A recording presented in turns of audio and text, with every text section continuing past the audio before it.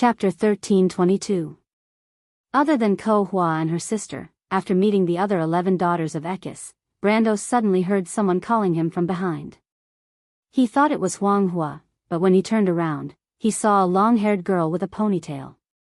She was wearing a strange black armor, but the armor was gone, revealing a beautiful face. There was a beautiful silver mark on her forehead.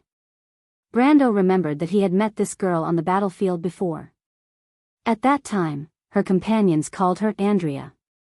When the girl called Andrea saw that Brando had stopped, she quickly chased after him and shouted, "Sir Ancestor." "What?" "Ah. Sorry, I forgot to introduce myself. My name is Andrea." "Sir, Andrea is a member of the Goddess of War Guards. The Goddess of War Guards belongs to a branch of the Earth Legion. However, our main opponent is not the Crystal Cluster, but the No race." Andrea replied like a machine gun. "Sir, in our memory, the ancestors have not appeared for 5 eras. I mean, I have never seen you before." No, I am too happy, so please forgive Andrea for being rude." No. Brando shook his head. "Andrea, there is nothing to be rude about. It's just that I don't quite understand what you are trying to say." "Sir, have you forgotten about us?" Andrea stared with her eyes wide open, looking incredulous. Brando also stared with his eyes wide open, wondering if he had said something wrong. "No, this." Brando thought for a moment. "I have never heard of the Goddess of War Guards. I know about the Earth Legion, but aren't they no longer around?" "The Earth Legion is indeed no longer around, sir." Andrea replied with a little disappointment. "We lost all our comrades in the Battle of Sami Bay. In order to keep the Crystal Cluster army outside the elemental barrier, the commander let the Scorching Sun Fortress crash into the Crystal Cluster's hive. The remaining 3 Earth Legions battle order also perished together with the hive. But at least we managed to severely injure the Queen Bee, or we would not only see Leviathan's projection here today. Even if Le Chaprak was one of the 3 leaders of the chaos, Lady Fuchsia is really powerful. She only needed 1 hit to kill its clone." Brando listened to the girl's chatter and felt a little dizzy. For example, who was Queen Bee, and what was Le Chaprak? He had never heard of it before. Wait, Queen Bee? He suddenly widened his eyes and interrupted Andrea. Queen Bee. Andrea, who was interrupted, was stunned for a moment before she nodded at him. Brando sucked in a breath of cold air. He may not know who Le Chaprak was, but he could not know Queen Bee. In fact, in the previous life, this name had another identity that left a deep impression in the players' minds. It was the ruler of the Great Hive, the Demon King Ovihin. Although it was called the Queen Bee, Ovihin did not have a gender. It was a pure amalgamation of consciousness, and its surface was made up of multidimensional crystals. Legend had it that it was originally a star, but it gave birth to intelligence in the chaos. It became extremely violent, and after devouring countless worlds, it became the Demon King of today. All the demons in Wonde were its disciples and disciples. It was the leader of the 3 leaders of the chaos. Players in The Amber Sword had only heard of its name, but had never seen it in person. After all, even the demon lords under its command were not easy to deal with. When Brando heard Andrea say that the Earth Legion could actually injure the Demon King, he could not help but feel a wave of shock. After all, this was the Earth Legion at the end of its flight. If it was at its peak, how strong would the Earth Legion be? And even with such a powerful force controlled by the World of Order, it could not defeat the Twilight Dragon. Brando stood there in a daze, his heart cold. "My lord?" Andrea seemed to have noticed Brando's state and could not help but whisper. She frowned, still thinking about what she had said wrong. "No." Brando woke up and shook his head. "Please continue, Miss Andrea." "Just call me Andrea, my lord. We don't call each other Miss or Mr. here. It sounds strange, but we all call each other that." Andrea flipped her small braids and replied. After the commander and the crystal cluster's nest perished together, the Earth Legion essentially existed in name only. The key is that after losing the scorching sun fortress, we had to retreat to the elemental barrier and continue to resist the crystal cluster here. The Madara people and the heroic spirits have helped us a lot. If it were not for them, the will of the Twilight Dragon would have broken through the barrier long ago. What do you mean by the will of the Twilight Dragon breaking through the barrier? Brando realized that this little girl did not seem to realize the nature of the undead, and thus called them Madara people. This term made him feel a little awkward. I'm not too sure, my lord. But it has something to do with the Battle of the Azure Night. At that time, the gods led the will of the Twilight Dragon into Woned and sealed it. After the Twilight Dragon was reborn from the chaos, the first thing it did was to find its sealed will. It let the crystal cluster invade Woned and attack Erewhon because of this reason. This was another explanation, but it was similar to his own personal experience. Brando could not help but ask, why didn't it just let the Somir crystal fall into Erewhon? That's the portal of the crystal cluster, right? It's better to say that it's their spaceship. It's not that it doesn't want to, but it can't. The will of Martha and the code of Tiamat shrouded Woned. Even the Twilight Dragon can't do whatever it wants. It may let some of the crystal cluster infiltrate Woned, but it's impossible to invade on such a large scale. Otherwise, how can the elemental barrier be called the boundary of order? Andrea answered logically. Brando was shocked by the word spaceship. He wondered if he was in a fantasy world or a science fiction world. But he suddenly remembered what happened to Dilferi and Yenbao and her brother. If he guessed correctly, this was the team that the crystal cluster infiltrated. Thinking of this, he became a little serious. He had seen the combat power of the crystal cluster, and it was definitely not something to be trifled with. The key was that the Somir crystal would assimilate the nearby creatures and plants. If someone who did not understand it accidentally entered the range and fought with the crystal cluster, he was afraid that they would suffer a great loss. He was not worried that the crystal cluster would do anything to Erewhon, but he was worried that Princess Griffine and Dilferi would be at a disadvantage when they attacked the territory of Count Yenbao. Thinking of this, he could not help but think of returning to Erewhon immediately. But there was another problem here. If Andrea did not lie to him, according to his experience in the elemental barrier, the Twilight Dragon, Roman, should have recovered its sealed will. Although it might have been resealed by Miss Tada and the other saints at the cost of their lives, in theory, the Twilight Dragon should have broken the barrier and entered the elemental barrier. He took a closer look at Andrea's expression, but she didn't seem to be aware of it. Brando did not know if he should tell them about this matter. While he was hesitating, Andrea had already continued to chatter. This war is very important. It was started by Le Chaprak, and the intention is to expand the entrance of the crystal cluster into Woned. Because of the fall of the Black Moon a few weeks ago, there was a starfall in Woned, and the crystal cluster army took this opportunity to invade. We thought it would be a tough battle, but we did not expect that my lord would suddenly appear on the battlefield. Brando hurriedly interrupted the girl who spoke with a somewhat worshipful tone. What is Le Chaprak? My lord, don't you know? It is one of the 3 leaders of the Twilight. I have heard you describe it just now, but why is it in the image of a leviathan? Because it is a leviathan. Le Chaprak is a giant beast born in the chaos. It is the name of the most powerful leviathan. It is loyal to the Twilight and is one of the most powerful warriors in the Chaos Army. I see. Brando nodded. He suddenly thought of something and asked, about the starfall a few weeks ago, do you know what happened? He wanted to take the opportunity to ask Andrea and the others if they knew that the Twilight Dragon had broken through the wall, but he did not expect the latter's expression to become gloomy. 70 years ago, there was also a starfall in the south of Rosaline. At that time, because of the Battle of Sami Bay, Fort Scorching Sun self-disintegrated, and a crack appeared in the defense line of the elemental frontier. The Crystal Cluster Army was able to enter this world. In the past 70 years, our strength has been declining day by day, and we can no longer guarantee the integrity of the elemental barrier. I think the starfall a few weeks ago was because the Crystal Cluster Army had opened up the eastern battlefield. The eastern battlefield? Well, in the Great Glacier, we intercepted their intentions a long time ago, and the Bugas have been making arrangements for this. I think the elves of Atlanta and the Fanzan should have already gone to the battlefield. Brando did not expect Andrea to be so knowledgeable about the situation in Vaughn. He asked with some surprise, it turns out that the Bugas have set up so many surveillance points on the eastern border, not for the undead, but for the crystal cluster? Andrea nodded. To be exact, it's for the invasion of the Twilight.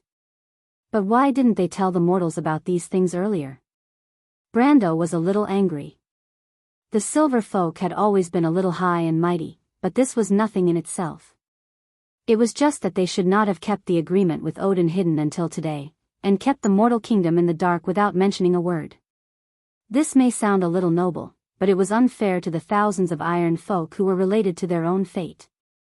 Brando had never been a saint, but he believed that they, all the mortals in Wonde who had no idea about their future, including himself, had the right to decide their own fate. Andrea was startled by his tone, and her face turned pale. Although she was a brave warrior, the people in front of her were her ancestors. How could she be indifferent? My lord, the mortals are too weak. Although we intend to guide their heroic spirits to join the Earth Legion and fight for the fate of the world, the kingdom of mortals must grow in a stable environment. They are too weak, like saplings in the garden, infants in swaddling clothes. Brando only then realized that his tone was a little harsh, and hurriedly said, I'm sorry, I'm not targeting you, Miss Andrea. It's nothing. Andrea hurriedly shook her head. Brendel furrowed his brows. He knew that Andrea was right. No one could be blamed for this. Compared to the power of dusk, the mortal kingdoms were too weak. Even now, it was still the same. He pursed his lips and asked after a long while, Are you also fighting in the Great Glacier? No, Andrea shook her head. I'm not sure about the situation there. There used to be many warriors in Wonde, perhaps some of them have survived. Chapter 13:23. While the two of them were talking, there was a sudden cheer from not far away. Brendel looked over and saw a large group of girls surrounding something. They were wearing armor similar to Andrea's, and were clearly members of the Goddess of War's guards. Andrea, my lord, you came just in time. One of the round-faced girls turned around and saw the two of them. She was pleasantly surprised and quickly waved her hand. Come and take a look at this. Brando was stunned. He pointed at himself and asked, Are you calling me, miss? Of course, my lord. Andrea smiled and nodded to her companions. At the same time, she explained, although we are the 8th or even 9th generation and don't know much about the past, you have the highest authority in the system. This is without a doubt, so we should use honorifics to address you. 8th generation? 9th generation? Just like the Planeswalkers, the inheritance of the Goddess of War is passed down from generation to generation. Sir, as you can see, we are not the natives of Vaunt. In fact, we belong to the Goddess of War guard from the moment we were born. From the moment I opened my eyes, I began to accept all of its inheritance. We have many ancestors, but I have never seen them. I only know that they have fought in a previous era. In our memories, in our blood, there is also the will to fight of our ancestors. Because of the round-faced girl, the other goddesses of war noticed Brando. They turned around with different expressions. Some were curious, some were sizing him up, some were nervous, and some were excited. However, everyone fell silent. Brando and Andrea walked towards her companions. He wanted to know more about these goddesses of war. Wonde did not have many records about the Earth Legion, and there was even less information about its internal structure. The round-faced girl bowed to Brando, and the other girls followed suit. Brando hurriedly returned the bow, but the girls seemed to be a little flustered. Quiet, sisters. Brendel watched as Andrea calmly calmed her companions down. The girls were very disciplined, and they quieted down. Their eyes were fixed on Andrea's direction, and no one whispered to each other. Brendel was not used to being stared at like this. After all, there were so many curious gazes directed at him, and it was a little unbearable for him. He hurriedly asked, "What's the matter?" He quickly asked, Andrea, if that's the case, who nurtured you? Was it the Earth Legion?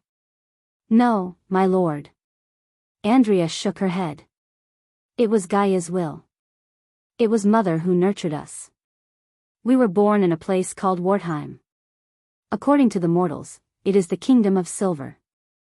There are rivers of gold and silver flowing in the cracks of the earth. The dwarves hammered by the river, and sparks flew. There is a silver plain there, and there is a huge fortress called Mimir. That is our homeland. Silver Plain? Brando was shocked. Silver Plain is your homeland? Wartheim was the country of dwarves and pygmies in Norse mythology. The Amber Sword used a lot of nouns and places in Norse mythology. In the Pale poem, a world tree ran through the beginning.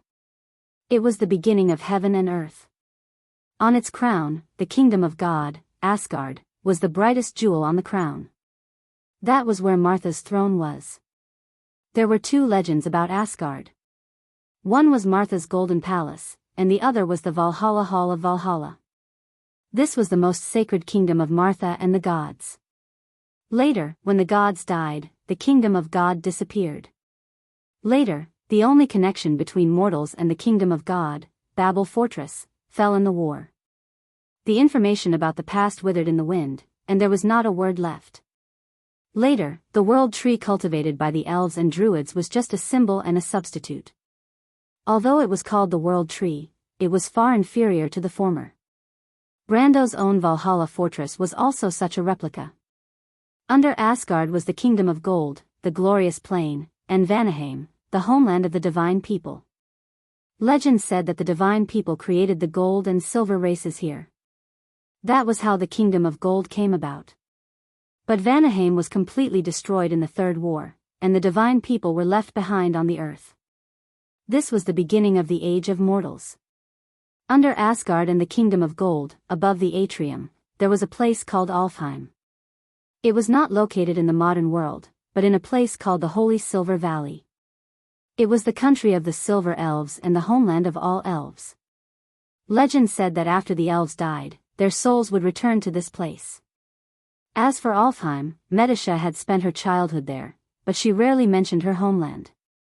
Brando never asked about it, because he knew that the elves valued their homeland very much. They would rarely talk about it in front of outsiders. To them, it was a kind of blasphemy. Finally, there was the atrium, which was the prime material realm of Wond in the modern world. It was the country of humans and giants. Before the Fifth War, Odin and the giant god Milos had once ruled this land. But with the defeat of Milos, the giants, a race that was once as famous as the dragons, gradually disappeared from history. Of course, there was the credit of Dusk, but there was also the credit of the Myrnas. The Myrnas' rule over the land was not a smooth process. The roots of the world tree went deep into the ground, first going into the endless abyss. This was the country of the goddesses Alice and Helene. There was nothing here, only a bottomless stream flowing quietly. That was the river of fate. The leaves of the world tree fell on the surface of the river, reflecting the face of the blind goddess Helene. The goddess had opened the card of fate in the abyss, revealing the fate of all living things. And under the endless abyss, there was a deeper world, shrouded in fog and ice all year round. That was the country of Hell, the kingdom of the dead, the end of all souls and the dead. Legend said that there was a sea of broken ice, filled not with seawater, but the corpses of the entire world. The elements of death, the magic of death, the water, fire, ice, and wind of death, all of them were silent there. Between the countries of Helene and Helene, legend said that deep under the Jorgandi Ridge, there was a country of the dwarves above the scorching river of the fire kingdom of the demons.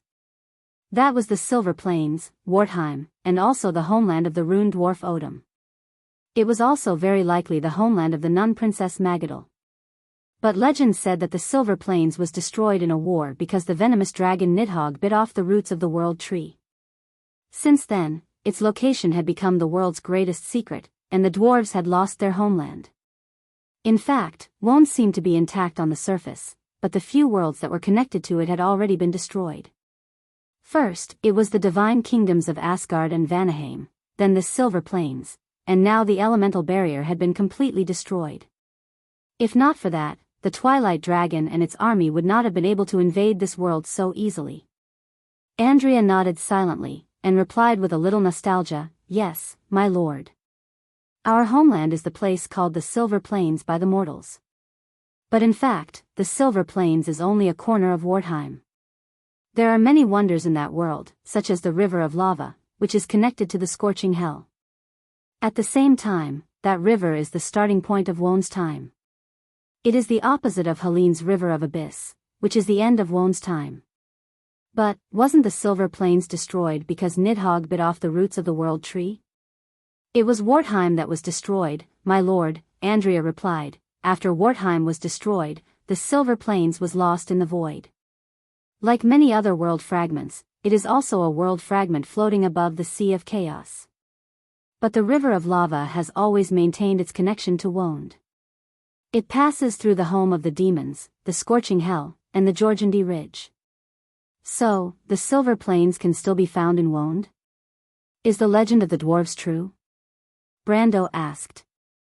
Andrea nodded. Although the chances are very slim, the dwarves have always been looking for their homeland. But the location of the River of Time in Wond is uncertain. It could reveal a part of Wartheim in Jorgendi Ridge at any time, but in the next moment, it could disappear in an instant. Brando was silent for a moment. Andrea led him through the encirclement of the war goddesses. Brando seemed to be thinking about something and did not even realize it. He suddenly looked up and asked, "Andrea, have you heard of the name, R.T.U.?" "Ah, it sounds familiar." Andrea frowned. "I remember now. Isn't that a long-range teleportation terminal?" "What?" "It's this thing." Andrea suddenly waved her hand and a beam of light came down from the dark night sky and landed on her hand that was covered with a layer of streamlined armor. She clenched her hand and the light condensed into a black spear. Only the tip of the spear was made of bright light. It was a light spear. This is a raven, a light spear used by individual soldiers. It is very effective against the flying units of the crystal cluster. Andrea held the spear in front of Brando and explained to him, but it is actually not a physical thing. This is a war weapon projected from the war dragon. It was sent here through the long-range teleportation terminal. But my lord, the R.T.U. you mentioned may be a little different. The R.T.U. you mentioned may be the 17th factory in Mimir. That is the creator's delivery device. It is very different from the weapon projection of the war dragon. We don't know much about this, my lord. Brando was stunned. What is the creator? Chapter 1324. It's a long story, my lord, Andrea replied. But it just so happens that we want to show you something. As she spoke, she walked forward. At this time, a path suddenly opened in the middle of the war goddesses. Two girls who were dressed similarly to Andrea carried an item to the two of them. Under Andrea's instructions, they placed the item at Brando's feet. Brendel saw that it was a black crystal about a cubic meter in size. It looked quite heavy, but the two war goddesses didn't seem to use much strength to put it down. Of course, Brando was not stupid enough to think that this thing was actually very light. When he fought with Leviathan, he saw that the combat power of these girls was not inferior to Wond, who was at the peak of the law. This did not include their strange equipment and abilities. Besides, as a part of the Earth Legion that fought against Dusk, even if they lost most of their inheritance, how weak could their true strength be? What is this? Brando asked. This was found in the corpse of Le Chaprak's projection. To be exact, it was found in its stomach, my lord. Brando raised his eyebrows in surprise. He did not expect the crystal to have a stomach. The structure of these crystal-like creatures was completely different from carbon-based creatures. He thought that they directly replenished their energy by devouring magic. If that was the case, they naturally did not need a digestive system. Andrea seemed to have seen through his thoughts and replied, the crystal also need to eat. Although they do devour magic, they actually devour the foundation of the various worlds, including elements, matter, and energy. Their stomach is actually different from what we know. It's actually an independent space. I'm just making an analogy. Brando nodded and understood. When the venomous dragon Njord bit off the world tree's root, Lechaprak, one of the three leaders, invaded Wartheim together with him. The dwarves lost many divine artifacts, and even Halran Gaia was damaged. Most of these divine artifacts were in Lechaprak's stomach. This thing was found in Lechaprak's stomach. In fact, every time we killed Lechaprak's doppelgangers, we would more or less gain something. In Wond, the poisonous dragon Njord was actually the Ouroboros that all for one worshipped. In the Pale poem, it was called Ouroboros. The witches called it the creature of greed and despair. It was also a symbol of alchemy. It was not originally a creature of chaos, but a product of coexistence with the world tree. One represented hope, the other represented despair. However, the greedy giant snake eventually devoured itself. After it bit off the root of the world tree collapsed, destroying the gods and the Golden Age. Just like the snake, Leviathan was also a famous glutton. It swam in the void and devoured everything. The only difference between it and the snake was that it didn't eat itself. Lechaprak, as a member of Leviathan, was obviously no exception. Then what is this? Brando asked. He knew that Andrea would not speak without thinking. This thing she showed him must have something to do with the previous question. Andrea put down the spear and inserted the tip of the light spear into the black crystal. If we're not wrong, this should be that thing. With a few cracking sounds, a few spiderweb-like cracks suddenly appeared on the black crystal. Then, more and more cracks appeared, until the whole thing collapsed. With a crack, like an eggshell cracking open, the thing inside was revealed. Brando saw that after the outer shell of the crystal cracked open, a silver-white metal piece was revealed. It looked familiar, but he could not recall where he had seen it before. However, he felt that it looked like a box. His guess was not wrong. When the piece of metal was exposed to the air, Andrea put away the spear in her hand and squatted down. She placed her hand on the piece of metal and said with some surprise, "A grade, it's even better than I thought." "What's grade A?" "It's a category of divine artifacts, my lord. However, it's not suitable for ordinary divine artifacts. To be precise, it's a category of the Creator's divine artifacts," Andrea replied with excitement. In fact, it was not just her. Almost all the goddess of war girls around them were surprised. Obviously, they had never seen such a high-grade item before. "My lord, your luck is really good," Andrea praised from the bottom of her heart. Brendel thought to himself, "I'm a little prince with a black face, and I'm practically a match made in heaven with Senior. Since when did I get praised for being lucky? Could it be that there's some unknown change in the world line?" He hurriedly asked, "What's a Creator's divine artifact?" Andrea patted the metal cube lightly, and it suddenly began to twist. It was as if its metal outer layer had suddenly turned into a ball of liquid that flowed in all directions. Finally, it shrunk into a ball, revealing the thing underneath. "It's actually this thing." When Brando saw it, he could not help but cry out. "Huh?" Andrea was surprised. "My lord, do you recognize it?" Brando took a deep breath and replied, "The Book of Gaia." "Ah, yes, this is indeed the Book of Gaia," Andrea hurriedly replied. "This is one of the best among the grade divine artifacts. Our luck is really good, but unfortunately, right, my lord, do you know the use of this divine artifact?" Brando silently nodded. This Book of Gaia was also known as the Holy Book of Earth in the past life. This was the most sacred artifact of an elementalist. As long as you had it, you would automatically learn all earth elemental magic. No matter if it was lost in the past or created by someone else in this era, as long as it existed in this world, it would be recorded in this book and integrated into the memory of the holder. Even if the holder was only an elementalist apprentice, they would be able to use this book to cast a 14th circle earth elemental forbidden spell. As long as the holder had enough willpower and mana pool, but this book only had one flaw, and that was that it was not a pure magic book, nor was it a pure magic equipment. To be precise, this thing was a war machine, just like large-scale war machines such as magic cannons, floating battleships, and messaging crystals. It could not be controlled by a single person, and it needed a powerful magic core to support its use. Generally speaking, people would place this book in a magic tower or a floating battleship as a defensive or offensive weapon. But even so, ordinary magic towers and floating battleships would not be able to support its power. Only the most powerful mage towers and first-class battleships would be able to contain this sacred artifact. But even so, in the future, this book was one of the most famous divine artifacts. Any guild that had it could become one of the top guilds in the Amber Sword.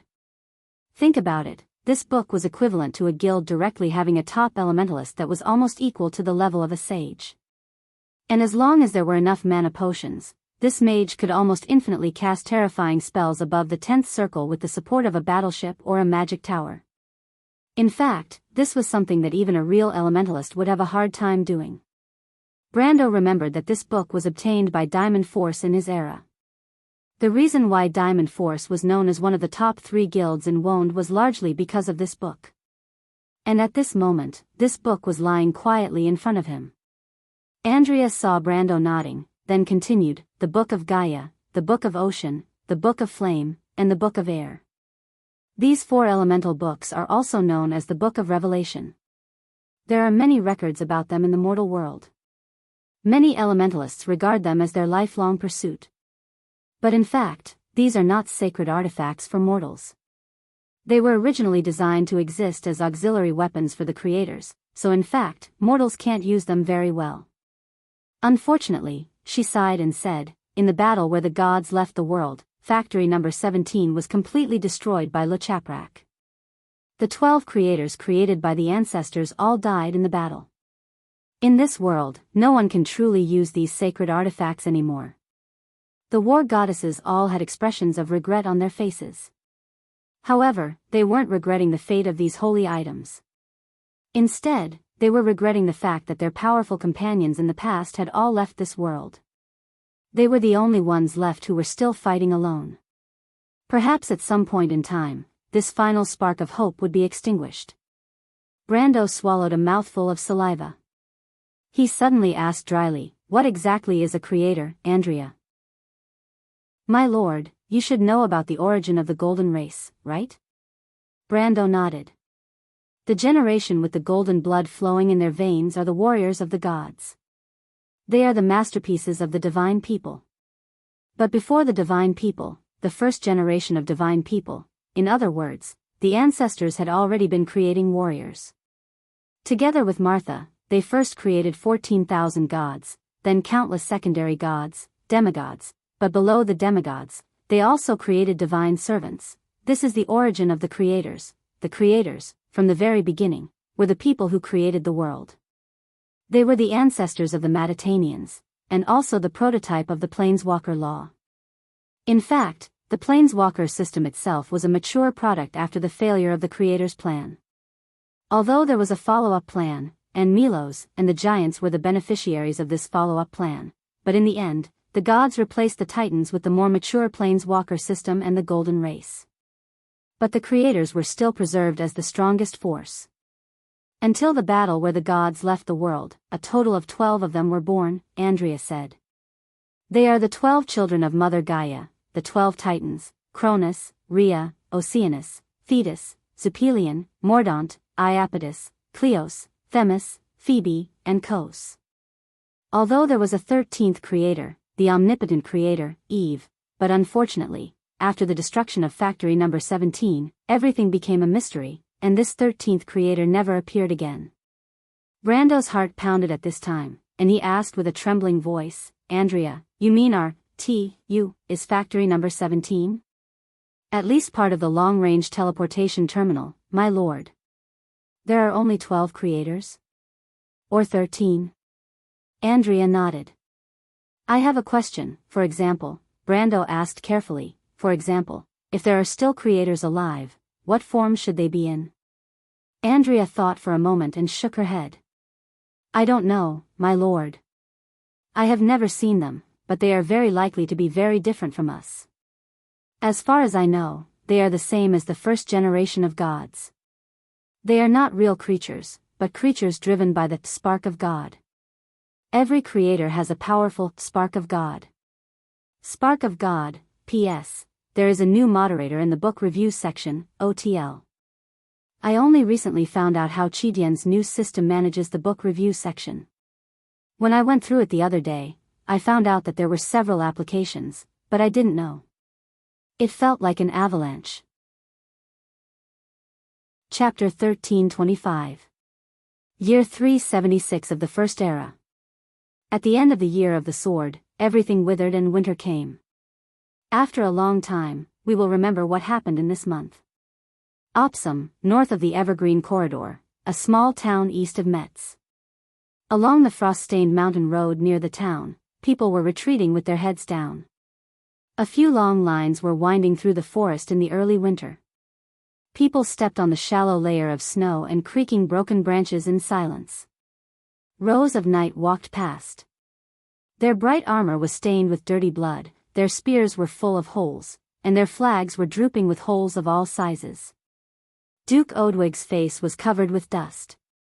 His hands were bent like chicken feet, and he could not stop trembling. His exposed fingers were covered with blue and red frostbites. He could only subconsciously grab the reins of his horse. He looked at the scene in a daze, as if he had not woken up from that nightmare. Of course, he would rather not wake up, so that he would forever be immersed in that dream. Let time freeze at the moment when the crew's knight charged. It would be better if he never woke up. A few dragons flew to the south in a panic. When they swept past the hills, they brought a gust of icy wind, causing the pine trees to rustle. The people who were like walking corpses looked up and looked at the scene with blank eyes, but no one complained. The eldest prince of the crew's kingdom sat on his saddle, motionless like a puppet. His dark eyes kept changing colors, as if he was still reenacting the horrible scene that he saw that day. The figure that flew across the sky was slowly falling. The hero of the dragons, the dragon king of this generation, Odwig's lifeless body fell heavily to the ground. The dragons wailed and shrieked. Their mutilated corpses fell like raindrops. A huge black hole floated in the middle of the sky. Terrifying and ferocious creatures emerged from behind the black hole. They were its past masters who had left this world for countless years. They were the giant god Milos and the dragon god Bahamut. They had returned to destroy their own people with their own hands. On the ground, the complete defense line retreated bit by bit and completely collapsed. Many people knelt on the ground in despair, crying, praying, begging, hoping that Martha could save them. But they did not get a response. There was only endless darkness, pain, and slaughter. The will of dusk swept across the entire battlefield and looked at all of this coldly. Then, it silently looked away. Thousands of worlds were destroyed, but in its eyes, it was just a moment. The empire was finished. This mortal kingdom that had been established for more than 1,500 years had a glorious past and a long history. Its magnificent palace was engraved with words, murals, and carvings about the past of glory. Under the continuous heavy blows, it was like a proud knight. He was severely injured, his helmet cracked, his sword broken, and his blood stained the battlefield. But he still held his head high and stared at his enemies with a determined gaze. While the Tamil poets used their emotional and impassioned elegy, he breathed his last breath. His fall was destined to completely rewrite the history of the entire continent. However, the people who were trapped in the harsh winter and quagmire for a year were unable to spread the news immediately. The wilderness of the Four Realms and Anzaruta were separated by the calamity of the Black Moon's fall. In large areas of no man's land, the elves tried their best to salvage the losses caused by the calamity at the border. They didn't know that time was passing by in silence. By the time the first messenger in ragged clothes passed through the newly born Black Forest near the crack of the Evergreen Corridor and arrived in front of the deputy commander of the Red Army, Inges Ton Hillund, 2 crucial months had already been lost. By the time the humans and elves re-established their trust, they still didn't understand what kind of important thing they had lost. Time. Time that changed everything. A month later, a letter from the Cloak Bay was sent to the Black Sword Fortress. There was only a short line of words on the letter. Help, no matter who it is, no matter where you are, help us. We are finished. The fleet, we can't stop them. The signature on the letter was concise and powerful. Chris Goldshield, Earl Goldshield. The pride of the nobles of the Cloak Bay, the uncle of the Silver Queen, the husband of Princess Valerie, the high-spirited and famous admiral of the Imperial Navy, revealed a kind of grey and withered despair between the lines of this letter, as if it was the last words of a dying man. He used his own seal at the end of the letter as if it was stained with blood. The red mark seemed to indicate an ominous bloody future. Freya rode a horse and stood on a hill near Winomar, watching the army of the undead that was retreating from the lakeside area below. The first snow of Erewhon had yet to fall, and the wilderness was still bleak in the autumn evening. Bare branches grew in clumps, and the ground was covered with a thick layer of fallen leaves. The tall grey Karsuk horse stood in a patch of heather, carrying its master on its back and constantly swinging its tail to drive away insects. Behind the horse, the soldiers looked at their commander with admiration, and some of the young knights even had adoration in their eyes. Just 2 months ago, with the help of the counterattack of the Queen of Banshees, Yalvit, Erewhon attacked Ladios from both the left and right flanks at the same time, thus winning the first great victory since the Second War of the Black Rose. In that battle, Freya led the Valkyries and decisively cut into the junction between the two undead legions. She took the lead in the battle, shouting the name of Erewhon on the battlefield, like a flag that led everyone to advance. She also led the White Lion Guards, whose morale was high, to defeat Madara's Black Knight Regiment head-on, completely sealing the victory. In this battle, 2 of Ladios' deputies died in the battle, and he himself was seriously injured. The Queen of Banshees, Yalvit, betrayed him, and the other commander, Skeletal Lord Rothman, also died in the hands of the Valkyries. After this battle, the army of the undead in Winomar, which was divided into 2, was unable to fight again. They were almost blocked by the allied forces of Randner and Anthony at the lakeside area, and were no longer able to threaten Randner and Anthony. The name of the Valkyrie on the battlefield spread like wildfire. After this battle, the Knight of the White Lion Guards almost spontaneously painted the emblem of 3 pairs of wings of light on their shields, as if to commemorate the shining flag they saw on the battlefield that day. The glittering wings of light were always right in front of everyone, never stopping. Under the hills, the undead were majestically converging towards the direction of Bragg's in the south. It was like a dark sea, with flags of various colors mixed in it. There was no order, and it seemed a little disorderly. However, Freya's face did not have much joy. Her gaze was a little heavy.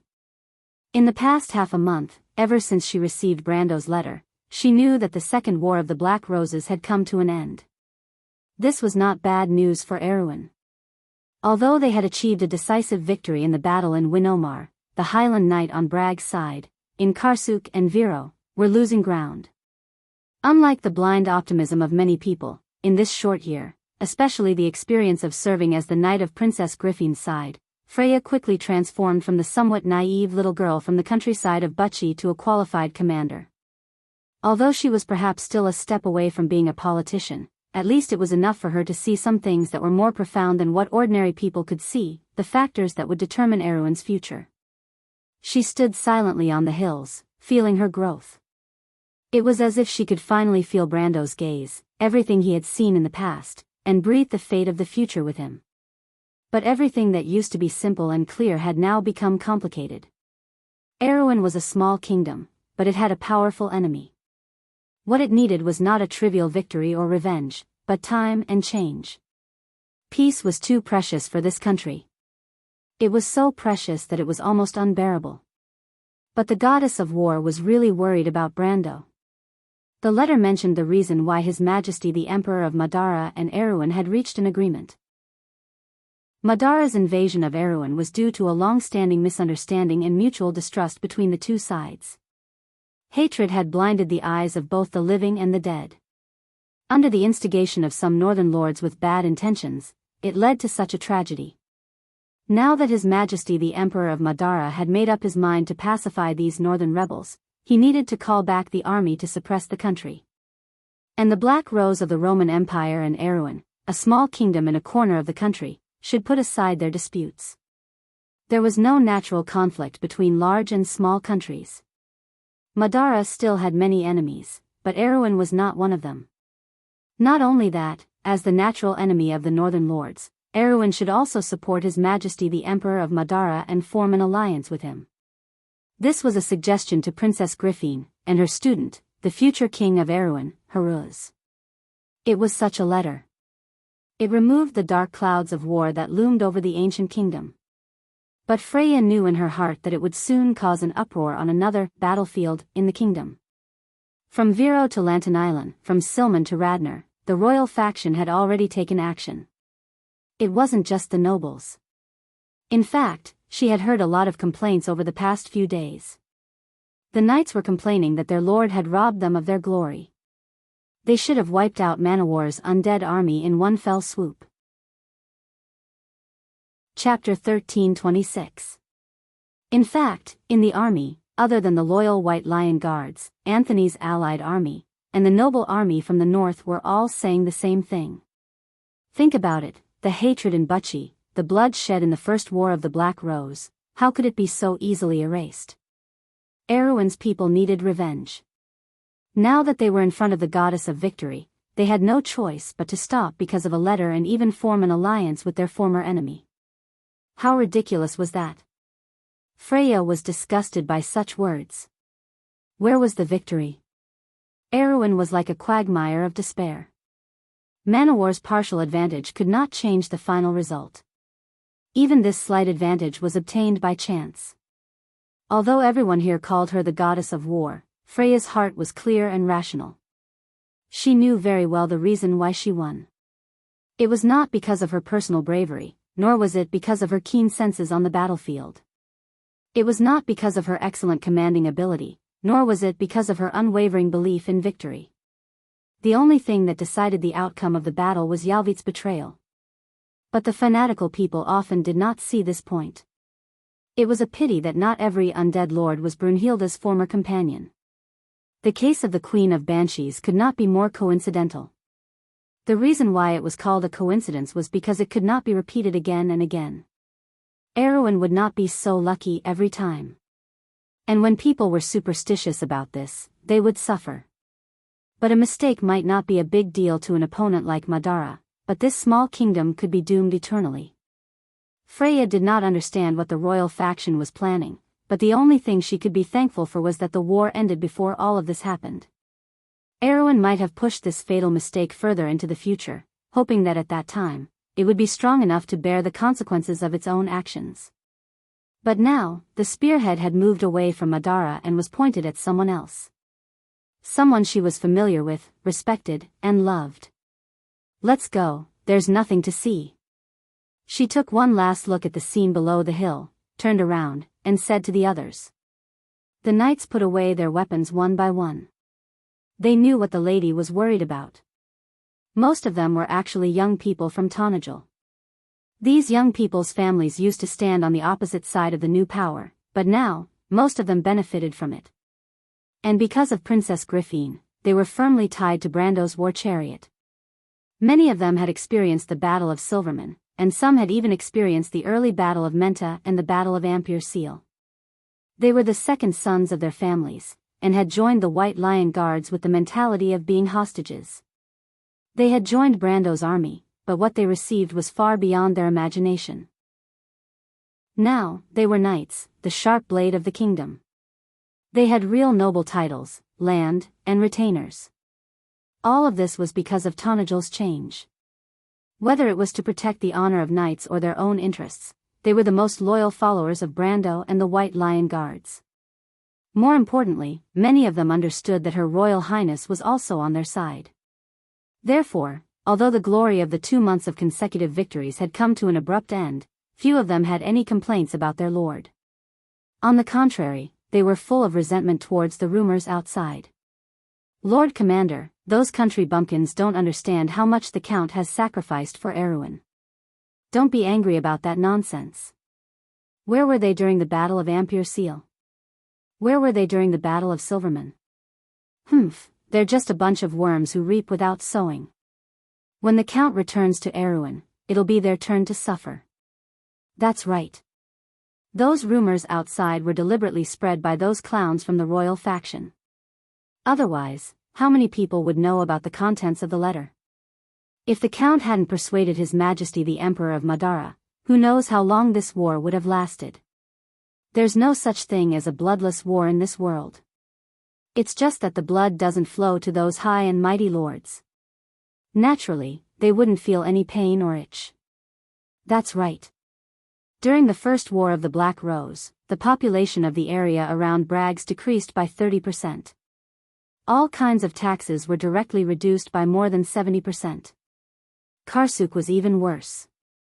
The Gold City area was almost turned into a wilderness. Now, the war has only been going on for less than 3 months, and the area from Manowar to Fort Kirkle is completely paralyzed. Look, why are only Duke Grenoir's and Duke Karsuk supporting the ceasefire? It's because the other people's knives didn't cut them, so naturally, they wouldn't feel any pain or itch. The knights chimed in one after another. Someone shook his head and said, "Isn't there still the Lantern Islands?" "Ha, that knight of the Lantern Islands is a hardcore supporter of our count." "That's not the same." At the mention of Lantern Island's Knight Yak, everyone couldn't help but cheer up. This old-fashioned knight was said to have infuriated the royal faction recently. As the royal faction's main camp, the future Duke of Lantern Island had always stood firmly on the side of the princess and Count Tonajul. To Makarov and the others, this was more disgusting than eating a fly in a bowl of porridge. Freya looked at her knight and felt a little better. But she shook her head and said, "Let's not talk about this, knights. We only have one mission, and that is to fight and win. The Count will take care of everything. Besides, the royal faction is not our enemy." The knights shrugged their shoulders and looked at each other. They knew what their commander was trying to say. The royal faction was already attacking the Count for being disgraced and unruly. She just didn't want to leave more evidence in front of the princess. After all, everyone knew who the White Lion Guards and her, the goddess of war, represented. However, the young knights scoffed at this. In their eyes, their commander was a little too selfless. Anyone with a discerning eye could see that she had feelings for the Count. However, everyone knew that between the kingdom and the Lord, she could only choose one. Although the knight talked and laughed on the surface, they didn't completely agree with her.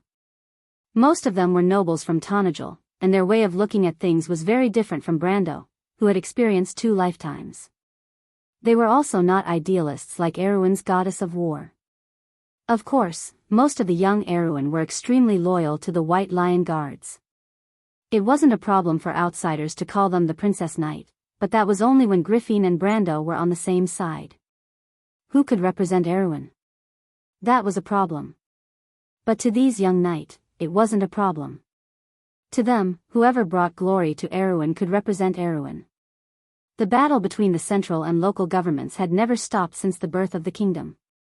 Wasn't the disagreement between the royal faction and the princess because of this? The thing that troubled Freya was normal to these knights. They even knew that Princess Griffin would definitely stand on the Count's side. There was no problem at all. But even if they knew, no one would say it out loud.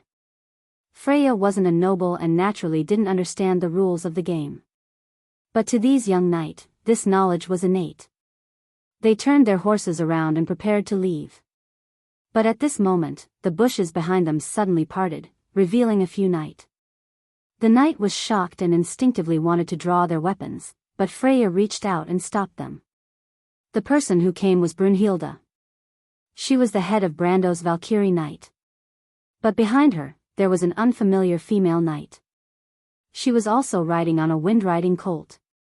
She was tall and slender, with beautiful flaming long hair.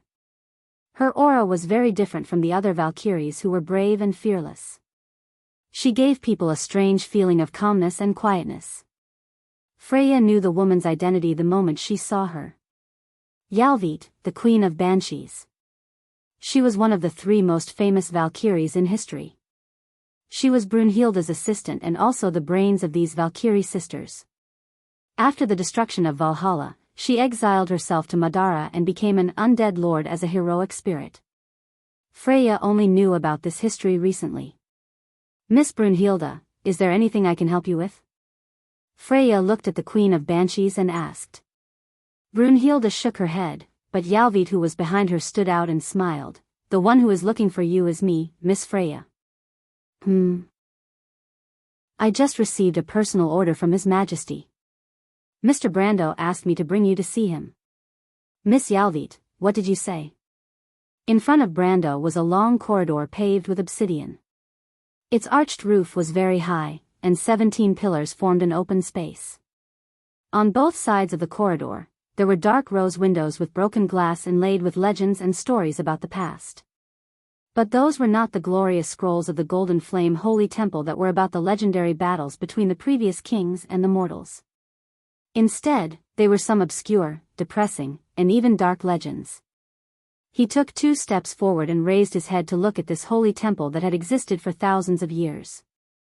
The most sacred place of the Roman Black Rose. Holy Temple of the Dying Moon.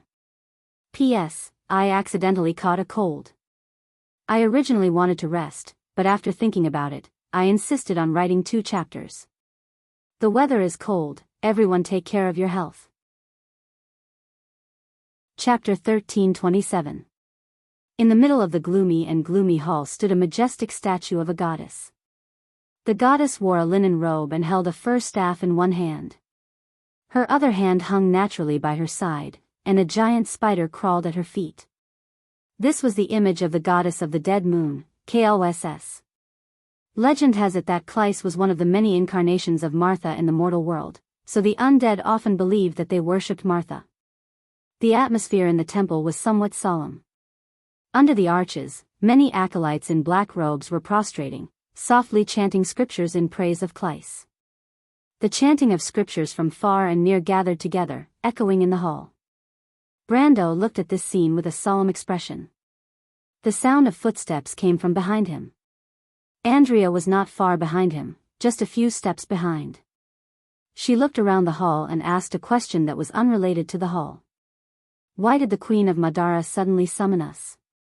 Brando shook his head silently. How would he know?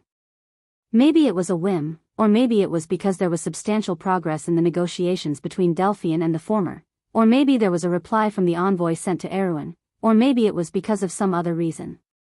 Delphian's negotiations had come to an end a week ago. There was a thick stack of agreements and secret agreements signed in all aspects. Generally speaking, the clauses were beneficial to Erewhon, including the undead's unconditional end to the invasion and the return of Butchie. The Prime Minister's daughter had done a good job, and could be said to be perfect. He knew that some of his decisions might cause some people in Erewhon to dislike him, or even harm the interests of others, but this was not a big deal. These clauses could shut anyone up. Unless those people thought that he had the ability to take back Butchie. This was only the agreement on the surface. In private, Brando's request was very simple.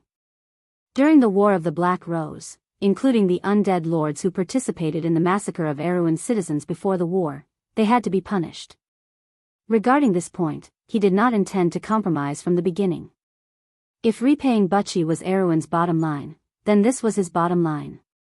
But what he did not expect was that he and the Prime Minister's daughter thought that the negotiations would fall into a difficult negotiation. They were even prepared to face a stalemate, but the Queen of Madara was surprisingly ruthless. She abandoned almost everyone on the list, leaving only a few undead lords that Brando and Delphian had used for bargaining. These undead lords' crimes were relatively light, or rather, their crimes were based on false rumors. Even the Lord of the Black Plague, who was loyal to her, was mercilessly abandoned by her. Such ruthlessness shocked Brando and Delphian. The Queen of Madara's behavior was somewhat unusual. She seemed to be too accommodating and obedient to the negotiations. For a long time after that, Brendel and Delphian thought that the Queen was up to something. But after half a month of being cautious, Erewhon sent news that the Second War of the Black Rose had ended, and the undead had withdrawn from Erewhon as promised. It was under such circumstances that he was summoned by the Queen. In the past few months, many things had happened. The undead had clashed with the Crystal Cluster a few times in the south of the Sea of the Dead Moon, but not every time was as lucky as the battle at Finhodos. Although the Roman Black Rose had stabilized their position at Finhodos, overall, the undead were steadily losing and retreating in the south. Fortunately, Madara's territory was vast. Even if the empire lost large areas of land in the south, it was not a big deal to the empire, not to mention that most of the vast land was not under the rule of the Mercury Staff.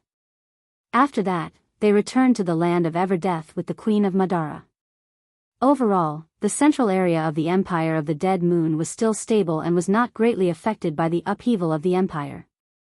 On one hand, it was because very little news had spread out, but on the other hand, the upheaval was not a big deal to Madara.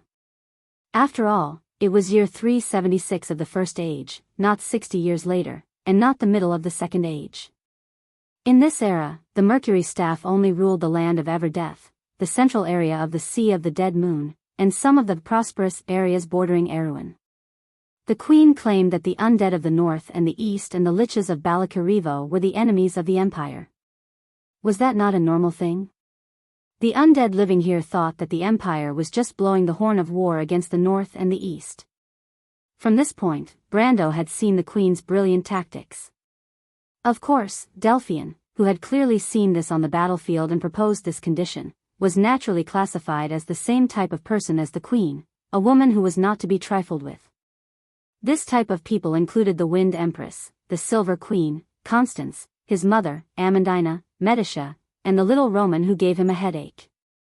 By the way, Medicia was only added recently. But the surface stability was only for the lower class. For the upper class undead nobles who were directly related to the upheaval, it was impossible for them not to know the inside story. Under the surface of the land of Everdeath, there was a turbulent undercurrent brewing. The undead lords who were abandoned by the Queen, and the dark nobles who were unwilling to give up the benefits in their hands, naturally would not give up so easily. In the short span of 1 or 2 months, the Queen of Madara had already clashed with the forces represented by these vested interests many times. But every time, it ended with the Queen's easy victory.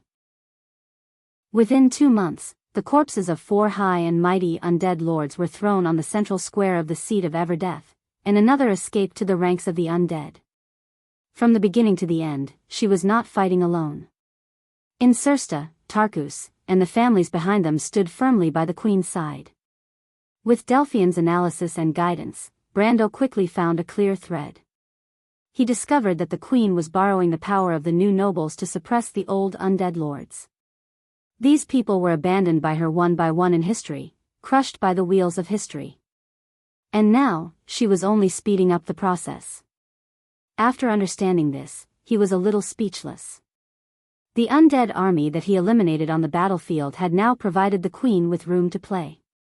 If not for the unsolved mystery of the Mercury Staff that day, Brando almost thought that he had fallen into the Queen's scheme from the beginning to the end. After that, he spent a few days repeatedly reading the several centimeters thick War of the Black Rose memorandum, to make sure that there were no loopholes or traps in the clauses. Although Delphian was a little disdainful of his actions, the Prime Minister's daughter still patiently helped him complete the work. Then there was the Earth Legion. Looking at the burden behind him, he knew that the Earth Legion had not gone far since the Battle of Finhodos. In fact, they probably had no place to go. The elemental barrier had collapsed, and the defense line outside the territory had become fragmented. It was no different from a dream to expect to resist the invasion of the twilight outside Wonde. Since Andrea had mentioned that Fanzan and the wild elves of Atlanta had joined the battle, it meant that they had already planned to move to Wonde to continue the battle. In fact, the Silver Elves and the Goddess of War Guards had stayed behind. Only the army of the Lost Names was missing. According to the Chattering Girls, these ancient heroic spirits were the last descendants of the Earth Legion. They were the most precious wealth left to Wonde by the first generation of Odin, the Azure Knight. He signed a contract with the ancient kings so that their heroic spirits would forever stay in Wonde to protect their home and homeland. Legend had it that after the heroes of the gold and silver race died, their souls would return to the Valhalla's temple of Valhalla and continue to fight for the gods. But after the Valhalla was lost with the divine kingdom, these heroic spirits became part of the Lost Names. They abandoned everything, their names, identities, and memories of the past, leaving only the will to fight and protect.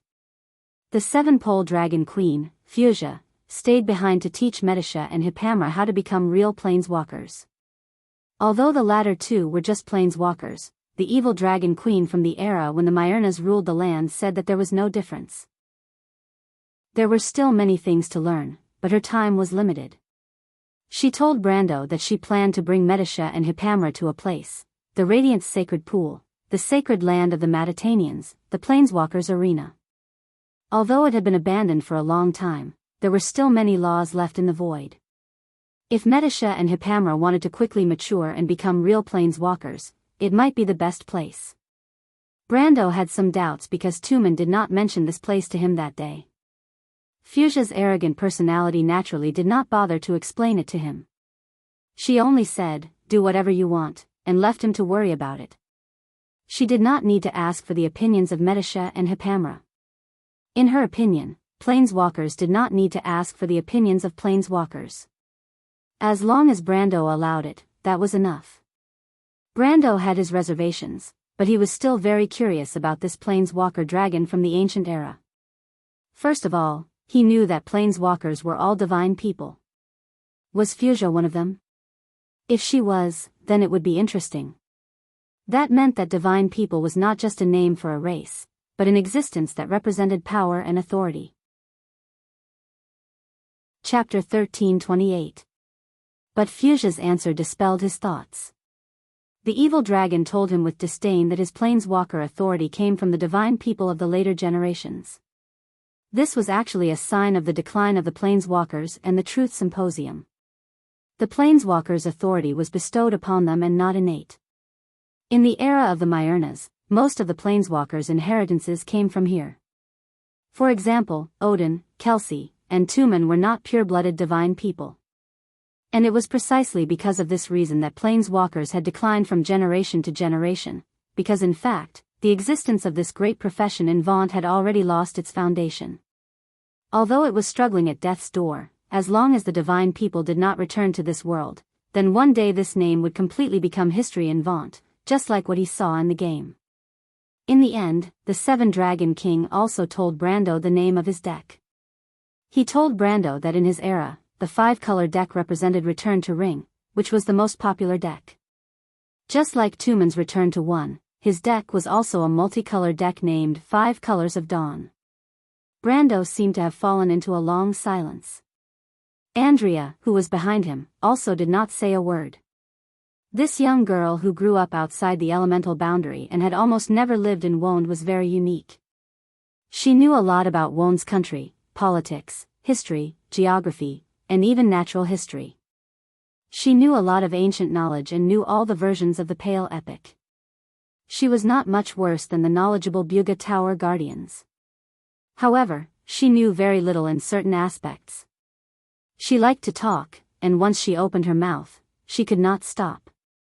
However, she was not good at talking. She chattered a lot, but there was very little useful content. It was as if she only talked for the sake of talking, but most of the time, she closed her mouth tightly and tried to think of the next topic. Brando did not know what kind of environment created such a character, but from Andrea and the others' descriptions, he understood the life of the guards of the goddess of war. They were born in war and died in war. Their understanding of this world was as if there was only endless war. The 3-month stay in Madara was a very special experience for each of them. The two of them maintained their silence as they walked between the 7th and 8th arched pillars. These arched pillars were all carved from the bones of giant beasts. They stood tall on the obsidian floor. The pale bones were covered with all kinds of strange sculptures. On the pedestal were circles of skulls. Some belonged to humans, and some belonged to other monsters. The largest one was a dragon's head.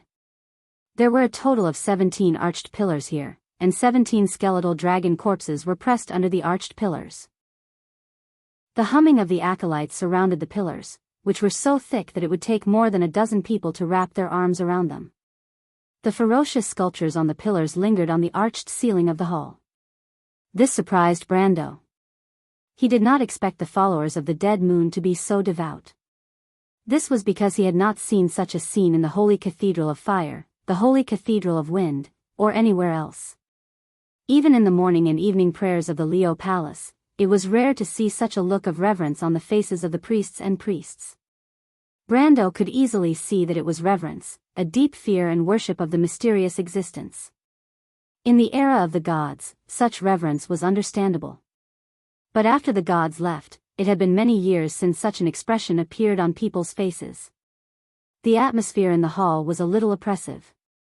He did not know if this was the atmosphere unique to the place of the undead, or the solemn mood of the acolytes. But as he walked forward, Brando's mood began to become a little heavy. "Have you met Princess Magadal?" He had to take the initiative to find a topic to ease the tension. He knew that if he did not speak, Andrea's question might be the only conversation they had on this journey. After familiarizing herself with his personality, Andrea always seemed to be particularly restrained in front of him. Andrea nodded excitedly. "That princess must be a creator. Although I don't know if she is the legendary Eve, she should be an all-round creator. This can't be wrong. Our organization may be different, but we are still somewhat familiar with the creation of Gaia's will." Brando knew that the creators were divided into two types. One was a warrior, and the other was a wizard.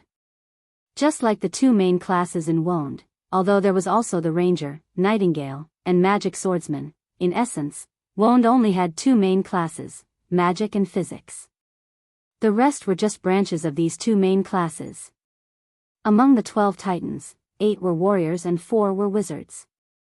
Wizards were much rarer and more precious, and those auxiliary divine weapons were specially made for them. Warriors, on the other hand, usually wore armor and wielded great swords. They relied on their own combat experience and physical strength to fight. But in order to create a more perfect creator, Gaia created the all-round 13th person. According to Andrea, Magadal's strength and magic level may be far inferior to the warrior and wizard-type creators, but being all-round meant that there were no obvious flaws.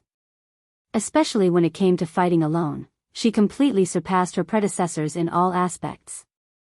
Brando was originally worried that the nun princess might not be able to accept the fact that she was created as a weapon of war. But it turned out that he was thinking too much. When he told her his guess, she did not show too much shock. Perhaps it was because the conversation between Brendel and Blanc had shaken her enough, or perhaps it was because the princess seemed to have finally found a way to pursue the life she wanted. She quickly accepted the fact. In fact, she had been trying to manipulate the Book of Gaia under the guidance of the war goddesses. That was the reason why Brendel asked Andrea so many questions. But she's not improving very quickly. Andrea was slightly disappointed when she mentioned the princess. "I wonder who was teaching her before this. If I find out, I'll definitely teach him a lesson. He's simply misleading her. The creator is such an excellent body, but he's teaching her so badly that she can't even differentiate between the 4 limbs and the 5 grains." Brando thought that it was a bit of an exaggeration to say that she was incompetent. But of course, he understood that in the eyes of little girls like Andrea, those who did not know how to fight were no different from parasites. He could not help but wipe away the cold sweat in his heart because he remembered that one of the nun princess teachers was the great sage Vala. Is it because the fire seed is not compatible? Brando suddenly thought of this. The fire seed of God, used by the creators, was actually the source of the god's power. It was the flame of divinity.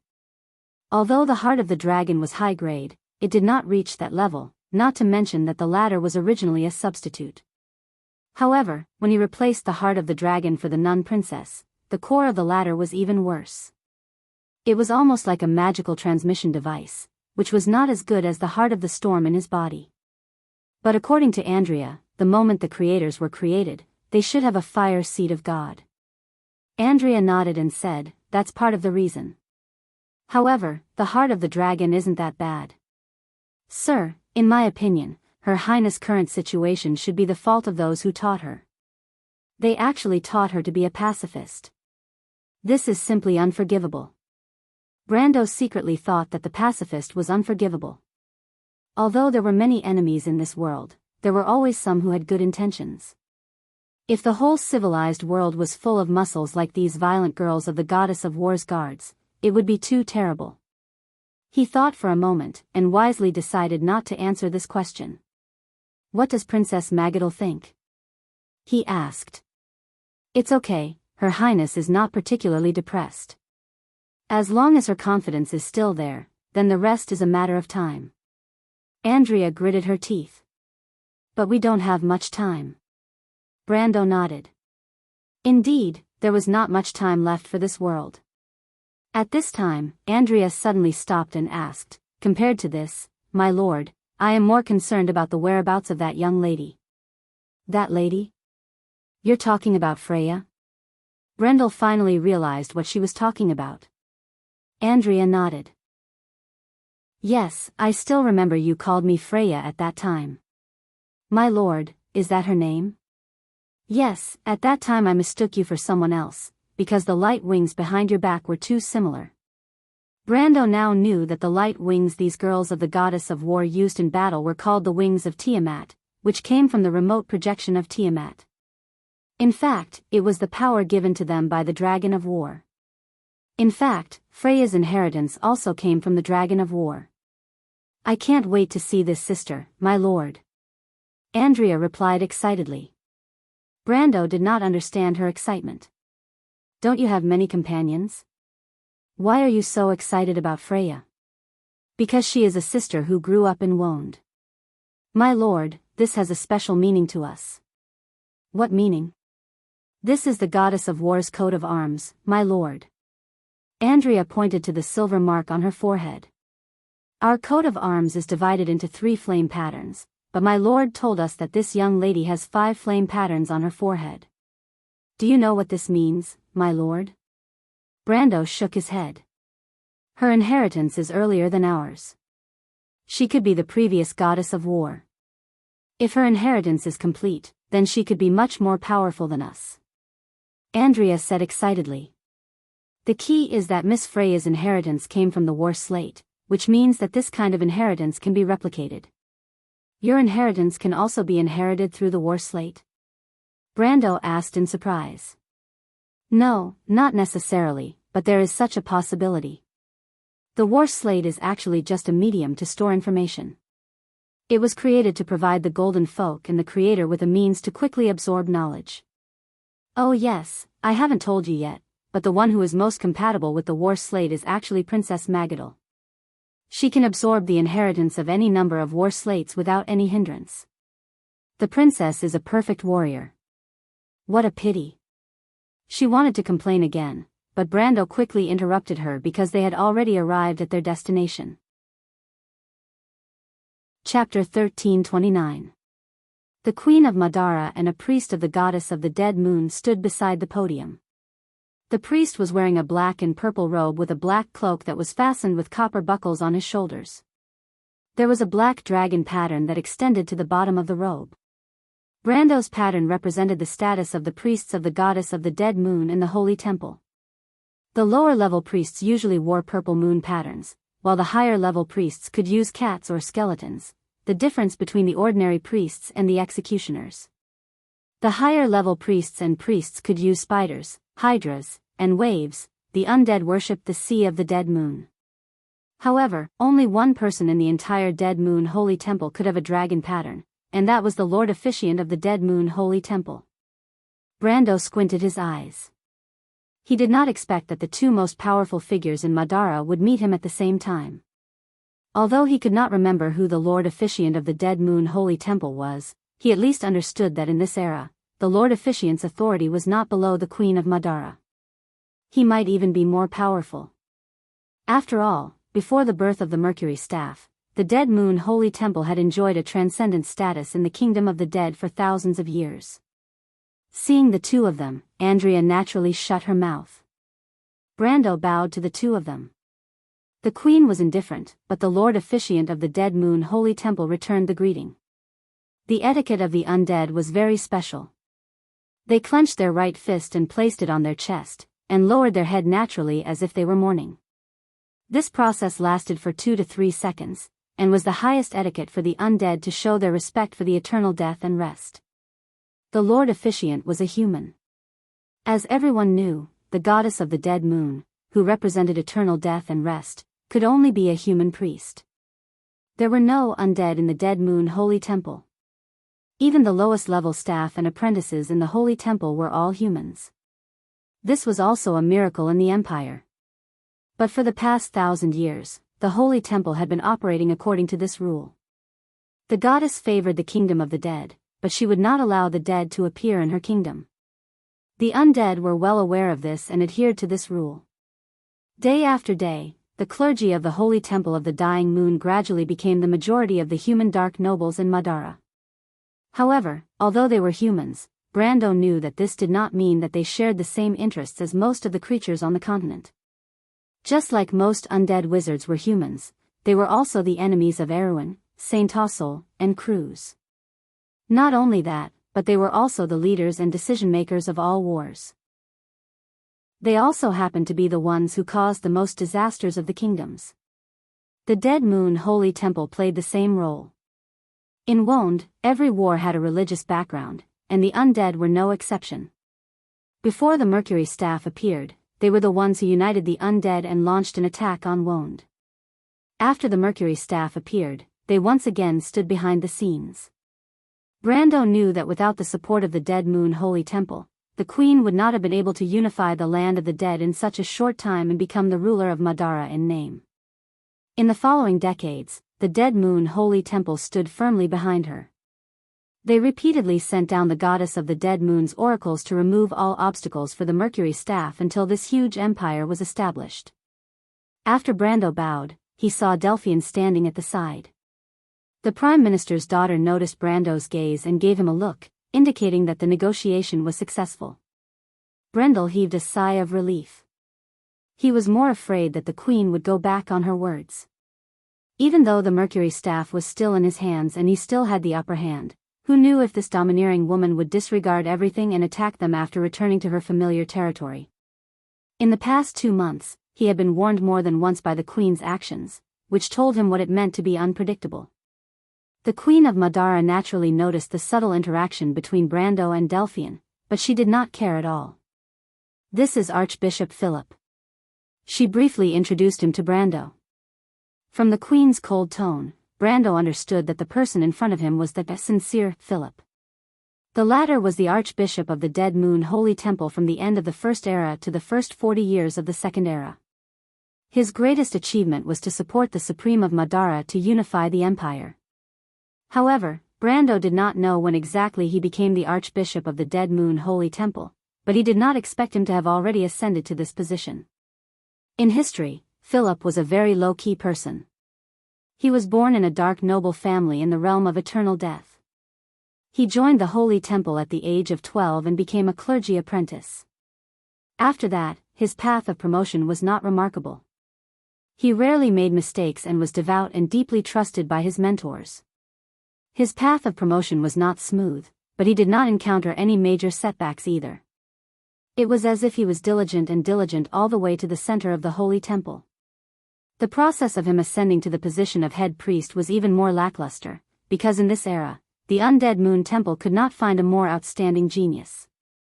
His only advantage was that he was more suitable than the other competitors, and because of this, he obtained the most revered position in the Undead Moon Kingdom. Logically speaking, such a person should lack the opportunistic nature of great people. To put it bluntly, he lacked the courage to stake everything on a single throw. He should be moderate and cautious, and like to stick to the old rules. However, such a person had stood firmly behind the Mercury Staff from the beginning. Even when the power of the Emperor of Madara had not yet emerged, he had never wavered. His whole life was to contribute to the Mercury Staff's efforts to unify the Dead Moon Empire. According to the joking words of many players, with the support of the good old man, Philip, even a pig should have become the Emperor of Madara. This saying was not without reason.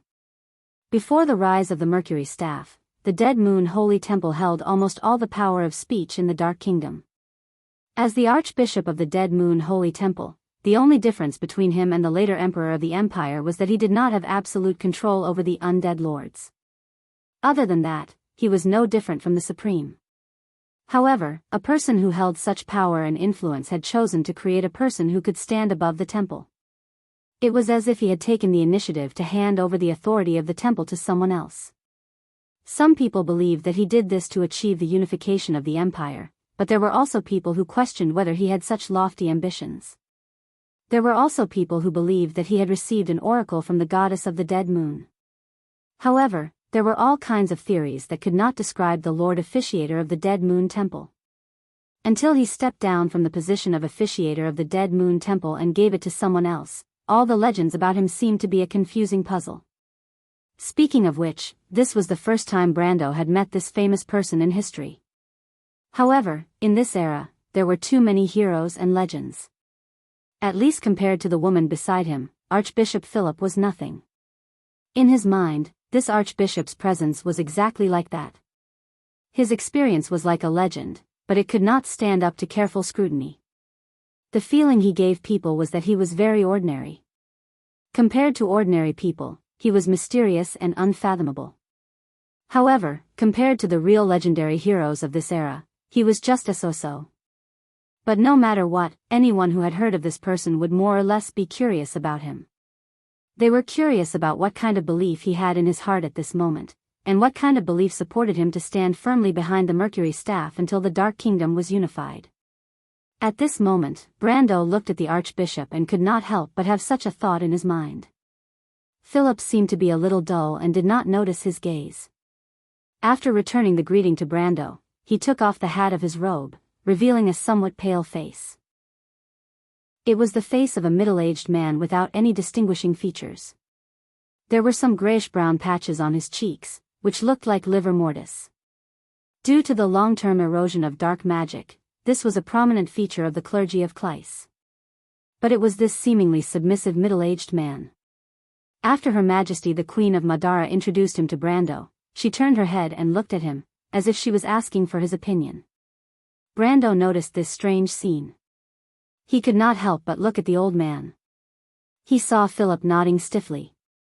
Only then did Her Majesty the Queen turn her head and looked at him. "Count, these days there have been too many troublemakers, so I can't spare time to receive you all.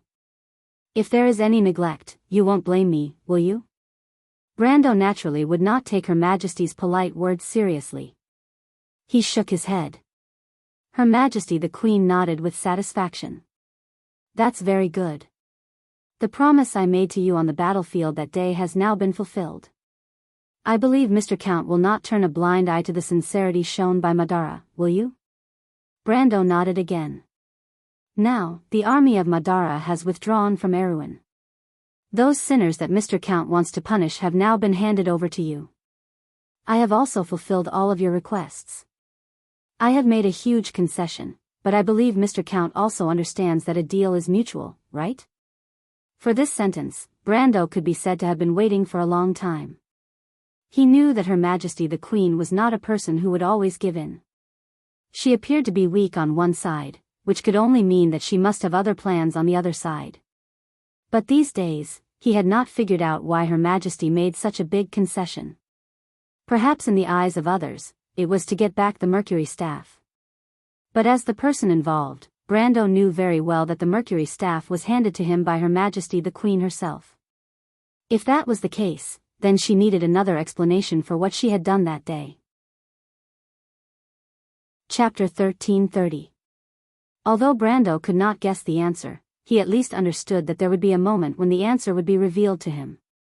Knowing this, he could wait patiently for the Queen to make her move.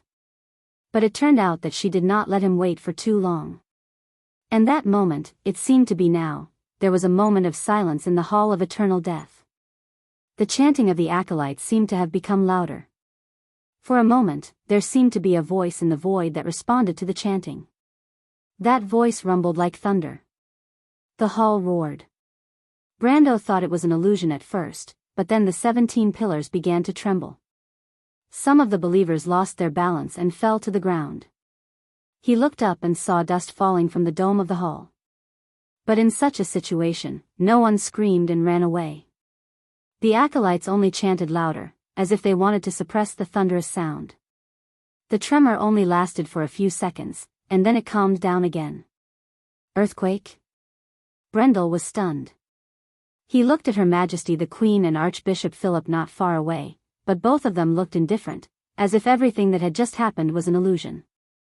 He frowned. The Queen of Madara noticed the look on Brando's face. She was silent for a moment, and then asked, "Do you remember what I said when I handed you the Mercury staff on the battlefield of Fenhodos?" This sentence startled Brando, and he immediately threw the strange phenomenon to the back of his mind. He quickly looked up at Philip, and a little further away in the hall, there were a few undead lords whispering to each other, and there were 2 high-ranking priests beside them. Although the Queen's voice was not loud, it was not soft either. In Brando's opinion, many people in the hall should have heard this sentence. But Madara's face did not reveal too much of an unexpected expression. She paid attention to Brendel's expression, as though she saw through his thoughts, and explained plainly, "Don't worry, everyone here has the right to know what I'm about to say. They are all my trusted aides, and Archbishop Philip is also a trustworthy person." Brendel noticed that the old man's expression did not change. It was obvious that he already knew about this secret. He then looked at the others. Sure enough, other than him and Delphine, everyone looked as if they were already prepared. Brendel furrowed his brows and wondered what she was trying to do. With this thought in mind, he replied carefully, "I wonder which sentence your Majesty is referring to?" The Queen of Madara immediately answered, "The sentence I said when I handed the Mercury staff to you. I asked you at that time, do you understand what the responsibility it represents? Do you remember how you answered me?" Brando shook his head. He did not remember this kind of thing. At that time, he was completely immersed in controlling the 5 sacred swords and accepting the authority given to him by Bai Kai.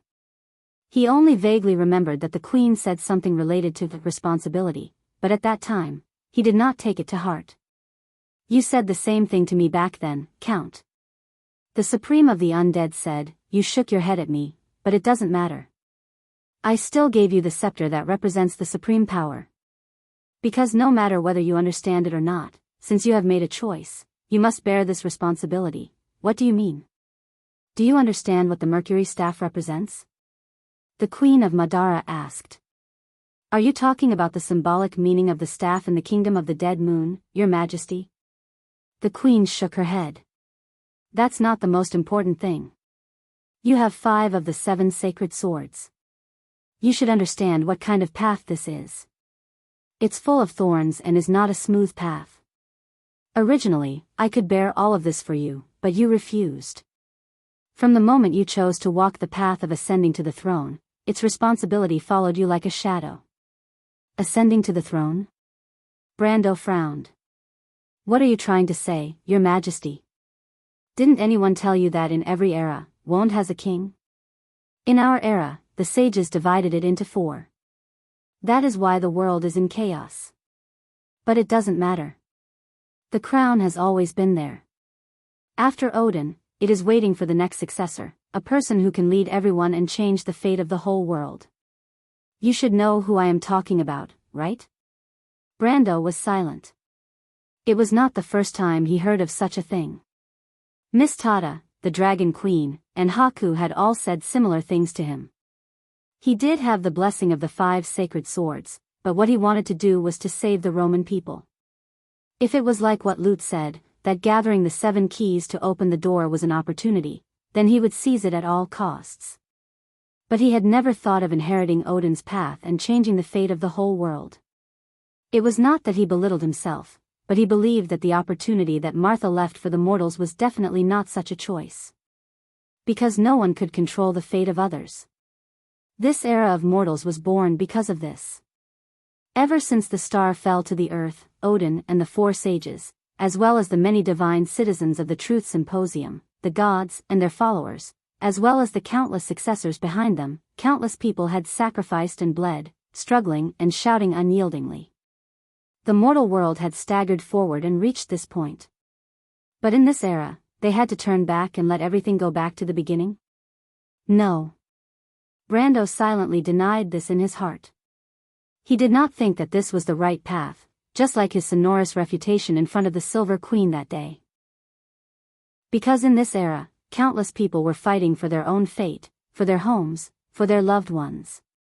The figures of Freya, Princess Griffin, Haruz, Karglais, the people of Abes, the young people of the White Lion Guards, the Knight Eco of Lantern Island, and the King of Sherman appeared in front of him.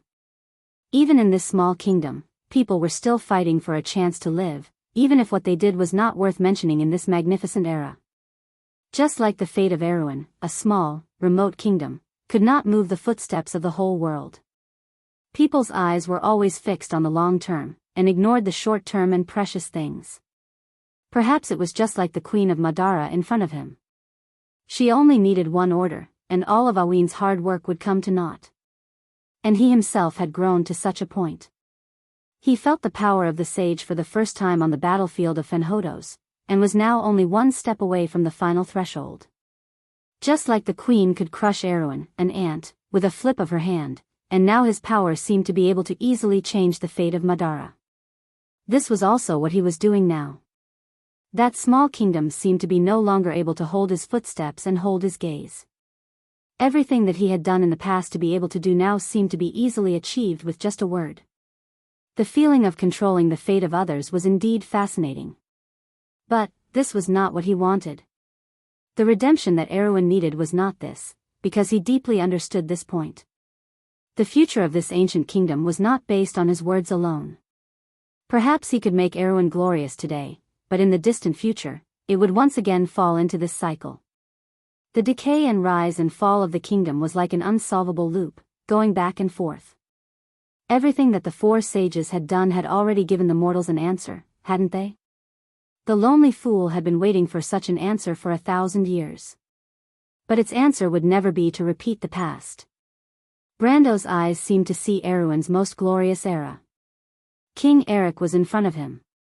He put down his sword and nodded to him, telling him that this was the answer he was looking for. Erewhon was born because of a person's will, but it was also dimmed because of this will. Now, it would not repeat this path. Woned would be the same. Brando shook his head. At that moment, the answer of the four sages seemed to have passed by him. That may sound beautiful, Your Majesty, he replied, but that is not the answer I want, and I don't think that is the answer Woned wants either. Then what is the answer you want? The Queen of Madara did not seem to have expected his answer. Her eyes flashed slightly, and she asked again. Brando just shook his head. I haven't thought about it yet, Your Majesty, but I think that everyone has the right to decide their own fate, and not rely on the hands of others. Everything that one cherishes should be left to the whims of others. Although it sounds beautiful, the reality is very cruel. If the sages and the people of God all had such thoughts, the mortals might not have been able to wait until this day, and Woned would have been destroyed long ago. The Queen of Madara said coldly, 5 of the 7 holy swords are in your hands, which means that you almost have the highest authority of the law of Tiamat. With such power, do you want to avoid responsibility? I've never thought of running away from my responsibilities. I will face Dusk head-on, but not as a savior, just because I'm also a member of Vaunt, so I have interests to fight for it. Besides, I am not only fighting for it. Brando replied quietly, I will fight for everything that I cherish, even if it will be destroyed in the end. But Woned needs this redemption. This is my redemption, Your Majesty. The mortals, including you and me, will personally experience this war, because it belongs to each of us. No one is an exception. Perhaps one day, we will understand what the opportunity Martha left for us is. The Queen of Madara maintained a calm expression and looked at him coldly. Very good. She replied. Chapter 1331. Very well. When Her Majesty the Queen said this, a sudden tremor came from the direction of the altar of the goddess of the dead moon. It was as if something had crashed into the temple. That thing must have been a giant beast the size of a mountain. The whole hall of the dead moon shook with a loud bang. The white bone pillars creaked strangely, and the arches above their heads buzzed. It was as if the whole world was shaking, and sand poured down like a waterfall. Andrea took a step back and stabilized her center of gravity. She raised her head, her silver eyes revealing a look of vigilance. Unknowingly, a pitch-black spear had appeared in her hand. It was her light spear, Raven. Brando's body shook, and he immediately looked around vigilantly. This tremor was clearly of the same origin as the one he felt a moment ago. His first thought was that the Eternal City was experiencing an earthquake, but it was at this time that the third tremor came. This tremor was more obvious than the previous two. The entire hall of the Dead Moon suddenly shook, and everyone in the hall had an illusion that the hall had moved by 1 or 2 centimeters. With the sound of glass shattering, the rose-arched windows on both sides of the corridor that depicted the classic legends of the Dark Codex shattered at the same time. Whether it was the Dragon Slayer, Hudson, the advent of darkness, the first rising of the Dead Moon, Ben Burton and his followers, or even the Blood and the Lamb, they all fell from the windowsills and fell heavily to the ground, shattering into colorful glass shards. The followers in the hall moved forward and backward like waves, and the followers who lost their balance fell to the ground in rows. It was as if an invisible scythe had swung over the heads of the crowd, and where it passed, the crowd immediately became shorter. Katja, Brando seemed to hear the sound of something cracking. The sound came from the front of the hall, and he and Andrea subconsciously looked up.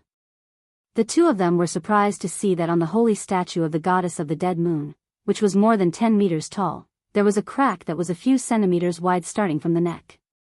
In the continuous tremor of the hall, small fragments rolled down from the crack, and then as if the goddess lowered her head, the holy statue broke from the neck, and a head that was as tall as a person rolled down from the sky, falling straight towards Queen Madara and Bishop Philip below.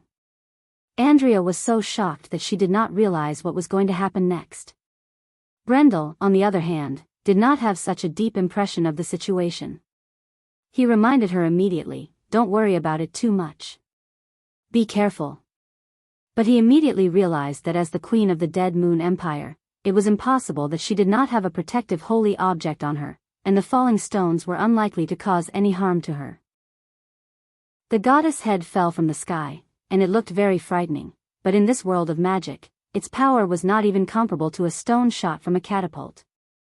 Sure enough, a conspicuous arc of light appeared 10 feet above the queen's head, and the falling statue hit the arc of light as if it had hit an immovable iron plate. The tip of the goddess' nose touched the ground first, and it immediately collapsed, and then the whole head completely broke from the broken nose, turning into a few harmless pieces of broken stone. With a bang, it exploded and fell to the ground, and a few pieces splashed on Philip, who was not far away, hitting his robe, but the latter's face was stiff, and he did not even frown.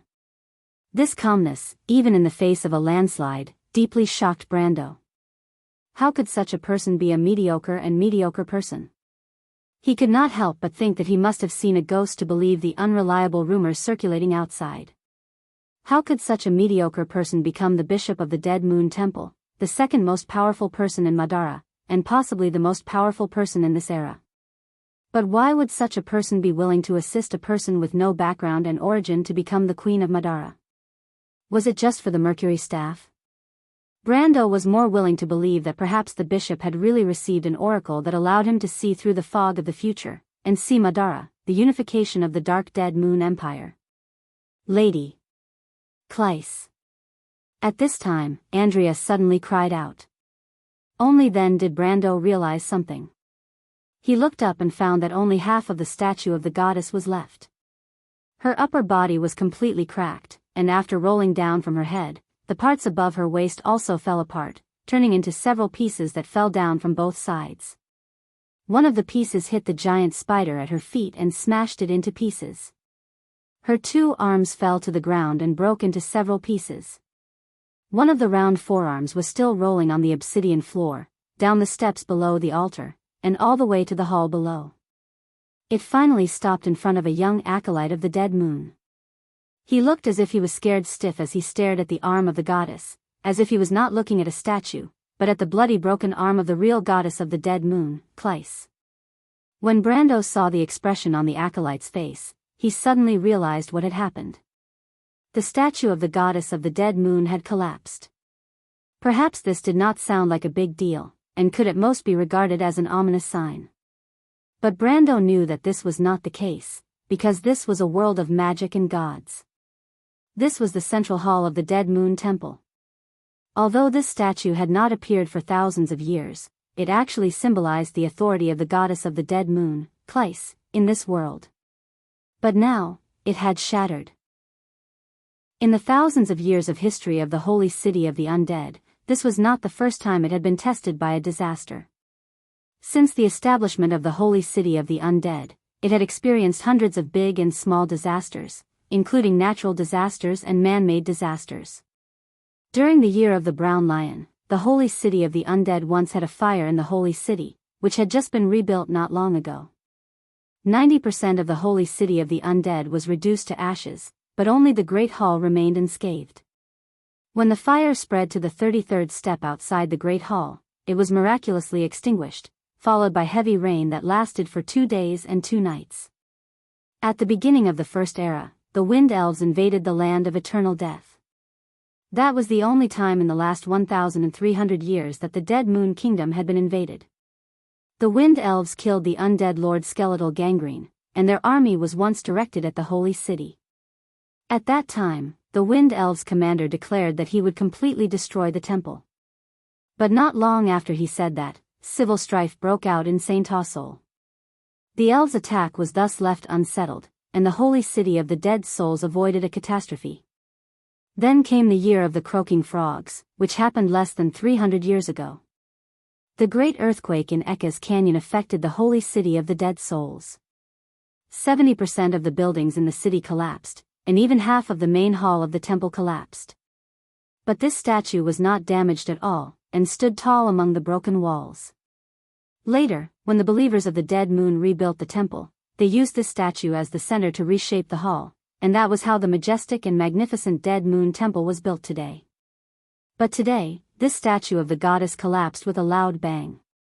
Although the tremors in the hall were violent, it was still far from comparable to the great earthquake in the year of the Croaking Frogs. The believers of the Dead Moon were all humans. They may not have experienced the great earthquake 200 years ago, but there was no lack of old souls among the undead lords here who had lived for a long time. When they saw this scene, they were immediately stunned. A buzzing sound rose from the hall, as if a lid had been lifted. The whispers of the believers became louder in an instant. The fear of the believers in the front row spread like an infectious disease, and quickly infected the people behind. The expressions on the faces of the believers became incomparably terrified. They finally lost their footing, and some of them stood up from the crowd, frantically struggling to rush out. But before they could run far, a sharp arrow shot out from the shadows and hit the backs of those people. The arrow seemed to be imbued with unparalleled power. It turned into a black light and pierced through the backs of those people, plunging straight into the ground. The tail feathers were still trembling. Madara's skeleton archers rarely use these arrows, but there's one exception, and that's the Dark Rangers. He subconsciously looked at the 2 sides of the hall, but even with his perception, he could not see anything. Madara's skeleton archers rarely used these arrows, but there was one exception, and that was the Dark Rangers. He subconsciously looked at the 2 sides of the hall, but even with his perception, he could not see anything. This hall seemed to be occupied by a huge will, shielding his perception. His 5 senses could only extend to a dozen meters like a normal person before they were blocked by a dozen pillars. These dozen black arrows deterred the crowd, and the believers who were becoming chaotic stopped in their tracks. They turned back and looked at Her Majesty the Queen and Philip at the altar. What impressed Brando was that Her Majesty the Queen was not particular enough to use weapons in such a place and cause such a massacre. But Archbishop Philip beside her did not seem to have seen it, and his expression did not even change slightly. If such a thing happened in the Leo Palace of the Holy Cathedral of Fire, the royal family of the Cruz people would be waiting to break off relations with the Holy Cathedral of Fire. In the sanctuary that represented the majesty of the Golden Flame, openly slaughtering its believers, what was this if not disobeying the gods? But this scene also made Brando understand one thing, and that was that everything that happened in front of him did not seem to be sudden. At least Her Majesty the Queen and Archbishop Philip had been prepared, and both of them seemed to have expected this to happen. Brando looked at the undead lords and high-ranking priests standing below, and he saw the same look of shock in their faces and in the soul flames in their eyes. He turned back and looked back at the Queen of Madara and Philip. This was not an earthquake, and an earthquake could not destroy the icon of Claire unless the earthquake happened in another place, and that was outside the elemental frontier. Something happened to the gods. Chapter 1332. Although the gods had left this world for thousands of years, there was no doubt that their majesty and will still existed in this world. Now, the last bit of authority they had left in this world had also collapsed. There was only one possibility, and that was that the gods had completely given up on Wond. The believers of the dead moon waited anxiously in the hall. What happened in front of them was enough to completely topple their beliefs. However, the Supreme One with the Mercury staff did not say anything. The bloody reality reminded them that the best choice at the moment was not to choose. The dozen or so cold corpses reminded them of this point. Soon, a few liches came out from the darkness behind. They came to the corpses and placed their hands on the heads of the corpses. The corpses stood up shakily and followed the liches out of the hall like puppets. Brando saw this scene and of course knew that it was the undead transformation spell. Most of the believers in this hall were the children of the dark nobles in the holy city. The Queen of Madara dared to kill them, but she had to give an explanation to the families behind them. This was actually a political miracle in Madara. As human dark nobles, especially the saints, they had a natural immunity. No matter what purpose they were executed for, they had a chance to be transformed into undead and serve the empire again, except for blasphemers. However, this was not a good choice for these human dark nobles, because most of them joined the holy temple from a young age to learn how to serve the gods. Most of them were almost isolated from their families. Even if they returned to their families as undead, they would not have any chance to stand out in this life. They might even be chased out to lead the army to fight against the elves and humans. In fact, it was almost the same as being cannon fodder. "Your Majesty," Brando said. The Queen of Madara turned around and shook her head at him. There were still some aftershocks in the temple. The 17 white bone pillars were still shaking, but it was not as obvious as before. In the aftershocks, only Her Majesty the Queen and the Lord Officiant beside her were able to keep their expressions unchanged. Delphian went to Brando's side with a pale face. She was obviously not informed in advance. The scene just now had frightened her. A piece of stone flew past her left shoulder. If it had been a little higher, this daughter of the Prime Minister would have died. Although she was now a summoned creature of a planeswalker and could be resurrected even if she died, for this young lady, she was obviously not familiar enough with this identity. What happened? Brando noticed Delphian coming to his side and immediately asked in a low voice. But the latter shook her head. She used her hand to brush away the wet hair on her forehead and answered with a trembling voice, "I don't know.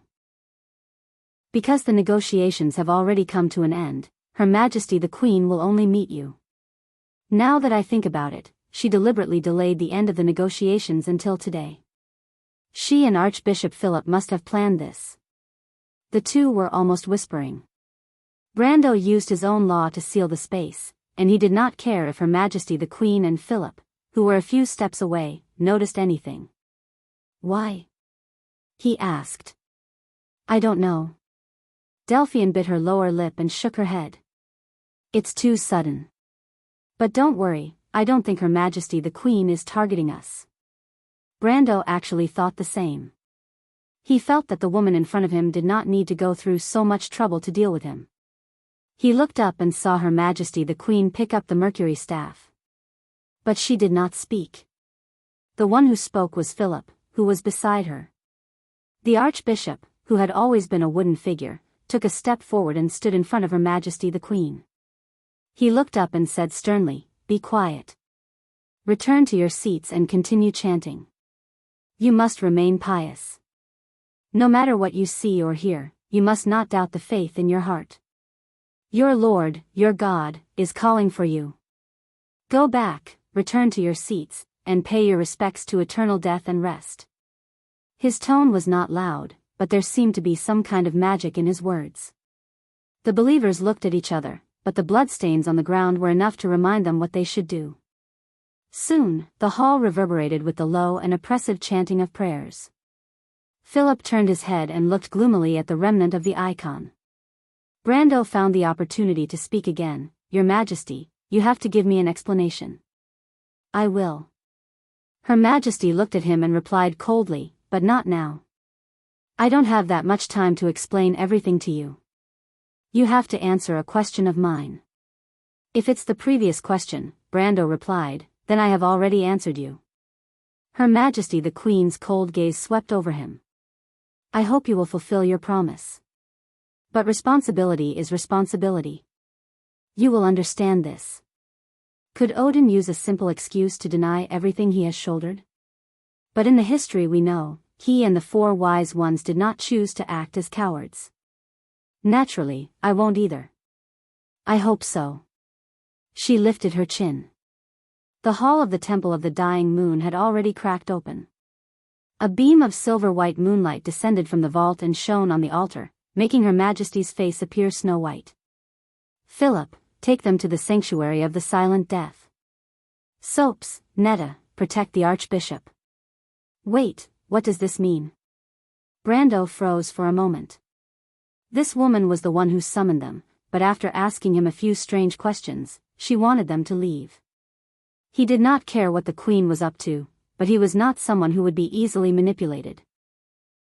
He immediately had Andrea stop the undead lords who were walking up to the stage.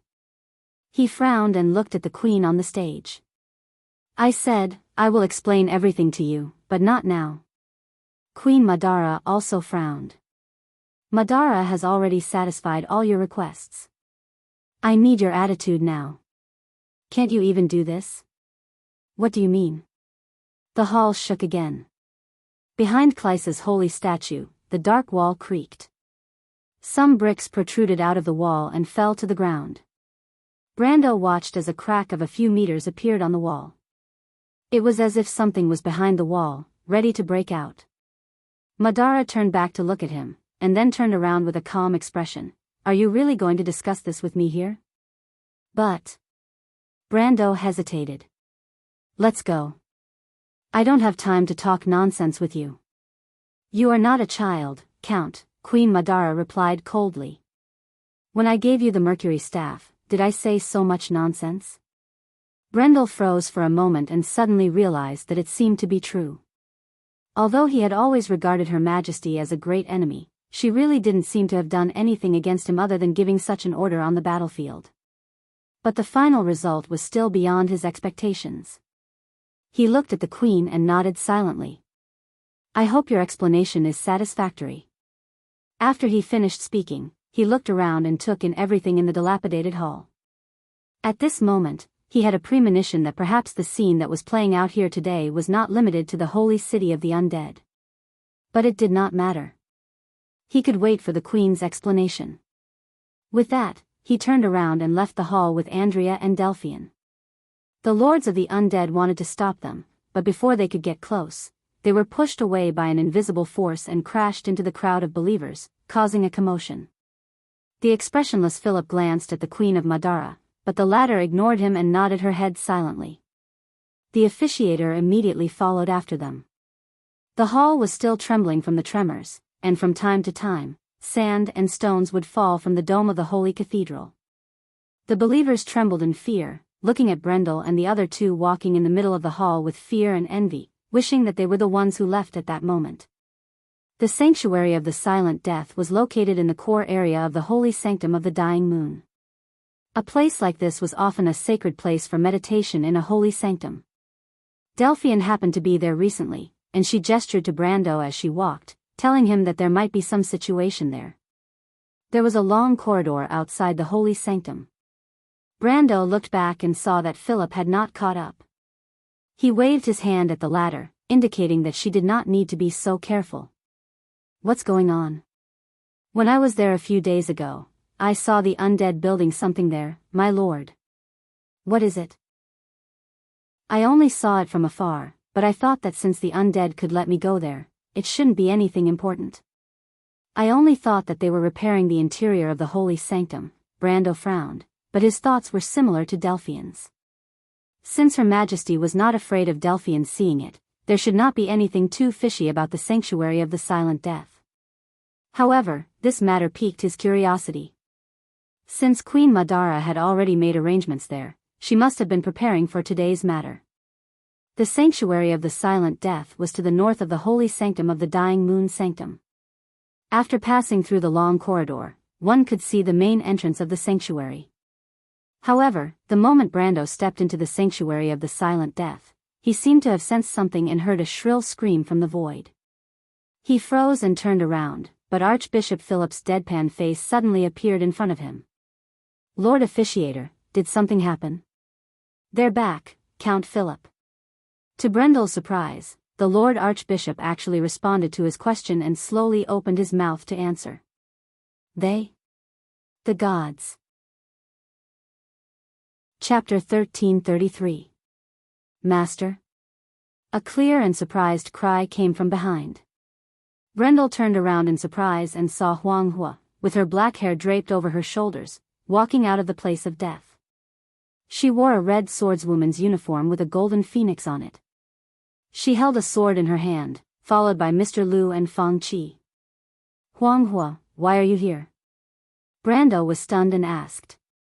"Miss Delphian asked us to come here." Huang Hua glanced at the Prime Minister's daughter standing beside Brando and answered. "It's Her Majesty's order." Delphian lowered her head and explained softly. "Aren't you afraid that she'll kill us all?" Brando said angrily.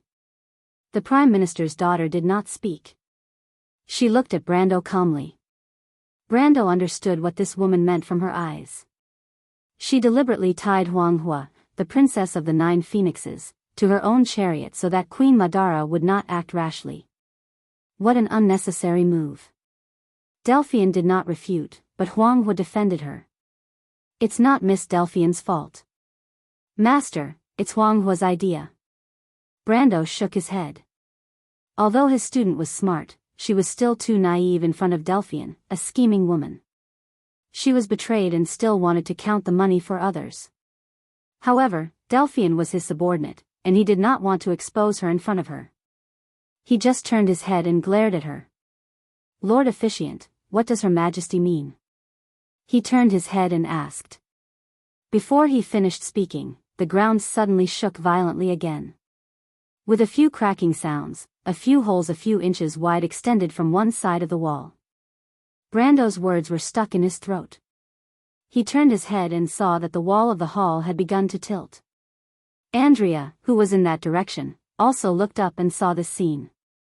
Without another word, Brendel picked up the Prime Minister's daughter and grabbed Huang Hua's hand with his other hand.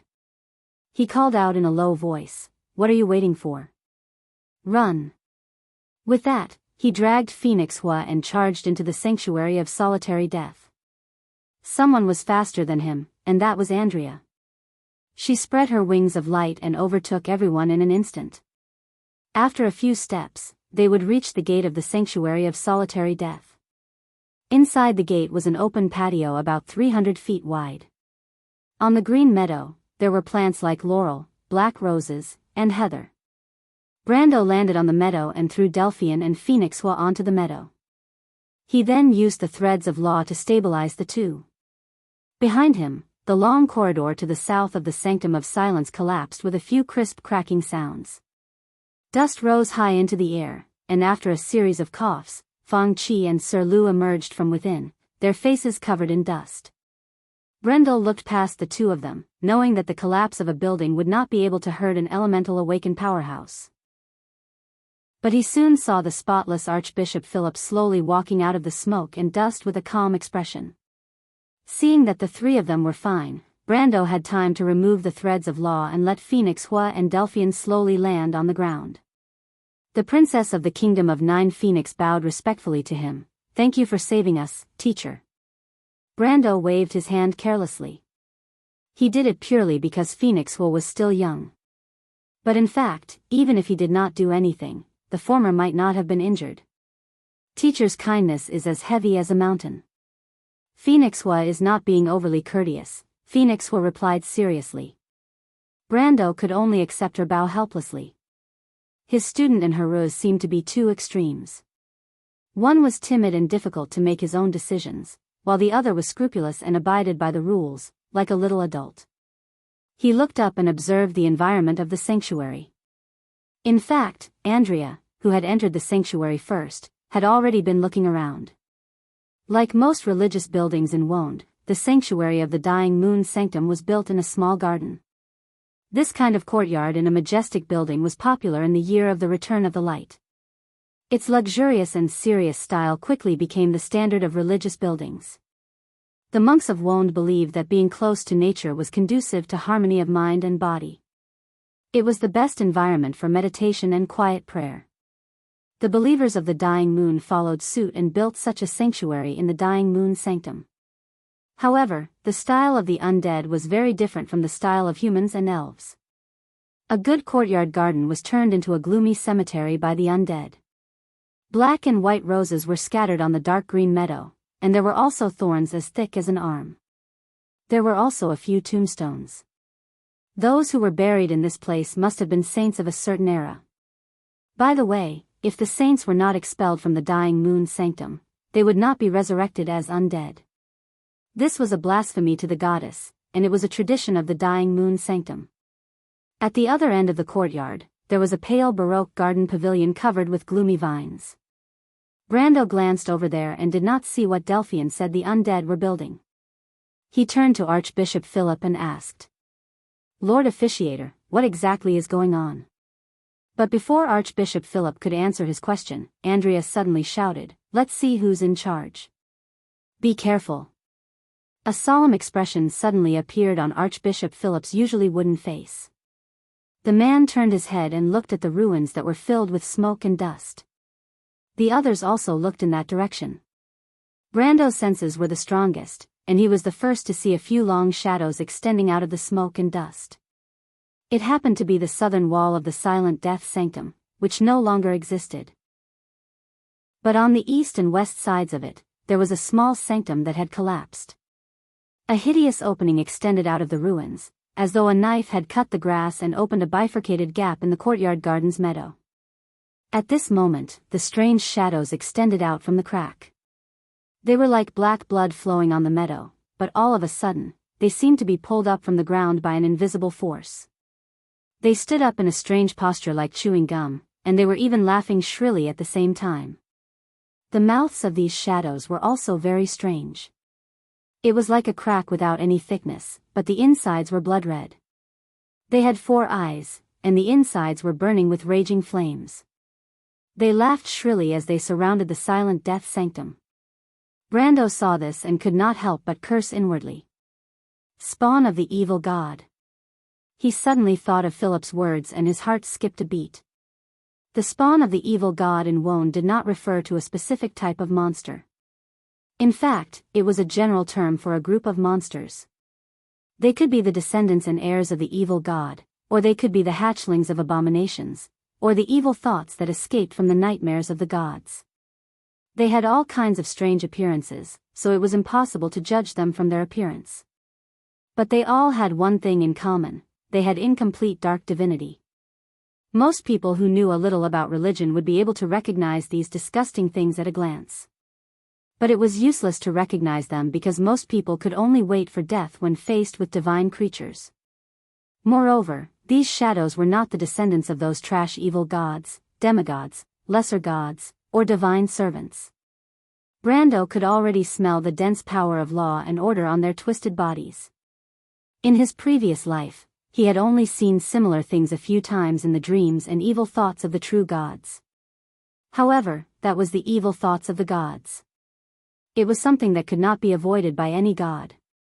It did exist, but it was usually not a big threat. This was because once the gods discovered that their evil thoughts were born, they would kill them. When players discovered the nightmares or evil thoughts of the gods, they would often receive rewards and benefits from the gods. But he was sure that these things in front of him were the descendants of the true gods, the twisted descendants of the true gods. How did they come about? Brando already had an answer in his heart.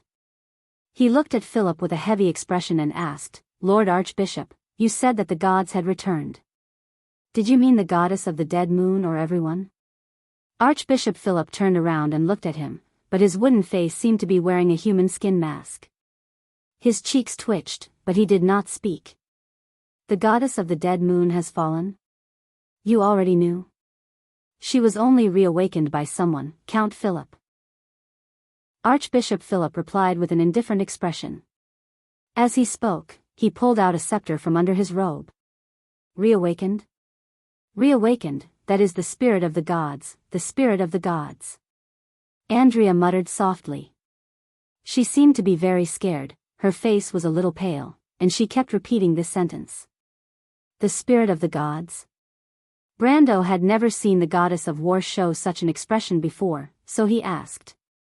My lord, the goddess of the dead moon had already passed away in the previous era.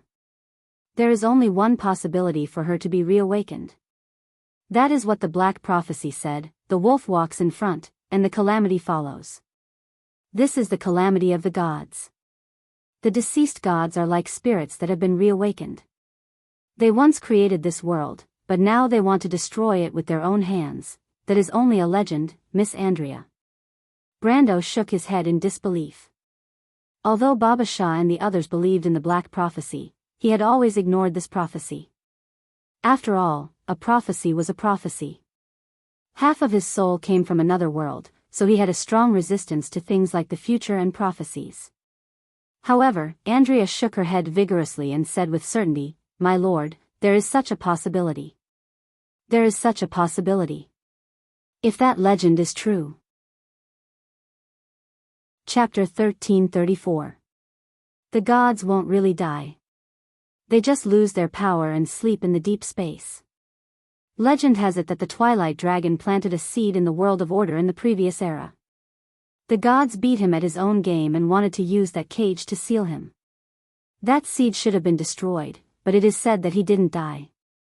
He has been sleeping in this world. If the Twilight Dragon finds him. If the Twilight Dragon finds him, what will happen? Brando's heart skipped a beat. This sentence caught his attention, and he asked subconsciously. The Twilight Dragon will discover the true secret of our world. At that moment, death and despair will dominate everything. We will have no way to escape. Everything, including the fate of Martha and the divine people, will be covered by its spread wings, the secret of our world. Brando frowned. Why is it this again? He asked, the secret of our world, what is it? I don't know, my lord. That is just a legend, but that legend is true. You see, it has been realized. Brando suddenly realized that the girl's situation was a little strange. He glanced back and found that Andrea's eyes were pitch black, as if her pupils and the whites of her eyes had been swallowed by something. He was shocked and quickly turned around to grab her shoulders and shook her hard. Wake up. Andrea was suddenly stunned. The darkness in her eyes quickly faded away. She looked at Brando in a daze. Suddenly, her legs went soft, and she knelt down subconsciously. Brando hurriedly supported her and shouted, What's wrong, Miss Andrea? I'm fine. Andrea's face was pale. She finally came back to her senses. She grabbed Brando's strong arm and steadied herself. I'm sorry, my lord. My mind has been taken away by the darkness. Don't lose hope. Things are far from that stage. I understand. Only then did Brando let go of her hand. He turned around and slowly made a motion of drawing a sword. A beam of golden flames flowed from his palm and formed a long sword covered in cracks. Holy Sword Odorfice, the most resistant holy sword among the 7 holy swords. At the same time, the path of golden flames had the meaning of purification and purity. It was most suitable to deal with the evil and distortion in the divine nightmare. However, the evil god's son was of the same origin as it, so it was naturally restrained by the holy sword. The other holy sword that was more suitable to deal with the evil god's son was the holy sword of light, Mysore. The reason was self-evident, but Brando did not have the latter at the moment. From the conversation between the 3 of them to Brando drawing the sword, only an instant had passed. Those distorted monsters had already walked close, and the screams in their mouths suddenly turned into terrifying screams. They then pounced over with bared fangs and claws. Before the claws of those shadows reached him, Brando could already feel a withering aura. That was the law and order that the goddess of the dead moon, Cleis, was in charge of. Unlike the kingdom of the dead that Hela was in charge of, Cleis protected the dead. She was the goddess of the undead, walking on the earth with suffering and despair, not the death of all things. Therefore, instead of saying that she was the goddess of the dead, it was better to say that she was the master of the gate to the kingdom of eternity. However, her eternity was not really a stagnation of time but an eternal rest. However, the law aura of Kleis on the evil god's son was even more chaotic and desperate. It was as if after devouring all things, the world was only left with an empty eternity. Such power swept across Brando's law line, and he could not help but shiver. At that moment, he seemed to have seen the world after the end with his own eyes. After Won died, all things fell silent, and only a grey dust was left between heaven and earth. There was neither space nor time. The corpses of the gods floated in this sea of ashes, and all life was completely silent. Only grey snowflakes fell from the sky, and purple lightning flashed above the clouds. However, that was the violent magic power of the Sea of Chaos. Brando's heart throbbed. He suddenly understood how the Silver Queen felt back then. Instead of living in such a world, it was better to let this world go crazy at the last moment. If one did not explode in silence, one would perish in silence. However, at the last moment, he came to his senses. Fortunately, it was not the goddess of the dead moon, Kleis, who was affecting him, but her weak descendant. Brando broke out in a cold sweat and shouted, "Get out of my way!" The illusion in front of him disappeared, and only the evil god's son was left, waving its claws at him. In fact, this thing was not very strong. Its strength was only at the peak of the elemental enlightenment. However, Brando could see that these distorted things had not reached the point of full maturity. They seemed to have just escaped from a crack in the void and were not familiar with this world with poor magic power. Once they grew up, the consequences would be unimaginable. These things could not be mentioned in the same breath as the trash of Rushta. Without thinking, he thrust his sword forward and pierced the shadow's heart. The monster was like a real person. It held its heart with both hands and let out a shrill scream. Its body fell backward, and when it fell to the ground, it seemed to turn into a thin sheet of paper. In an instant, the ice and snow melted away. Brando saw this strange scene and could not help but feel a chill. The evil god's son was terrifying because they were born from the distorted laws of this world. Therefore, they were completely different from the creatures of the wound world. In other words, in the Amber Sword, they were born with the bad taste of the art designers. They were as disgusting as they could be. Thinking of this, the curses in his heart for those damned art designers took over, and he no longer felt so uncomfortable. Looking back, Archbishop Philip had already killed one of his opponents. The third to end the battle was Andrea.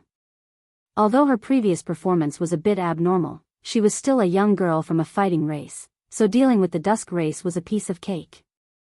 Only Feng Qi and Mr. Lu encountered a little trouble. Brando helped them deal with their opponents one by one, leaving only Phoenix Fire.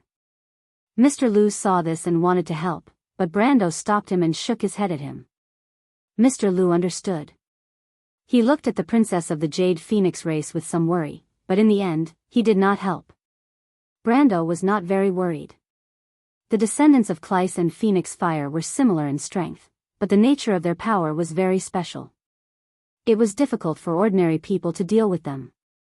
Such opponents were not easy to find, and they were suitable for Phoenix Fire.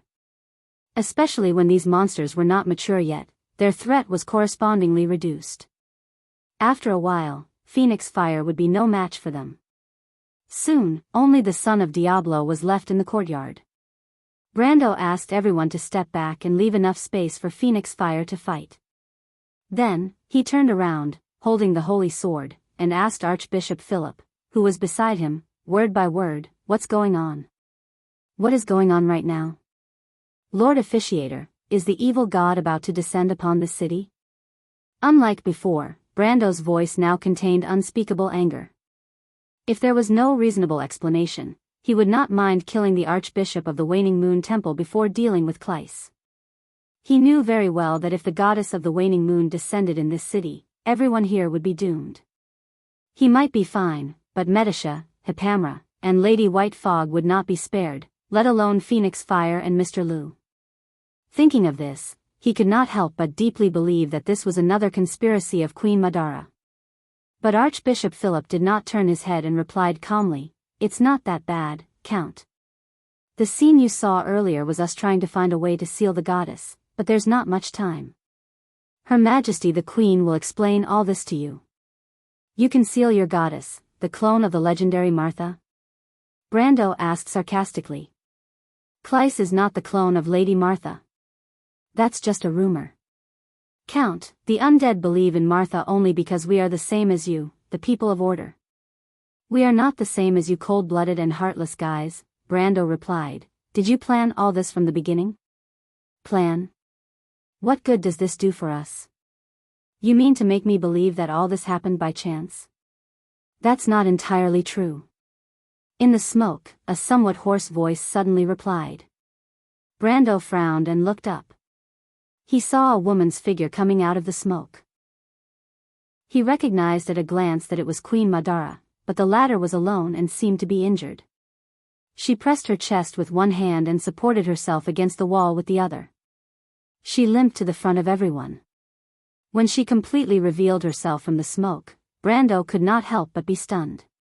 Queen Madara was originally wearing a long black dress, but this dress was now in tatters. There was a long opening on one side, like a cheongsam, revealing her snow-white thighs. But Brando was not in the mood to appreciate this scene, because Her Majesty the Queen's face was now covered in blood. Her face was hideous, and one of her eyes was closed. Blood kept flowing down her neck, chest, and arms, causing the soaked dress to cling tightly to her body. Brando could not help but raise his eyebrows. What's going on? I had a fight with Goddess Clyce. Her Majesty the Queen said in a hoarse voice, but she did not hide her words. You had a fight with the goddess? Brando asked in disbelief. Only one blow. Not even one blow. With all due respect, even I am not sure if I can take a blow from a god. Your Majesty, are you joking with me? No, this joke is not funny at all. Her Majesty the Queen replied coldly. Clyce wanted to descend, but I blocked her with a sacrificial spell. Sacrificial spell. Brendel sucked in a breath of cold air. He suddenly remembered the believers and high-ranking priests in the undead moon temple. He stared at the two of them with his mouth agape, and finally understood the coldness and ruthlessness of the undead. Chapter 1335. With a clear shout, the battle between Huang Hua and the descendant of Clyce was finally over. The little girl's sword pierced through the shadow's forehead. She threw away the sword, took a step back, and punched the shadow in the chest. Flames gushed out from her fist and instantly turned the monster into ashes. Amidst the monster's shrill scream, Huang Hua put away her sword and took 2 steps back. She gently exhaled and looked up. First, she looked at her hand strangely, then looked in the direction of Brando and the others. At this time, the dispute between Brando and Queen Madara had come to an end. The latter did not disappoint him and explained the whole story to him. First of all, she frankly admitted that she had known about the fall of Clyce a long time ago. That was before the battle between Madara's Grand Prince Hofentos and the Crystal Cluster. However, when the will of the goddess broke through the wall, it was not something she could decide. The reason why Brando and the others happened to bump into this matter was partly because of the coincidence, and partly because of Bai's deliberate arrangement. However, Brando felt that there was something wrong. According to what Huang Hua said, Bai should have known the whole story long ago. However, their encounter at Fathom Harbor was just a coincidence. At that time, the Dragon Queen had not launched her plan, and he had not gone to the elemental frontier. The will of the Twilight Dragon had not yet awakened in the Roman body, let alone invade this world. If that was the case, how could Bai have arranged everything in advance, not to mention the agreement between her and the Queen? However, Queen Madara only shook her head and told him that things were not as he thought. She said, although the Dragon Queen's plan had not entered the final stage at that time, don't forget that the plan of the tree herders is not a sudden idea. Their plan has been traceable for thousands of years. It may be difficult for others to come into contact with these things, but Bai is different. She is one of the 12 tree herders. You mean, Bai appeared at Fathom Harbor because she knew that I would go there and compete with her for the War Slate and the Pearl of Darkness? I thought you had a brain, Count, Queen Madara replied, rolling her eyes. Brando heard Delphian giggling behind him. He turned his head and looked at his troublesome think tank, but he still couldn't figure out what was wrong with his words. He knew that there were some abilities in Wone that could predict the future, but this ability was not as effective as what the astrologers claimed. The prediction of the future was more like a prediction of a trend. It was then revealed to the mortals through a hazy oracle, and then translated by a prophet. It was considered good if it was 20% or 30% credible. It might be able to predict the development and direction of things for a period of time, but it was basically impossible to accurately predict a person and where he would appear in the future. Even a god like goddess Helene, who was in charge of fate, her function was only to reveal the fate of mortals, not to arrange and control their future. Legend had it that her sister, the thread manipulator Alice, had such an ability, but it was only a legend after all. Queen Madara saw that Hao Ren didn't understand, so she replied, "No one in this world can predict such things, not even God. But we don't need to predict these things." Don't need to? Brando was stunned for a moment, but he wasn't too stupid, at least in the eyes of Queen Madara. He finally understood. "You mean Madame Bai wasn't after me in the first place?" "Nonsense," Queen Madara replied snappily. "Before that, we didn't even know who you were. Bai was there for the Dragon Queen's plan. In fact, the reason why Madara was there was because of the agreement between me and the Silver Queen." Brando thought for a moment and remembered that it seemed to be true. The rotten knight Krat, who betrayed Madara, seemed to have told him the same thing. He believed that the small fry wouldn't dare to deceive him. However, Queen Madara's aggressive tone made him feel a little embarrassed, as if he was too self-righteous. But this was human nature. Everyone naturally put themselves in the shoes of others when considering a problem, especially when the matter was directly related to them. Fortunately, Delphian seemed to have finally remembered which side she was on. She smiled and helped Brando ask, "But Your Majesty, Ms. Bai's plan later changed. You probably didn't know about it, but you didn't seem surprised, did you? Otherwise, why did you not hesitate to give the Mercury staff to us?" Brando finally raised his head and looked at Queen Madara.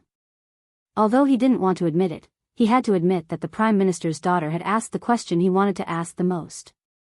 Queen Madara glanced at Delphian before replying, "This has to do with my agreement with Bai. I'd like to hear more." "There's one thing you already know, Mr. Count.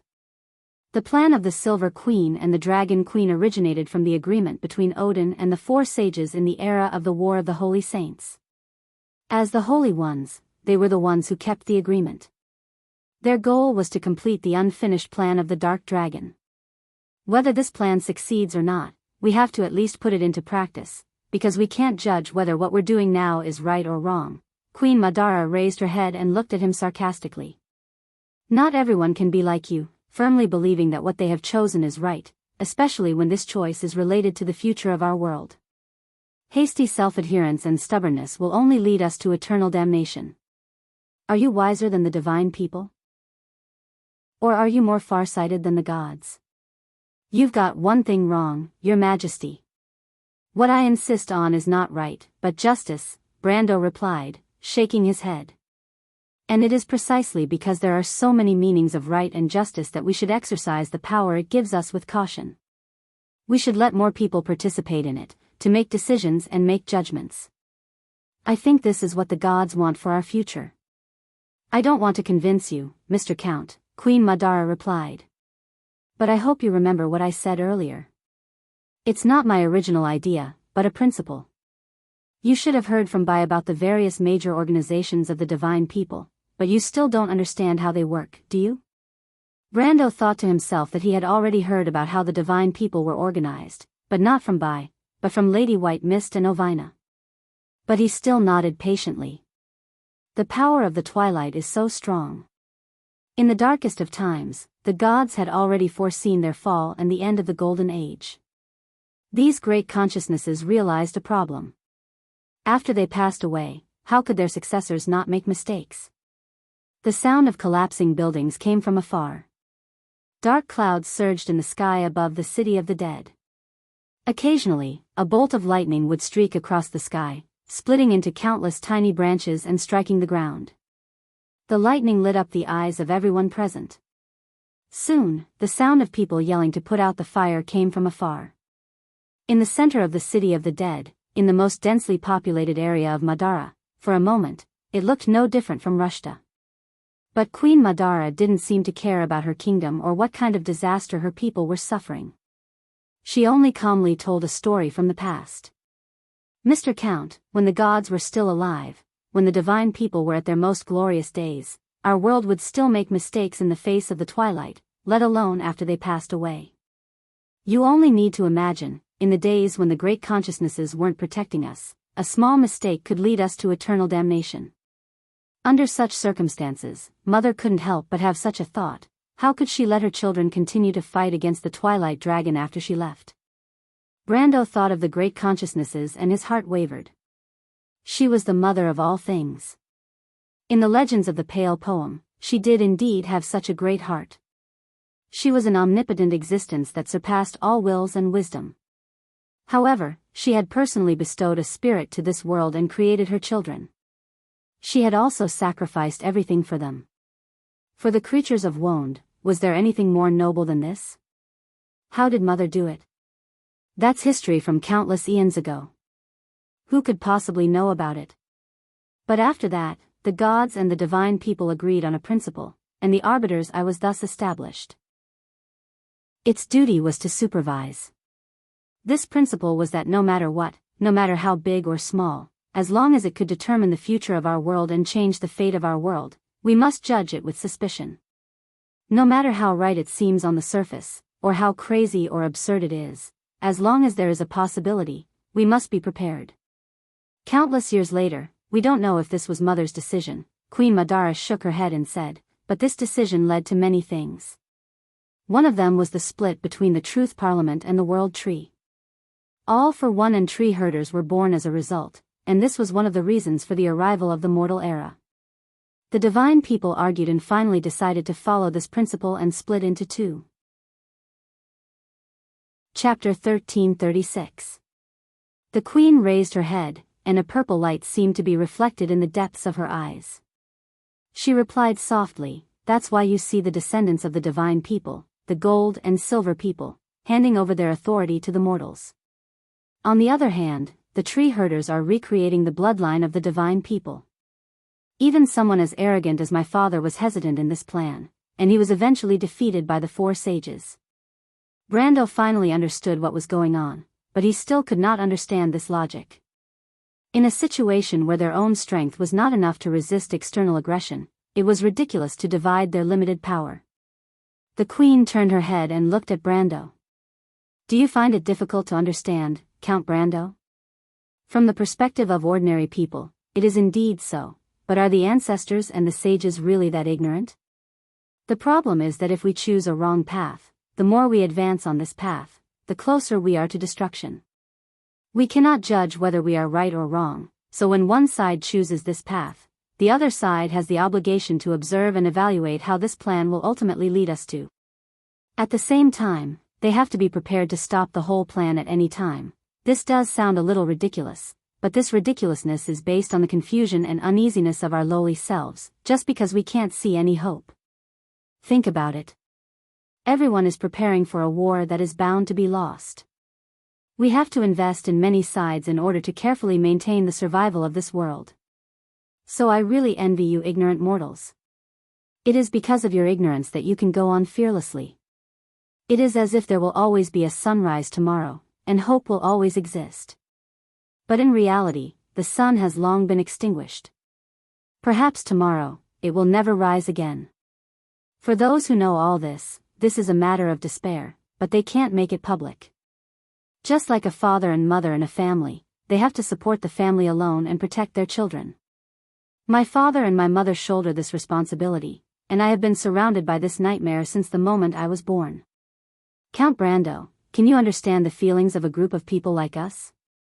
Her Majesty the Queen stopped, then opened her mouth again and said, Count Brando, I'm sorry to let you know these things. I didn't want to disturb your beautiful dream, but like I said, since you have chosen this path, you have to bear this responsibility. Brando let out a long sigh. He was silent for a long time. Until an aftershock swept through the silent death sanctuary, and the ground trembled. A temple not far from here collapsed, and the sound of the building collapsing could still be heard clearly from hundreds of meters away. It was as if many descendants of Kleist had descended into this world. The sound of fighting came from the distance. It should be the Black Knight regiment of the undead attacking the temple. A shadow monster scuttled in from the corner. Brando reached out and grabbed its throat from dozens of meters away, crushing the monster into pieces. Queen Madara saw this scene, and the depths of her eyes lit up. This young count was only one step away from becoming a sage. That day on the battlefield of Finhodos, she gave him access to Tiamat, which seemed to be of great help to him. There is no such thing as a beautiful dream in this world. You think of mortals as too weak, Your Majesty. Brando opened his palm and replied indifferently, I was born in a remote village in Erewhon, so remote that you might not have heard of the name of this place before you planned to invade this kingdom. But before I came of age, I lived in the shadow of your army. Perhaps I was carefree when I was young, but I could feel the fear and hatred of the undead in the eyes of the people around me. Ever since the blood staff swept through eastern Karsuk, do you know how many years the people of Erewhon have succumbed to the coldness and majesty of the Mercury staff? Ever since the War of the Black Rose, do you know how many Butchie people have been displaced and how many people have lost their families in this war? For the fathers of those children, the husbands of those wives, dying in this final war is no different from dying under the butcher's knife of your army. The despair and fear in their hearts is no different. In those dark days, everyone had to struggle to survive. Where is their hope? Brando turned his head and looked at Her Majesty, just like the king of the mortal world, who has to be careful of a sharp blade at all times, or be killed by a cup of poisoned wine. The farmers of the mortal world have to be constantly worried about their harvest in the coming year. There are also wars and all kinds of man-made disasters. In this world where we can only survive with difficulty, who can be independent? I express my regret for your experience, Your Majesty. Although I also admire Lord Odin, this does not mean that we are weak people. Yes, I am just a mortal lord. Even if in the eyes of the farmers in my territory, I may be high and mighty, but in your eyes, I may not be any different from them. Everyone is more or less arrogant and prideful, and occasionally I have such thoughts. Brando took out a handkerchief from his pocket and unfolded it. We don't know much. The legends of the past are as distant as myths to us. We don't know that there are people in this world who bear a lot of things and are fighting for us, like Miss Andrea and Lord Odin. They are the most noble people in this world, but, he handed the handkerchief to Queen Madara. It's no different for us. It's not as complicated as you think. It's just a war. Anyone can die in this war, including me and you. But at least I can promise you one thing. I will definitely die before you, Your Majesty. Wipe your face. Queen Madara looked at the white handkerchief in Brando's hand and then looked up at Brando.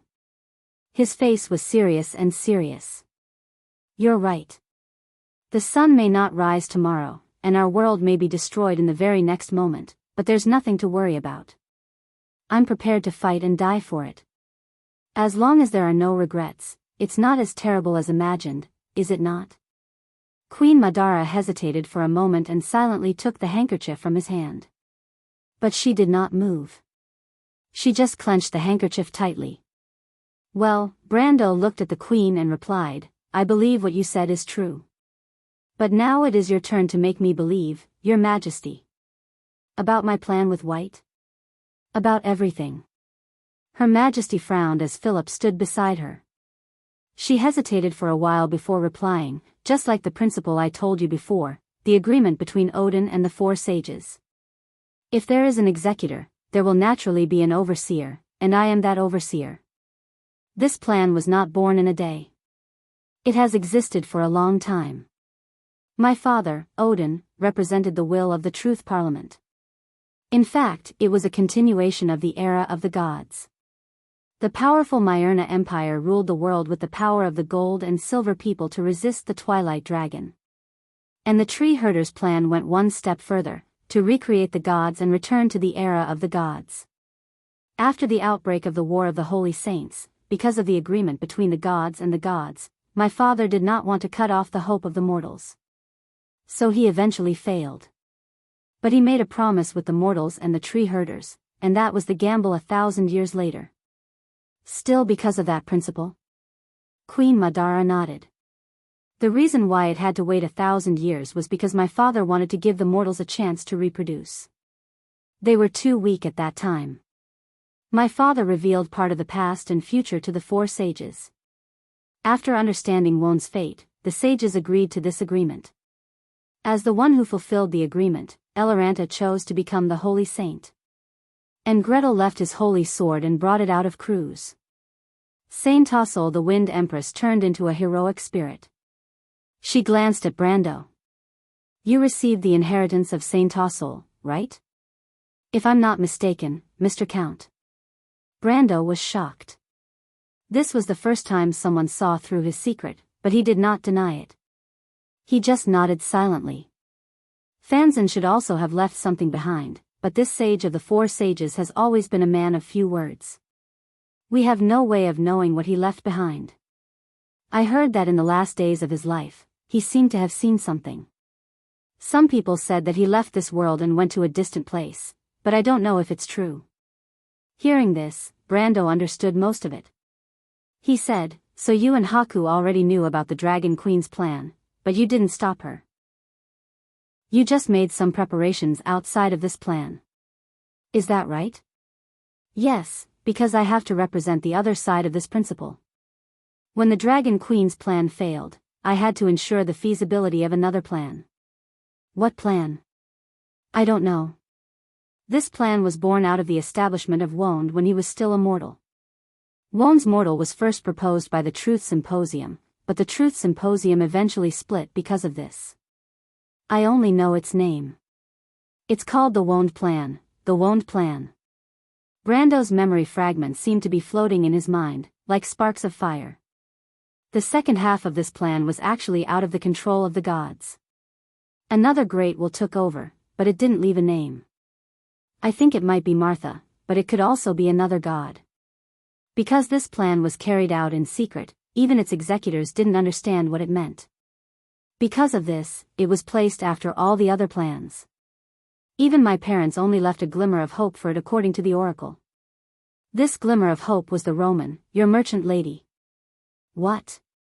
So, do you understand now? It is because of the existence of that Great Will that the Twilight Dragon's mortal body, that is, your fiancé, was not killed. An oracle was sent down at the last moment, allowing the Truth Symposium to pass a resolution to preserve her until the generation of my father and mother. But why, as I said, I don't know. It's only related to a promise left by Martha. Mother left a hope for all of us. Brando raised Oderfeis in his hand. Is this all?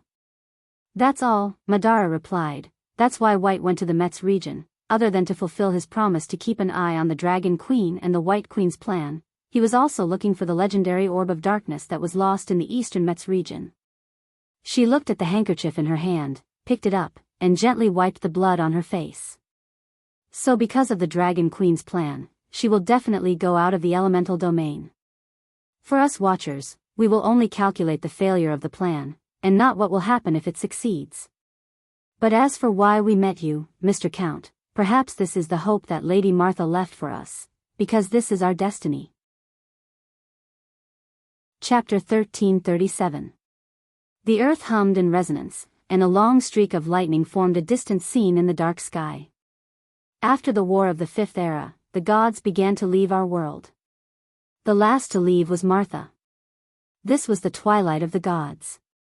This was the prophecy of the gods. They passed this world to the descendants of the gods, and when the blood of the gods that flowed on the earth became thinner and thinner, one day, the generation of gold and silver would replace them. After the age of silver, the age of black iron would come. In the Truth Parliament, the descendants of the divine people found a child with a pure bloodline in the depths of Gaia's will in order to revive the glorious era. When this child was chosen by the will of Dusk, Dusk hoped to use her to steal the same level of authority as Marcia. It projected a part of its will into our world and merged with the child's soul. When it came, it was discovered by the will. Our plan began to take shape from that era. The child survived and was passed down from generation to generation until my parents met with an accident. My father and the 4 sages agreed on everything 1,000 years later, but they hid the existence of the child. 1,000 years later, on the final battlefield, your grandfather found her again. You already know everything that happened after that. When the Dragon Queen's plan failed, the will of the Twilight Dragon awakened in our world.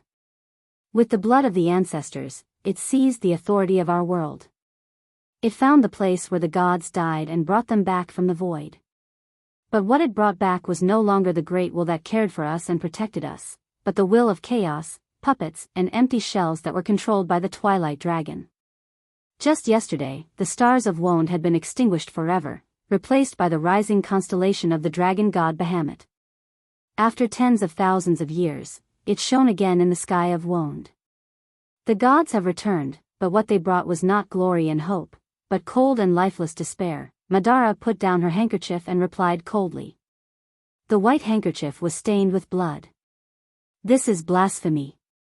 Andrea couldn't help but shout. Although she was the one who suggested this possibility to Brando, when she heard the truth, as a member of the Earth Legion and the most devout warrior of the gods and their people, she couldn't help but lose control of her emotions. In fact, Mr. Liu and the others were also in disbelief. They knew even less about the inside story of Twilight Descent. Although they had gradually learned some things along the way, they had never been so straightforward and shocking. Everyone was silent. Huang Hua took 2 steps and stopped. He looked at his teacher worriedly.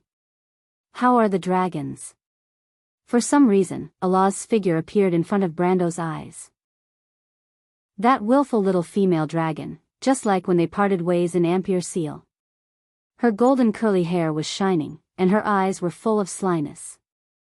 But after a while, another girl who was even quieter appeared in his mind. She had long snow-white hair and wore a pair of teardrop-shaped earrings. She was frowning and glaring at him. Humans, you're shameless. Brando's heart suddenly felt empty. After a moment of silence, he let out a long sigh. The dragons have no future, Queen Madara replied. They may still be able to survive, but without the protection of the dragon god, their bloodline will soon become thin, and no new dragons will be born.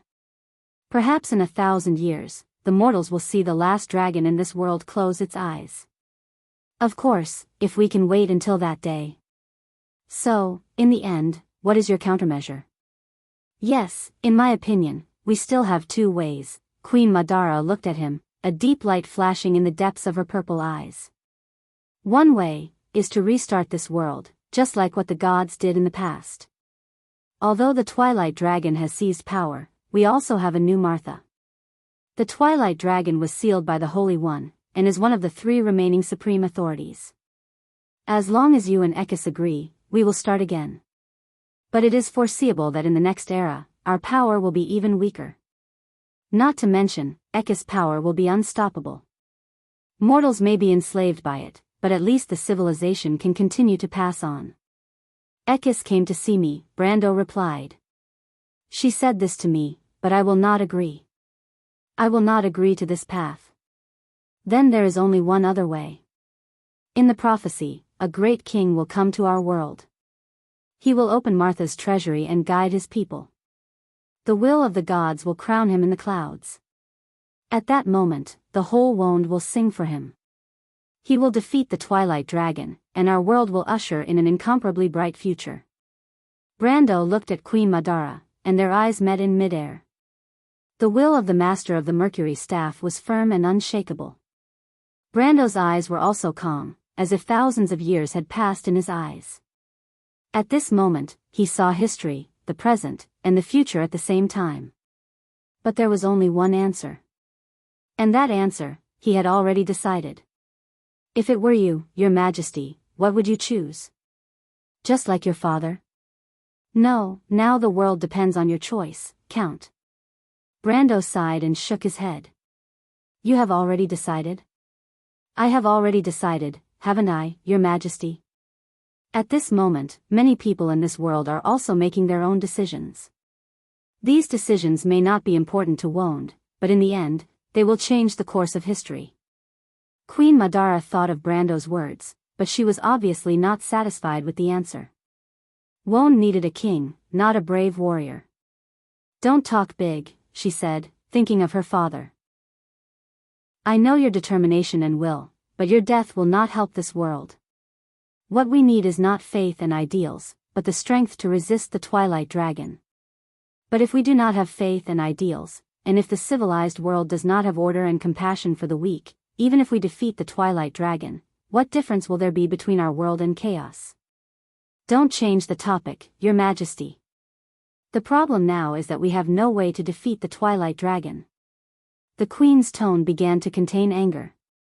Your Majesty, Brando's tone was very gentle. If I am the supreme monarch you speak of, like your father in your memory, perhaps one day this world will defeat the Twilight Dragon under my rule, but in the next era, it will face the same predicament as us. Do the people in every era have to hope for a savior to save them? This is the so-called era of mortals? Your Majesty, Brando sighed, do not forget, as long as order is not destroyed, the Twilight Dragon will not die. 1,000 years ago, your father used his death to prove this cycle.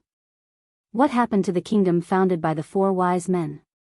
The title of the fool is a heavy honorific because it tells us that what we need is not only the wise men who created an era.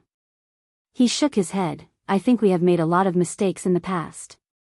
In the future I see, people no longer need the wise men and nobles, nor do they need the divine people and the gods. In that era, the gods are no longer, and the heroes are gone. Mortals will move forward by themselves, opening a difficult path in the thorns and darkness. Perhaps that era will be very humble, and order will be like a weak candle flame in the long night. But at least the road ahead will not be the Twilight Dragon, but the dawn, and hope will be eternal. It sounds wonderful, but what about the Twilight Dragon? Brando was silent for a moment. His eyes flashed with a strange light, as if he had seen everything he had seen in the elemental frontier. He saw Miss Tada and the Holy Ones looking at him expectantly. He saw Lord Saint Tossel nodding gently at him. He even saw the majestic figure, his grandfather, Earth Sword Saint Darius. The old man did not say a word. He just turned around silently, bent down to pick up his sword from the ground, and left Brendel with a silent back view. There was something in his eyes that was not there before. It was as if after he got the answer, he only had the determination to move forward. I promise all of you, Brendel enunciated each word clearly to the Madara Queen and everyone present, everything that I see, will come true. Queen Madara wanted to refute. But when she saw Brendel's expression, the words that were about to come out of her mouth lost their strength and became pale. She silently shut her mouth. I promise you, Sophie. Everything will be fine. In the darkness, 2 tall figures turned around and resolutely walked out of the hall. There, the Myrna Imperial Guard stood still. In the army, Kelsey and Tumen were waiting. I believe in you, teacher. A somewhat young voice replied. Huang Huo walked to Brando's side. She held her sword in her hand and answered without any doubt. I believe in you too, my lord. Andrea whispered behind Brando, I have seen the darkest times. The battle seemed to be endless. We won again and again, but the hope was getting slimmer and slimmer. Finally, you are back. I believe that you must be the one to bring us hope. Mr. Liu and Philip did not speak. One of them did not understand what she said, and the other seemed to be indifferent to all of this. Delphian frowned and remained silent, as if she was thinking about something. Only Fang Qi was beaming with joy. No one knew what he was excited about. Chapter 1338. Queen Madara took a deep breath and said, well, if this is the path you have chosen, I hope you won't regret it. You are the master recognized by the holy swords, the one promised by Martha. I don't know if it's right or wrong to give you the Mercury staff, but I respect your choice. She paused for a moment before continuing, but no matter what you want to do, you must get the 7 holy swords. Now, I'll tell you where the orb of nature is. Brando held his breath. In fact, when he saw Fang Qi and Phoenix Flame, he had already guessed the purpose of the Queen's summons. After all, she had sent in Sursta and Tarkus to Rosaline to contact the ghost chariot, which meant that Madara should have already known the existence of the mystery of the emerald. But before that, I have something to tell you. Her Majesty's tone became cold again. She gently threw the handkerchief on the ground. Oanlos is dead, Bahamut should have come to the world, and the gods everywhere will come one after another. In addition, although the will of the twilight is temporarily sealed, its claws and teeth have begun to attack. For us, war has already come, so whether you are willing to bear this responsibility or not, the whole civilized world must unite to fight, or we will not have another chance. Brando glanced at her unhappily.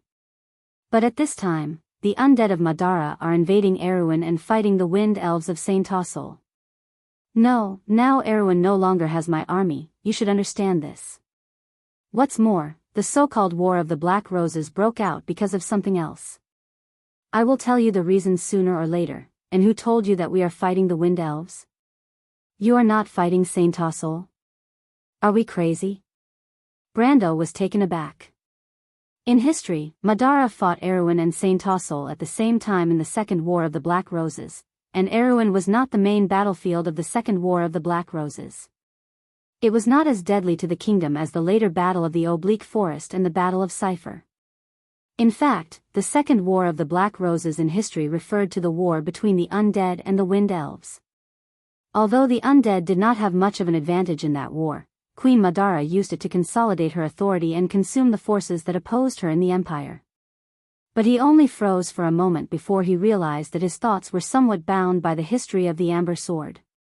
In history, although Madara might also be at war with the Crystal Cluster, it was not as urgent as it was now. After all, in the game, Vaunt had steadily transitioned to the middle of the Second Era. Although it had experienced the Slate War and the Calamity of Wolves, it did not look like it was on the verge of collapse at that time. Under such circumstances, it was unlikely that Madara would divide her forces to deal with Saint Tossol. But he was a little speechless. Why was the owner of the Mercury Staff so obsessed with Erewhon? Why would she start a war for him when she was under attack from both sides?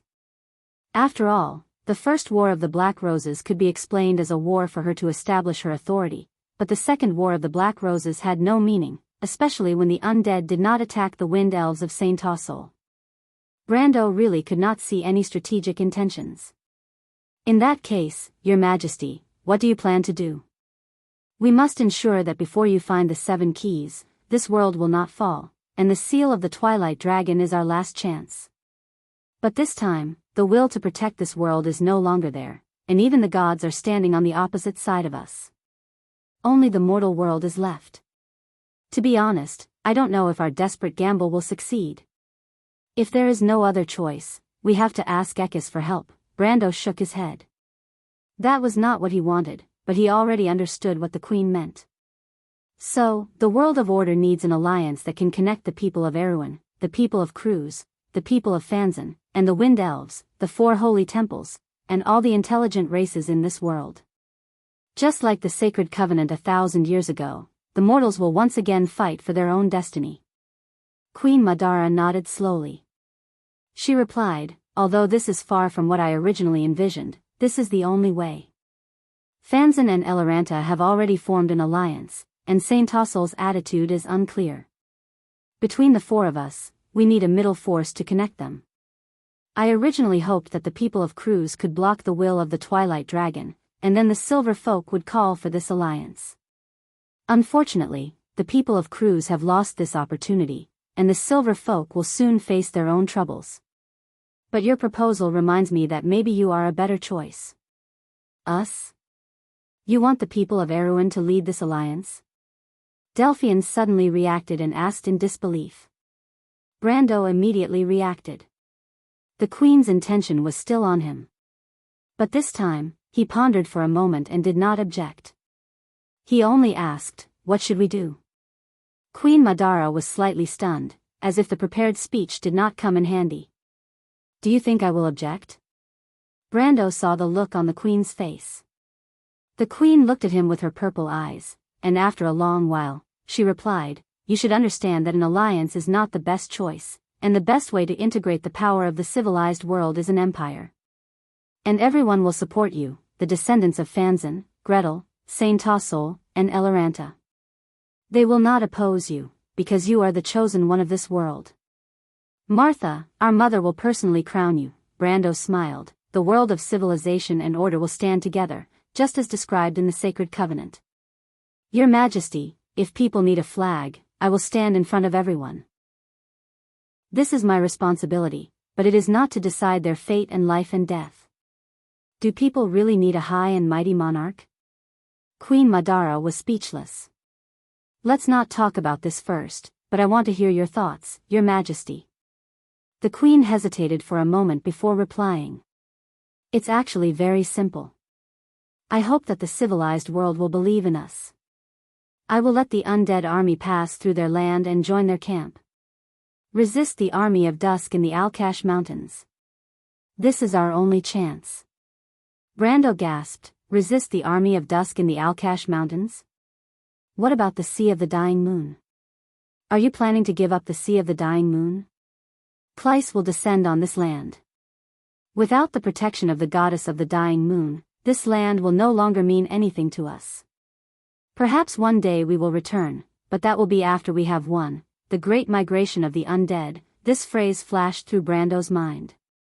He thought for a moment. Erewhon's people had to act as Madara's envoys to persuade the various countries. This was not easy to accomplish, and the time given to them was limited. However, the master of the Mercury staff had stopped invading Erewhon at the last moment. Perhaps this, coupled with the performance of Erewhon's people, would more or less gain some trust in the countries of the living, but overall, it was still not optimistic. And Brando knew very well that even Erewhon's people themselves might not be able to accept Madara's kindness. Hundreds of years of being blinded by hatred was not something that could be changed overnight. Besides, he could not lead all of this himself. All of this had to be handed over to Princess Griffin and Haruz, and perhaps the eldest son of the king. He hoped that they could persuade Erewhon's people to take on this responsibility. Thinking of this, he asked, do I have time to go back to Erewhon? The Queen of Madara shook her head, not so much time. This is why I asked you to summon your goddess of war. You must find the nature's orb before Kleist descends. But Freya just left. Can't Medisha and Hippamra do the job? Fuchsia wants to take them away. Can you persuade her? Brando did not say anything. Putting aside whether he could persuade the seven-pole Dragon King, he could see that Medisha and Hippamra wanted to become stronger. At this time, he had to respect their choice. Don't worry, we still have some time. After Kleist was defeated by us, she will not come again for a while. Although this time is not enough for you to go back to Erewhon to arrange everything, at least you can wait until your goddess of war arrives. I have asked the Holy Sanctum to build a portal that can send you to the center of the Sea of the Dying Moon. But this portal is one way. After you leave, we will also leave this place. I will bring your followers with me, and then we will meet in Algash. If we can meet again, Brando knew that a long-distance portal could not be built overnight. Obviously, Her Majesty had been preparing for this for a long time. Queen Madara knew what he was thinking and replied, the undead have a detailed record of the mystery of the emerald. I have always known that it is in the center of the Sea of the Dying Moon. But to open it, you need the blood of the 9 Phoenix royal family. As for how to persuade your student and that guy, she raised her chin and signaled to Fang Qi, then you will have to rely on yourself. The people of the 9 Phoenix will not back down at this time. We will join this sacred covenant. Huang Wu finally found a chance to speak. I will also help my teacher. As she spoke, she looked at Mr. Liu, who nodded slightly at her. This is the price of the sacred jade sword, Fang Qi thought for a moment and said, if I am not wrong, Mr. Count, you have been plotting against me for a long time, right? Brando looked at him, but the latter looked at Delphian and said, if, Mr. Fang Qi, please respect yourself. The Prime Minister's daughter replied coldly. Fang Qi scratched his head and shrugged. Brando thought for a moment and asked, I have another question, Your Majesty. You said that Oanlos has fallen. I want to ask what happened to the Cruz Empire and what happened to the dragon. It's just a fiasco, Madara replied coldly. The Dusk's minions have opened a hole in the Kurlut's empire, and from there, they will be able to take advantage of the situation and head south. The Farnesans and Atlanta's elves are fighting against the Nose army in the Great Glacier. The Kurluts and the dragons have already lost, and the Bugas can't even take care of themselves. The Wind Elves alone won't be able to stop the Dusk's army, so my army and I must enter the Alkash Mountains before that. The Bugas can't take care of themselves? Brando was stunned for a moment, then suddenly reacted. The Slate War broke out? The Slate War? Queen Madara looked at him suspiciously. You seem to know something. Brando realized that he had said something wrong and quickly corrected himself. You let Tariq go to Alkash before that because of this reason? Not only that, Her Majesty fell into his trap, of course. It was more likely that she didn't care in the first place. Perhaps when you see Yalvit, you will understand why. She and Tariq met someone there, and now she is in Erewhon with your men. I already knew that this woman has been looking for the whereabouts of Valhalla. Chapter 1340. In the twilight forest outside the land of everlasting death, the dark river was shrouded in thick fog. The sound of flowing water could be heard as the waves passed through the rocks in the river and formed a whirlpool. The twigs and driftwood that flowed down from the upper reaches of the river swirled and sank to the bottom of the river. Occasionally, one or two white lines could be seen in the dark night. A battle was taking place on the riverbank. March of the Unending Army. Fuchsia was like a lone peak in the forest. A card glowing with black light was spinning on its seventh horn. When it finally stopped, it revealed the scene of an army of spectral mercenaries marching across the dark plains. Countless skeletons were crawling out from the ground. Mud was peeling off from their bodies, revealing their white skeletons. These filthy evil spirits stood up shakily from the riverbank. From afar, a terrifying phosphorescence could be seen surging towards the other side of the battlefield, Medisha and Hippamra. Heaven's armor. The Silver Elf Princess also threw out a card.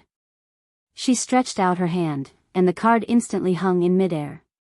Silver light gathered, as if the light of the world was added to it. On the surface of the card, above the holy clouds, a beam of light pierced down like a sharp sword. Just as the card described, when the light of judgment plows through the battlefield, the undead army will be reduced to ashes. The planeswalkers' power resonated with the entire world. The three of them looked up and saw a golden cloud suddenly appear in the dark night sky. Above the cloud, there was a light that no one could look at. The light shone into the forest and covered the riverbank. Holy flames immediately ignited on the riverbank, and the undead howled and melted in the flames, turning into ashes. It was as if judgment had descended upon the world. Fuchsia nodded. A hint of cunning flashed in her golden eyes. She spoke. The 5 colors of dawn can be transformed into any color. It can be used in many different ways in a battle based on the cards of fate that I have. In this battle, I will use the agile and reckless red creatures to attack you. The red creatures are easily angered and weak. Once their attacks are thwarted, they will leave a large number of corpses in the graveyard. The Unending Army can transform all the creatures in the graveyard into level 10 black spectral mercenaries. They may look weak in your eyes, but a planeswalker's power is not only limited to creatures and spells. Her voice rumbled in the forest and startled a flock of birds. They flapped their wings and flew into the night sky. But she did not seem to hear anything. She raised her golden claw and showed the next card. Vengeance. Balls of white light rose from the ashes of the undead creatures. They looked like ghostly flames in the dark. Fuchsia pointed her claw at Medisha. Countless balls of light flew towards Medisha. The Silver Elf Princess could not dodge in time and was hit in the chest. Blood spurted out of her mouth as she was sent flying. Miss Priestess screamed in fright and rushed over to help Medisa up. Hippamra, I'm fine. Medisha's face was pale. Blood was dripping from the corner of her mouth. It took her a long time to catch her breath. She forced a smile that looked worse than crying and replied weakly. She let out a sigh and looked at Fu Xia from afar. I lost again, Your Majesty. That's normal. I inherited my planeswalker powers from the same era as Odin, Tumen, and Kelsey. It would be ridiculous if I couldn't even defeat 2 planeswalkers. But do you know why you lost, little princess? Fuchsia replied. Medisha shook her head. Your cards have powerful spells and excellent creatures, and they complement each other. Every card can be considered powerful, but this is far from enough, because the power of a planeswalker is not built on a few powerful cards. You are a knight. Do you understand your position in your master's deck? Knight. What is a knight, little princess? Fuchsia raised her head. Her golden eyes were like 2 full moons in the night sky. Her voice echoed throughout the forest. A knight is a noble of the border. You are the minister of the king. You are the leader of your subjects. You are the lord, the soldier, and the ruler. Every time the king blows his horn and summons you to fight for him, you must raise your flag, mount your war horse, and fight for honor. So this is my role in the Lord's all-class system? Medisha suddenly understood. Her silver eyes shone brightly. That's right. Your position in the full-time card dominator group is a solid supporter, and the white color that Brendel set for you is suitable for you. White is the color of justice, and in the world of planeswalkers, it symbolizes law, order, and organization. White mana is contained in the planes. It symbolizes wealth and prosperity. White cards have excellent and cheap soldiers, monks, and angels. It symbolizes honor and loyalty. So as the king's knight, you must repay your planeswalker with self-discipline, wealth, loyalty, and honor. You are the cornerstone of this system. The prosperity of the knight deck symbolizes the prosperity of the kingdom. Only with endless wealth can the other decks become richer. Your self-discipline and loyalty can awaken the creatures on the battlefield. You use your honor to lead them to fight for the king. So the most suitable deck for you is the pure white barrier deck. Medisa had a pensive look on her face. What about me, your majesty Dragon King? Hippamra asked quickly. She looked at the cleric. Gray represents stability, determination, and protection.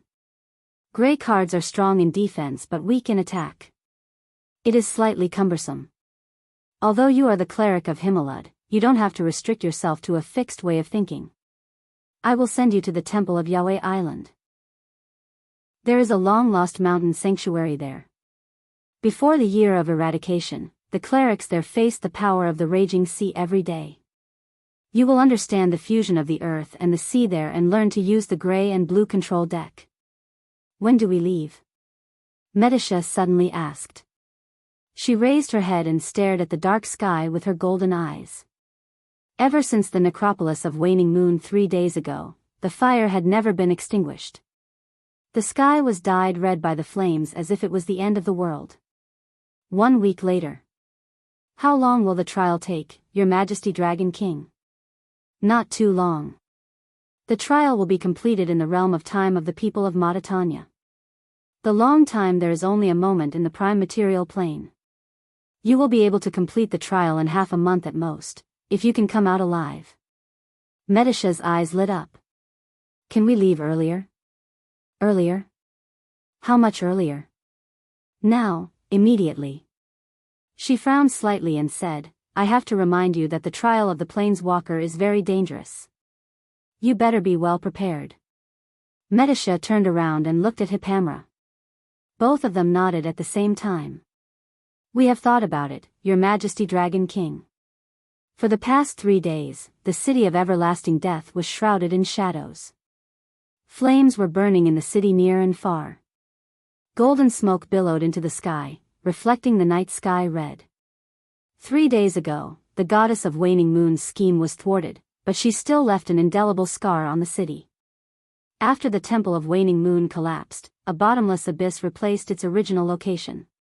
This abyss stretched across the center of the city. Countless children of the evil god were crawling out from the abyss. The necromancers had to do their best to suppress them in the center of the city. A believer of the Waning Moon walked through the hall and shouted to the balcony, Mr. Brando, your guest. Brendel and Delphine were talking on a balcony, and Andrea was standing by the side. This scene under the night sky was reflected in the eyes of the 3 of them. He turned around and saw a familiar figure appear in front of him. Brando. Freya was travel-worn.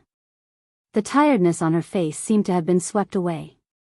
She had just dismounted from the back of the wyvern. Ever since she received the princess's order, she rushed here from Ranner without rest. Everything she saw and heard these days was like a dream.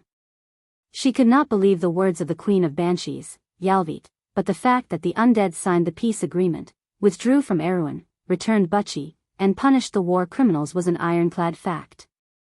All of this was because of the man in front of her. It was rumored that he, together with the 9 Phoenix Alliance and the Silver Elves, defeated the undead empire in the south of the Sea of Waning Moon. Although the details were not detailed, the Black Rose of the Roman Empire had made concessions. If it wasn't for that heart-wrenching victory, the Emperor of Madara wouldn't have bowed down so easily. Others might not be able to do it, but she firmly believed that if it was that person, then he would definitely be able to do it. Because this was not the first time she witnessed him creating miracles. She still remembered the battle of life and death in Fortress Reden. If it was not for that life and death battle, if it was not for Brando, she would not be where she was today. The Valkyrie of Awin that was praised by the people. Freya remembered the light brown eyes that shone with unwavering hope. The chestnut-colored hair, the familiar face, appeared in front of her again. She smiled at her and said, "Freya. P.S. After organizing my thoughts, I'm back. I'll update 1 chapter today, and I'll resume tomorrow." The main thing was that I spent some time thinking about Brando's Planeswalker cards. I definitely did not pick up trash or anything like that. Speaking of which, I've been really unlucky this month. I can't even drink water. Not only did I catch a cold some time ago, I even applied for a new bank card last week, but I forgot to tell my editor. As a result, I have to eat dirt this month. Chapter 1341. In the hall, a flight of 47 steps connected the balcony to the hall. A scarlet carpet was laid out from the top to the bottom. The portrait of the 17th High Priest of the Waning Moon Temple, the Eerie Edward, was hung on the walkway. He was thin and held a staff in one hand. Brando and Freya stood on the balcony, one in the hall, the other in the balcony. Their gazes passed through the length of the stairs and made eye contact. Freya took a deep breath. She seemed to have had a dream.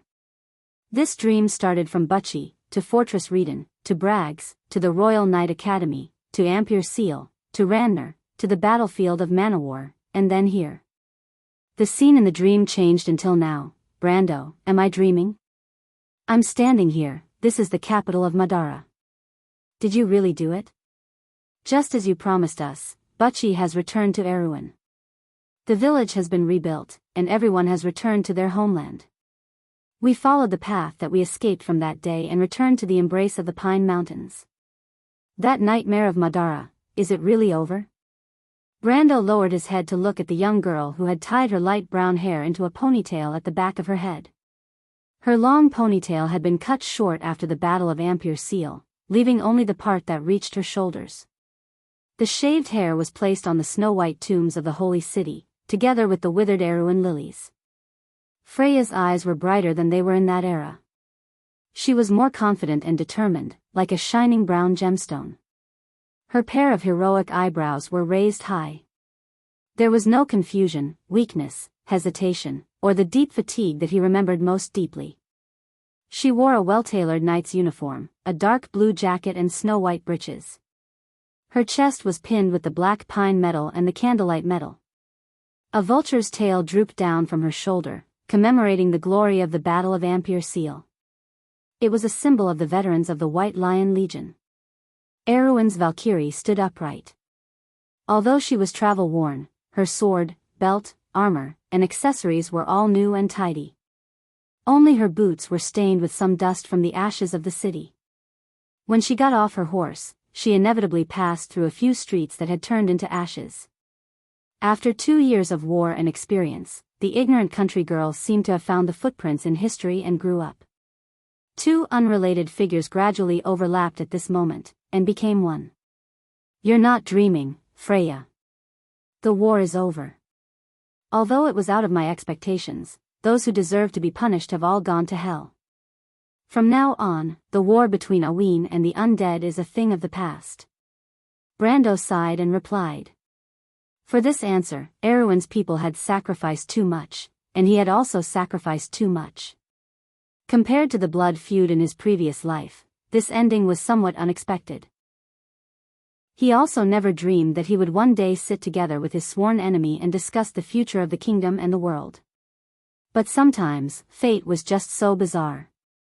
But how can that be in the past? Freya replied with some difficulty for a moment. She gripped her sword tightly. So many people died, and all we got was a treaty. Madara should pay the price. In Erewhon's country, the nobles controlled by the royal faction also questioned the princess and the parliament. There, she and the princess stood firmly on Brando's side, protecting his honor and authority. But here, as the most ordinary person in Erewhon, Freya could not help but ask this question. It was a hatred that had been rooted for hundreds of years, buried in the hearts of everyone who had been deeply hurt by it. At this moment, she was not Erewhon's Valkyrie, not the princess's knight, and not the commander of the White Lion Guards. She was just the girl who had escaped from Buchi. That night, the flames of Buchi burned fiercely, and her loved ones who had perished in the sea of fire. It was as if they were standing behind Freya. Then what do you want? Brando seemed to be able to feel the sorrow in Freya's heart. He said, Freya, if it's your wish, I'll fulfill all of your wishes. Even if it means destroying 2 countries and an entire world, I won't pay any price. Delphian stood behind Brando. She was about to say something, but when she heard this, she was so shocked that her expression changed. It was as if she had met Brando for the first time. She looked between the two of them. Andrea, on the other hand, looked at Freya with interest. The moment she saw Freya, she knew that this was the person she was looking for, the most important bloodline of the goddess of war's guards that was lost in the mortal world. Freya opened her mouth. What did she want? War? Revenge? No matter the cost, even if it meant dying together, she wanted Madara to pay the price? This was 100-year-old hatred that could only be washed away with blood and fire? Freya looked into Brando's eyes. She thought that Brando was warning her, but she realized from his unwavering eyes that Brando was serious. As long as she asked, he would definitely start a war for her. From then on, Madara and Erewhon would fight to the death. Why? Freya trembled deeply. She suddenly remembered many things. The 3 of them walked side by side in the darkness and defeated the golden demonic tree together. They fought their way out of a hopeless situation. Do you still remember the promise I made to you and the Roman and Braggs, Freya? I remember. Brando's heart suddenly ached. Out of the 3 people who fought side by side in Fortress Reden, one of them was no longer by their side. Do you understand now, Freya? He shook his head and sighed. I once promised you and the Roman that I will fulfill your wishes. No matter how dangerous the road ahead is, no matter how much time has passed, this promise is still valid. Freya's heart was warm, but when she saw Brendel's gloomy expression, she could not help but feel a lump in her throat. Amandina and Seal had already told her everything that had happened in Rusta. No, we will definitely save Roman, right? Brendel's eyes were filled with tears. Of course. Brando nodded. He had no doubts about this. That's enough, Brando. I don't have any other requests, I just can't accept it. I can't accept it. After all, we have suffered so many disasters. We can't accept that the culprit who caused all these tragedies can easily shirk responsibility. Freya said in a small voice, I understand that Erewhon gained a lot from this victory. But compared to what we have suffered, compared to the Romans' Black Rose, did the undead really learn their lesson? She raised her head and said loudly, I just don't want our forgiveness to become a reason for them to continue their evil deeds. Then what do you want, little girl? A voice suddenly spoke in the darkness. Everyone in the hall was shocked and raised their heads. Freya did not realize who was talking to her. She just replied subconsciously, if it's possible, I really want to see Her Majesty the Queen. You will see her. The voice said. Who's talking so sneakily over there? Freya finally reacted. She frowned and shouted at the darkness in that direction. I'm not sneaking around. In this land, there is no need for me to be sneaky. The voice replied arrogantly. As it spoke, it walked out from the darkness. Because of my name, my power, I am the supreme master of this land. Queen Madara was dressed in a black evening dress. Beside her were 2 black knights. She walked out from the shadows and looked at everyone in the hall arrogantly. Who are you? Freya had already guessed the identity of the person who came, but she could not help but ask. As you can see, I am the person you want to see.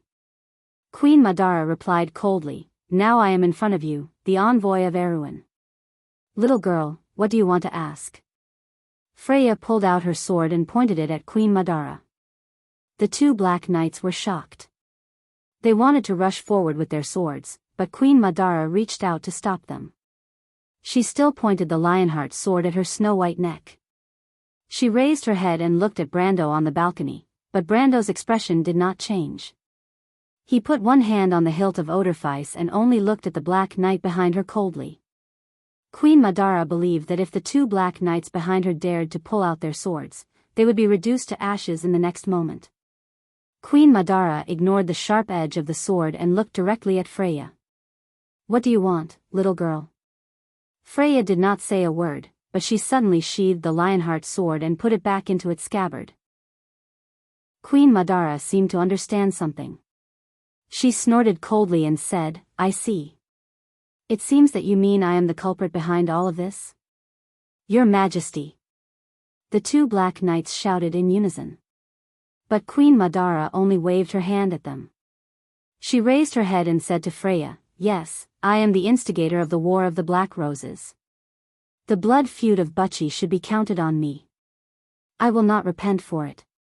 Freya looked at the queen coldly. Queen Madara looked back at her fearlessly. I welcome you to put your sword in my chest at any time, if you can do it.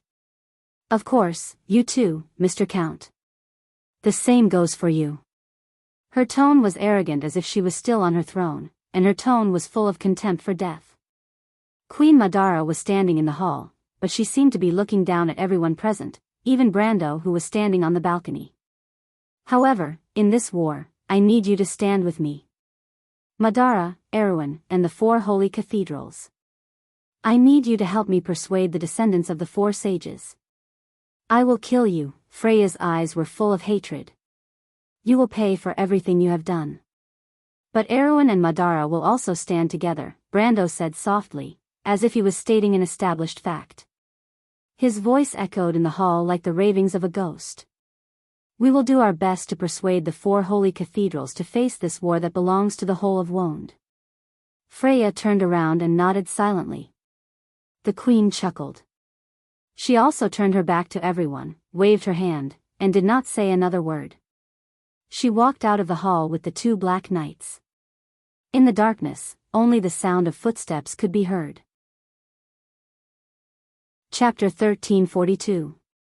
Does your Royal Highness have anything to say to me? Brando asked after Queen Madara left. Yes, there are 2 letters in total. One is from His Highness Haruz, and the other is from His Royal Highness. He entrusted Her Royal Highness to pass them to you. His Royal Highness? Brando thought for a moment, thinking that the Royal Highness should have made some moves in the north, unless he really didn't covet Erewhon's throne at all. But judging from the way he arranged for his sister Kiara to be part of the envoy group, he was not an unambitious person. To be honest, he admired the first-in-line heir of House Cypher. Although he was born with a disability, he was wise, calm, patient, and knew when to advance and retreat. If House Cypher was orthodox, Brando even thought that the Royal Highness would be more suitable to inherit Erewhon's throne because he was a man. After all, Erewhon had no precedent of a female monarch, and Haruz's personality was too weak. Unfortunately, House Cypher lost its legitimate status in Erewhon since it was abandoned by the Lionheart sword. Thinking of this, Brando couldn't help but glance at the Lionheart sword in Freya's hand. Is the letter here? It's on me. Freya opened her purse and took out 2 well-preserved letters. She stacked the 2 letters together and handed them over with both hands. Brando walked down the stairs and took the letter. As he was about to open it, Delphian's voice asked from behind him, "Do you need me to leave?" Brando looked back at her, thought for a moment, and shook his head. "No. Stay. If you stay, I might need your advice." He didn't intend to fully trust this woman, but although his alliance with Her Royal Highness and Heruz was not yet on the table, it was nothing compared to the other secrets they had experienced along the way. Delphian? It was only then that Freya noticed the Prime Minister's daughter on the balcony. She couldn't help but look surprised. "You are. Your lord saved my life. As repayment, I will serve Abes wholeheartedly." Delphian replied with a smile. "Brando, what's going on?" Freya raised her heroic eyebrows and spoke in an unfriendly tone. She placed one hand on the hilt of the Lionheart sword, as if she would unsheath the sword at the slightest provocation. The Shire and Amandina had told her everything that happened in Rushta. She also knew how the Roman was captured by the tree herders and how the Twilight Dragon descended. It could be said that the Silver Queen and the tree herders were responsible for 1/3 of the disaster that happened that day, and the remaining 1/3 was this woman's responsibility. Freya and the Roman knew each other since childhood and grew up together in Bucci. It could be said that they were closer to each other than Brando. As the person who hurt the Roman, she didn't immediately draw her sword out of respect for Brando. Brando looked coldly at Delphian. This woman was playing her tricks again. Others might not understand, but he couldn't be any clearer. She was purposely angering Freya. He used his eyes to warn Freya not to cause any more trouble and told her everything that had happened from Rushta to the Sea of Elements to Rosaline. He also told her about his current relationship with the Prime Minister's daughter and the mystery of the Nature's Orb's whereabouts to the Valkyrie from Bucci. Freya listened to Brando's description and her expression softened. She didn't expect Brando to have experienced so much alone. She couldn't help but ask, "I didn't expect you to have experienced so much." Are you alright, Brando?" Brando shook his head. Freya thought for a moment. She wasn't the naive girl from before, so she quickly found a suspicious point. "But Brando, when you wanted to kill her on the ship, why didn't you do it in the end? Did she tell you the secret of the jade of her own accord?" Brando suddenly blushed as he recalled that ridiculous night. He quickly coughed and said vaguely, "Well, probably." Delphian looked at his awkward expression and snickered on the balcony. "Probably?" Well. Brando could only change the topic. "Let's take a look at the letter first. I thought it would be the princess who wrote to me. I didn't expect it to be Heruz. What did the prince say in the letter?" Freya shook her head honestly, "I don't know either. This is a letter personally written to you by His Highness. How could I peek at it?" "That's right." Freya didn't know what Freya was thinking. She didn't know what Freya was thinking. Brando opened the envelope and shook out the letter from it. Heruz's envelope was sealed with his royal seal with the emblem of stars, moon, and lilies on it. It was the emblem of the royal family of Erewhon, but as the heir of the kingdom, his private emblem was slightly different from that of Griffin, with more ivy patterns. He opened the letter and glanced at it. There were only a few lines on the first page of the letter. The young prince first greeted him as a student, then briefly described the process of his return to Erewhon, the progress of learning black magic, and so on. The respectful wording and tone of the letter made him smile. Once again, he thought of his shy and introverted student. What did Prince Heruz write in the letter?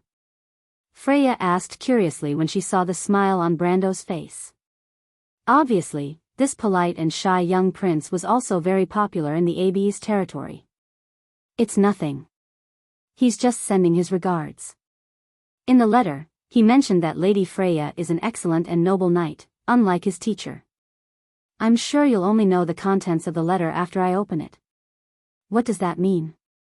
"It means you won't peek. He asked me to say hello to you on his behalf." Brando, what did you teach Prince Heruz? How are you going to explain it to Her Royal Highness?" Freya replied grumpily. "Isn't that good? Only boys with a sense of humor can win the favor of women," Brando said as he opened the second page of the letter and continued reading. Oh, is that so? Freya deliberately glanced at Delphian, who was standing on the balcony. Although she couldn't get angry at Brando, it didn't mean she was an idiot. Brando immediately coughed loudly. I will tell the Roman. She held the sword, blushed, and gritted her teeth. Brando. The Prime Minister's daughter smiled but didn't say anything.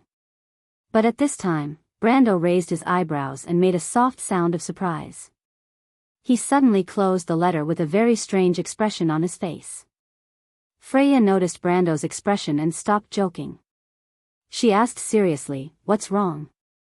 Haruz said he doesn't want to inherit Erewhon's throne. What? What? One after the other, Freya and Delphian on the balcony opened their mouths at the same time. However, the former's voice was pure surprise, while the Prime Minister's daughter seemed to have heard a strange story. Just like how a simple-minded person like a blank sheet of paper couldn't understand the ambitions of others, ambitious people often found it difficult to understand Haruz's desire to pursue freedom and plain life. In Delphian's mind, there was actually someone in this world who wasn't passionate about power and status? Then this person must be a fool. But Brando could barely understand the thoughts of his shy student. They were actually the same kind of people. If they weren't bound by responsibility, profit, power, and ambition weren't what they pursued. Haruz worked hard to become mature step by step, just to fulfill the expectations of Princess Griffin.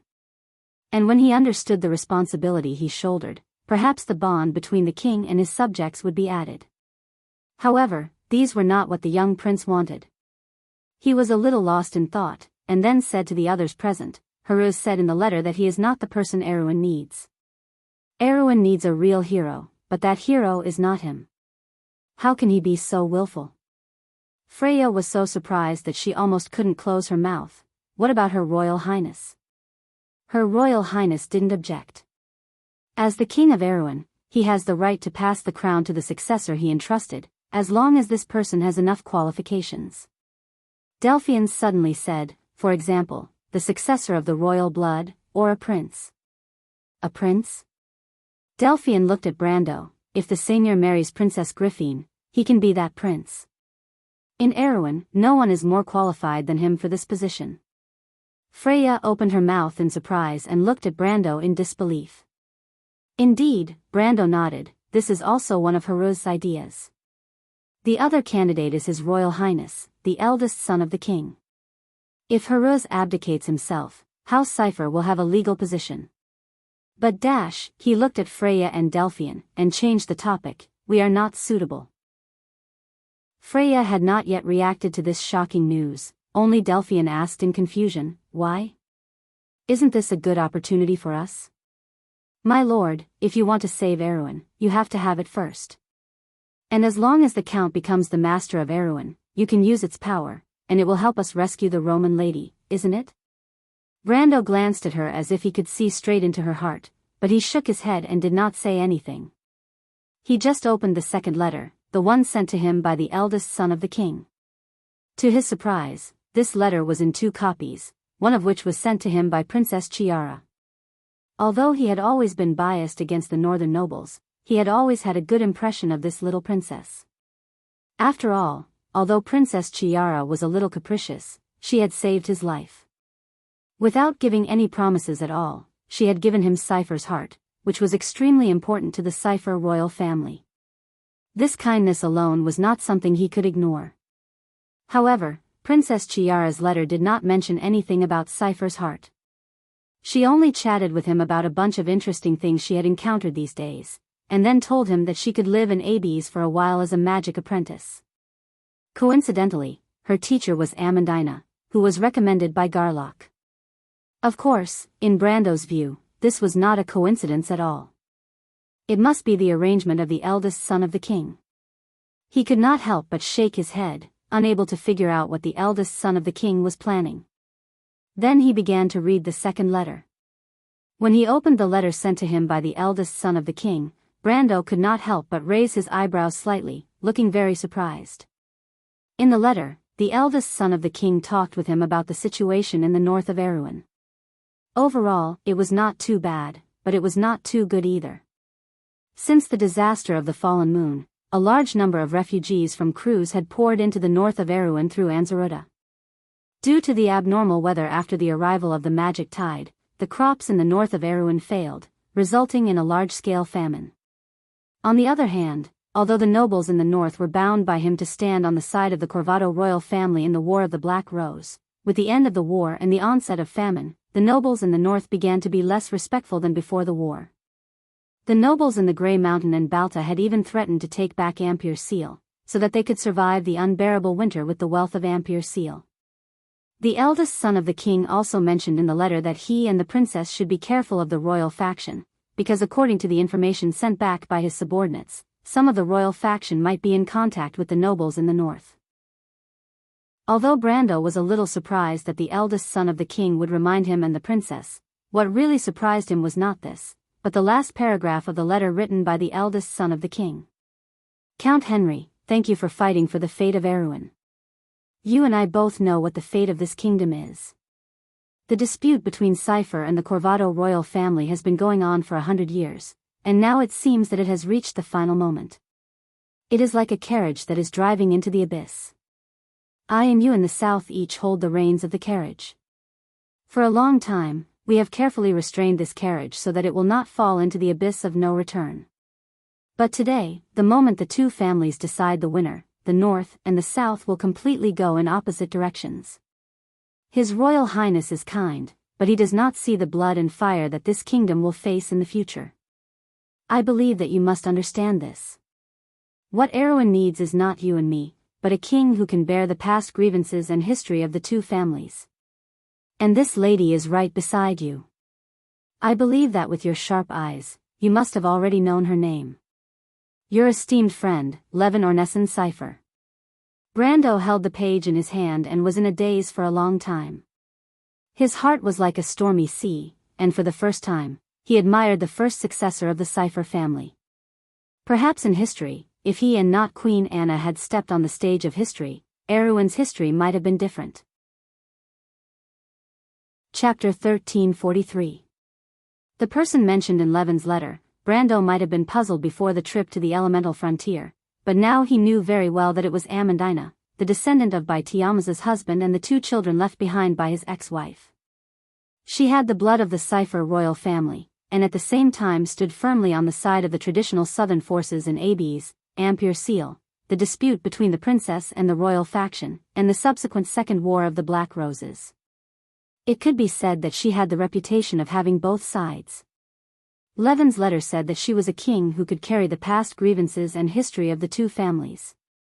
Although Erewhon did not have the precedent of a queen, at this point, everyone could understand in their hearts that it was time for the ancient kingdom of Erewhon to change its traditions. Haruz was very good, but he was not suitable to be a king. Griffin and Levin each represented the forces of the south and north. As for Brando himself, first of all, he was not in the right position. He assisted Her Royal Highness Princess Griffin in governing Erewhon, and his identity was a glorious knight loyal to the orthodox bloodline of Corvado. It was because of this that he was able to gain the favor of the Highland Knight, Lantanilan, and Duke Vero. But if he took over the crown of Awin according to Haruz's wishes, then he would be a despicable usurper, and his reputation and honor would disappear. Even the original alliance in the south would fall apart because of this. Perhaps Brando could care less about his reputation and honor, but he did not want to see the south return to the state before the Battle of Ampere Seal, which could be said to be a disaster for this ancient kingdom. Haruz was simple-minded and only considered the good side of things. Brando believed that the abdication mentioned in his letter was absolutely from his sincere thoughts. But Brando also knew that people's hearts were complicated, and the nobles would never look at this issue so simply. In fact, the rise of a powerful minister alone made the traditional noble forces uneasy. A series of actions by the royal faction, starting from his diplomatic mission to Cruz, showed that the nobles of Radnor and Griffin were trying to marginalize him and weaken his trust in Princess Griffin. Therefore, they would not tolerate him ascending the throne as a prince. As for Her Royal Highness, she might be more far-sighted than her brother, but she was also faced with a difficult choice. Should she choose to believe in Brendel? Should she choose to believe in someone who had even surpassed Duke Arek's power since the time of Arek? This was not an empty threat. Brando was the lord of Tanajul, but in fact, he controlled Radnor, Vladipaz, and most of the hilly areas in the south of Erech. He occupied almost 1/6 of Erewhon's land, and at the same time, held the most powerful military force in this ancient kingdom. To put it simply, if Brando and his forces chose to stand by and watch in the Second War of the Black Rose, then Erewhon would face even more desperate than in history. It was for this reason that Princess Griffin firmly stood on the side of the forces represented by Brando and Valhalla. Therefore, although Griffin knew the consequences of Haruz's choice, she still decisively supported her brother. On one hand, it was because Haruz was not suitable to be the king of Erewhon, and on the other hand, she handed the choice to him, wanting to see his true colors. Brando seemed to suddenly think of something. He suddenly folded Levin Ornesson Cypher's letter, opened Haruz's letter, and turned directly to the last page. As expected, he found a silver lily ornament in the lower left corner. This ornament was exactly the same as the pattern on the brooch she gave him that day. It was the personal coat of arms belonging to Her Royal Highness. At the same time, it could also prove the authenticity of this letter. If Brando took this letter to Erewhon's noble parliament, even if he could not win the support of the majority in the end, the Corvado royal family would lose its legitimacy because of this letter. Brando held these two letters, and for a moment, he felt as if they weighed 1,000 pounds.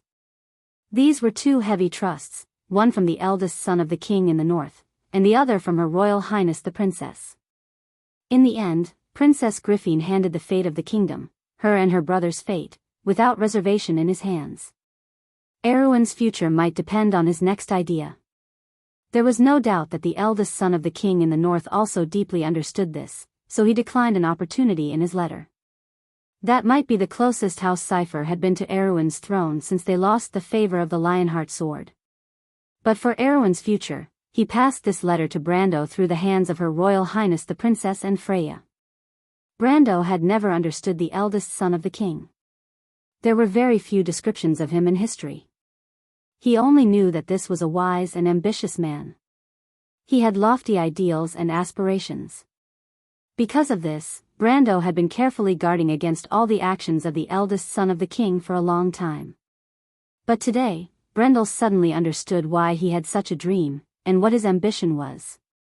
"Do you see, Her Royal Highness, Senior, and everyone," Brando took a deep breath, and suddenly felt a little dry in his eyes, "we are not fighting alone. In places where we can't see, there are many people standing side by side with us." He looked up, and in front of him was not the gloomy hall, but the hills of Tanajul, the rivers and plains of Ampere Seal. He saw shining flags and raised swords. The knights swore in unison, "May the black pine be evergreen, may Erewhon live forever. May the ideals shine as before, may the swords shine as before."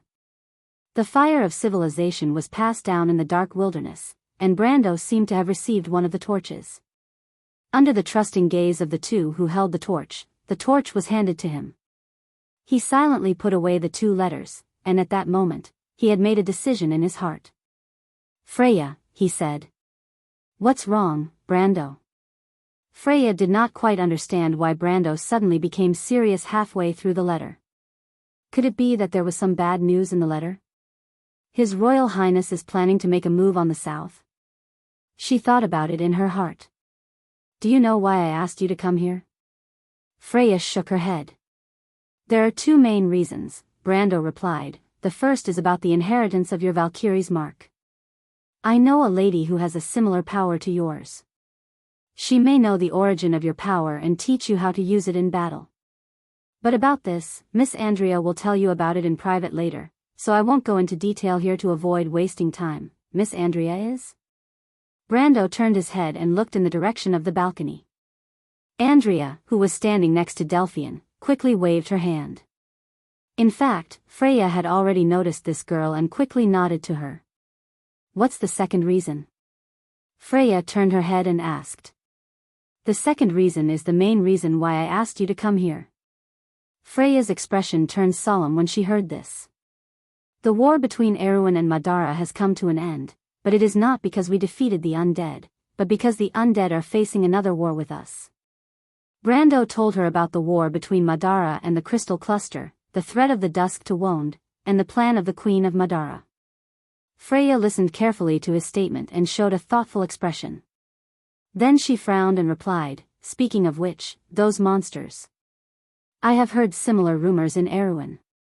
"What?" Brando was shocked. The claws of the Dusk Dragon had already appeared in Erewhon? Freya thought for a moment and replied, "It has something to do with the people of Cruz. Since the disaster of the fallen moon, many refugees from Anzaruta have poured into the kingdom from the northern border. Some of the refugees mentioned the war in the north, and there were similar monsters in their words." The war in the north of Cruz. Brando finally understood. He remembered the words of the Queen of Madara and asked, "Are there any details about that war?" "No, it is said that the war took place in the north of the Sublime Inland Sea. Most of the refugees from Cruz in Erewhon are from Anzaruta. There are only some one-sided rumors about that war." Freya shook her head and replied, "Do you still remember Breton? The White Lion Legion took in many refugees in the north. I also heard these things from them." Brando remembered this name. 2 years ago, Breton had caused trouble for him in Buchi. It was as if in the blink of an eye, there was a layer of estrangement between him and the past. Everything about the garrison seemed to have happened a long time ago. He asked about Captain Martin's situation. After learning that he had returned to Buchi and was still the captain of the garrison, he could not help but smile. Freya continued to talk about the war in the north. Overall, the situation did not seem too good. The Wind Elves had crossed the Golden Forest and approached the north of Erewhon, as if they were guarding against something.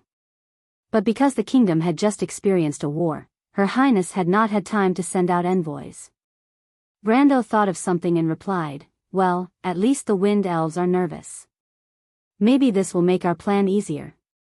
But Brando, Freya was not so optimistic. Regarding the alliance between Erewhon and Madara, the opinions in the kingdom are not as unified as you think. Do you still remember the question I asked you before? In Manowar, Karsuk, Viro, and Grimoires, these war-torn regions, there are many who have the same opinion. The royal faction has used this opportunity to attack you in front of Her Highness more than once. They will not be happy to see your influence in the kingdom grow." Brendel sneered. He had already expected this. They're nothing but clowns. These short-sighted fools are nothing more than scabs. Then, Brando, Freya saw that he was confident and did not try to dissuade him. In her mind, there was nothing that Brando could not do. Ever since they had fought their way out of the encirclement of Fortress Reden, she had no doubts about this. "What message do you want me to bring back to Her Highness?" Chapter 1344. Brando was silent for a moment. Levin Onizan's intention of letting him elect Amandina to the throne was to give the nobles of the north and the south an opportunity to sit down and discuss the future of the kingdom. Because Amandina was the lost bloodline of the Cipher royal family, once Brando proposed this proposal, the first thing he had to do was to prove the legitimacy of her succession to the throne to the Parliament of Nobles. And as a branch of the Cipher royal family, the nobles of the north also had reason to participate and witness all of this. They might even be happy to see a descendant of the Cipher royal family take over Erewhon's throne. In this way, the nobles of the north and south could end the long-lasting dispute between Erewhon and Oberg VII through a parliament rather than a war. Levin Onizan knew the nature of politicians. Once they sat down and began to argue, the opportunity to resort to violence would almost disappear. But Brando did not intend to do so.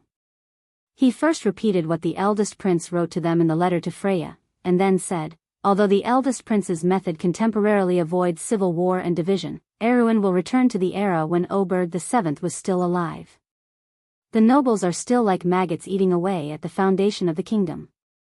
No matter how well we put on the surface, there is no guarantee that Erewhon will be lucky every time. If this continues, it will collapse one day." Freya nodded. As someone who had always pursued the ideals of the princess and Brando, she could understand what the two of them wanted Erewhon to be. It might be very far away, but it was definitely not the way it was now. She asked softly, "So, Brando, what are you going to do?" "I have an idea." Brando thought for a moment and replied, "What Erewhon needs is not the rules and orders set by a powerful person. I can protect the kingdom today, but I can't protect it every day. The kingdom's subjects have to choose their own path and destiny. This ancient kingdom used to have many kings. House Cipher and House Covardo have taken turns to rule it for nearly 1,000 years. Both families have deep prestige. Today, Princess Griffin and His Highness Levin are deeply righteous. In this case, why can't Erwin have 2 or more people who can decide its fate? Freya was taken aback. Her eyes widened as she said, Brando, you mean? Haruz has no intention of taking the throne. Then let Princess Griffin, His Highness Levin, and Amandina unite to form the Council of the Three Kings. Then, new members will be elected from the current Parliament of Nobles to participate in this council. They will each represent the will of the 3 ancient families, the Cipher royal family, the Covardo royal family, and the local nobles. The royal family and the nobles will make a sacred oath to jointly control the fate of Erwin. They will protect each other. If any party violates this oath, then it will be despised by everyone. But this, is it really okay? Freya asked in a daze. Brando's suggestion was somewhat beyond her imagination, but when she thought about it carefully, it did not seem impossible. Brando did not answer immediately. Whether this council system was good or bad, it might not be seen today. But first of all, it could end Erwin's long-standing crisis of conflict and division. More importantly, it could plant a seed in the hearts of the people, so that they would get used to discussing the fate of the kingdom together, and not entrust the kingdom's future to a powerful lord or king. And one day, this seed would take root and sprout in Erwin, and the kingdom would transition from noble politics to civilian politics. Only then would the late King Eric's dream be realized. Of course, Brando never thought of doing it overnight.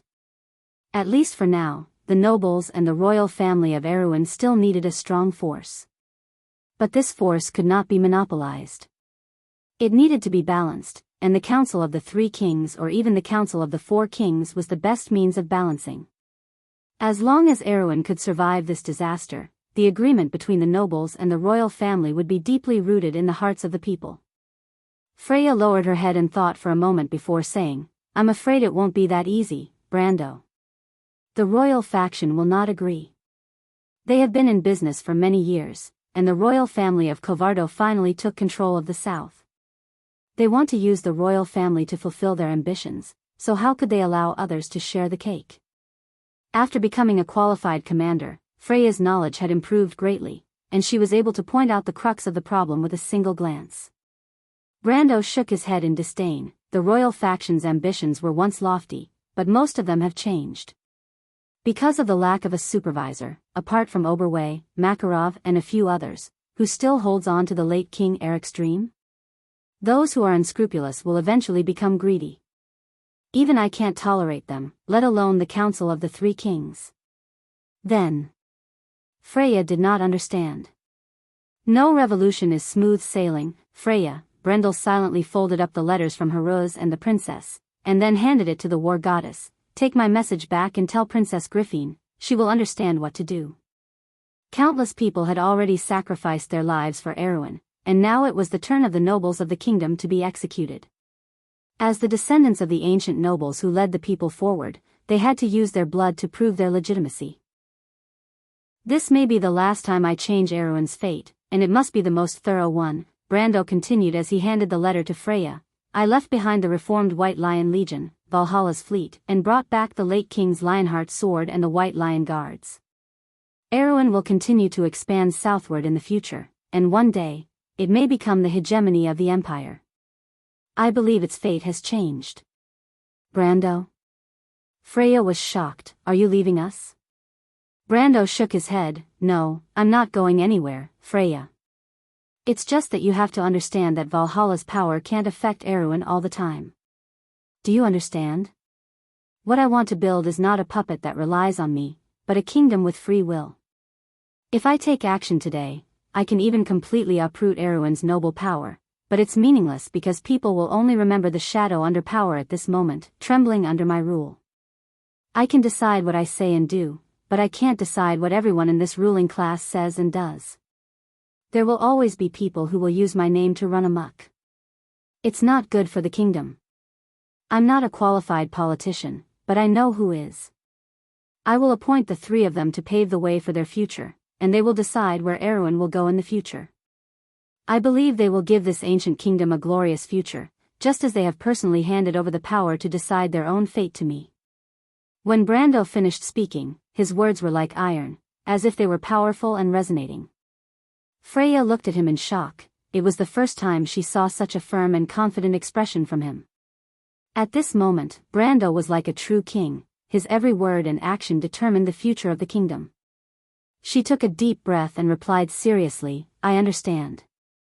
I will pass on your message to Her Royal Highness. Brando smiled and said gently, There's no need to be so serious, Freya, you've had a hard time on this journey. Rest for 2 days before setting off again, meet Miss Andrea, maybe you'll have some unexpected gains. Oh right, remember to tell the princess to be wary of the royal faction. I suspect that the All-for-One sect has infiltrated the royal faction very deeply, but I haven't had the time to deal with them yet. Freya was shocked, but she nodded. The two of them suddenly became silent. They had once fought side by side in Butchie's most dangerous situation, killing their way out of a hopeless situation. In the Sea of Fire in Fortress Reden, thousands of undead, they relied on each other, waited for each other, and promised each other. The sprout of that promise had finally grown into a towering tree today. Brando. Freya suddenly spoke. Brendel paused for a moment and raised his head. Seeing Freya's sparkling eyes looking at her, the Valkyrie's cheeks flushed red. Do you still remember our promise?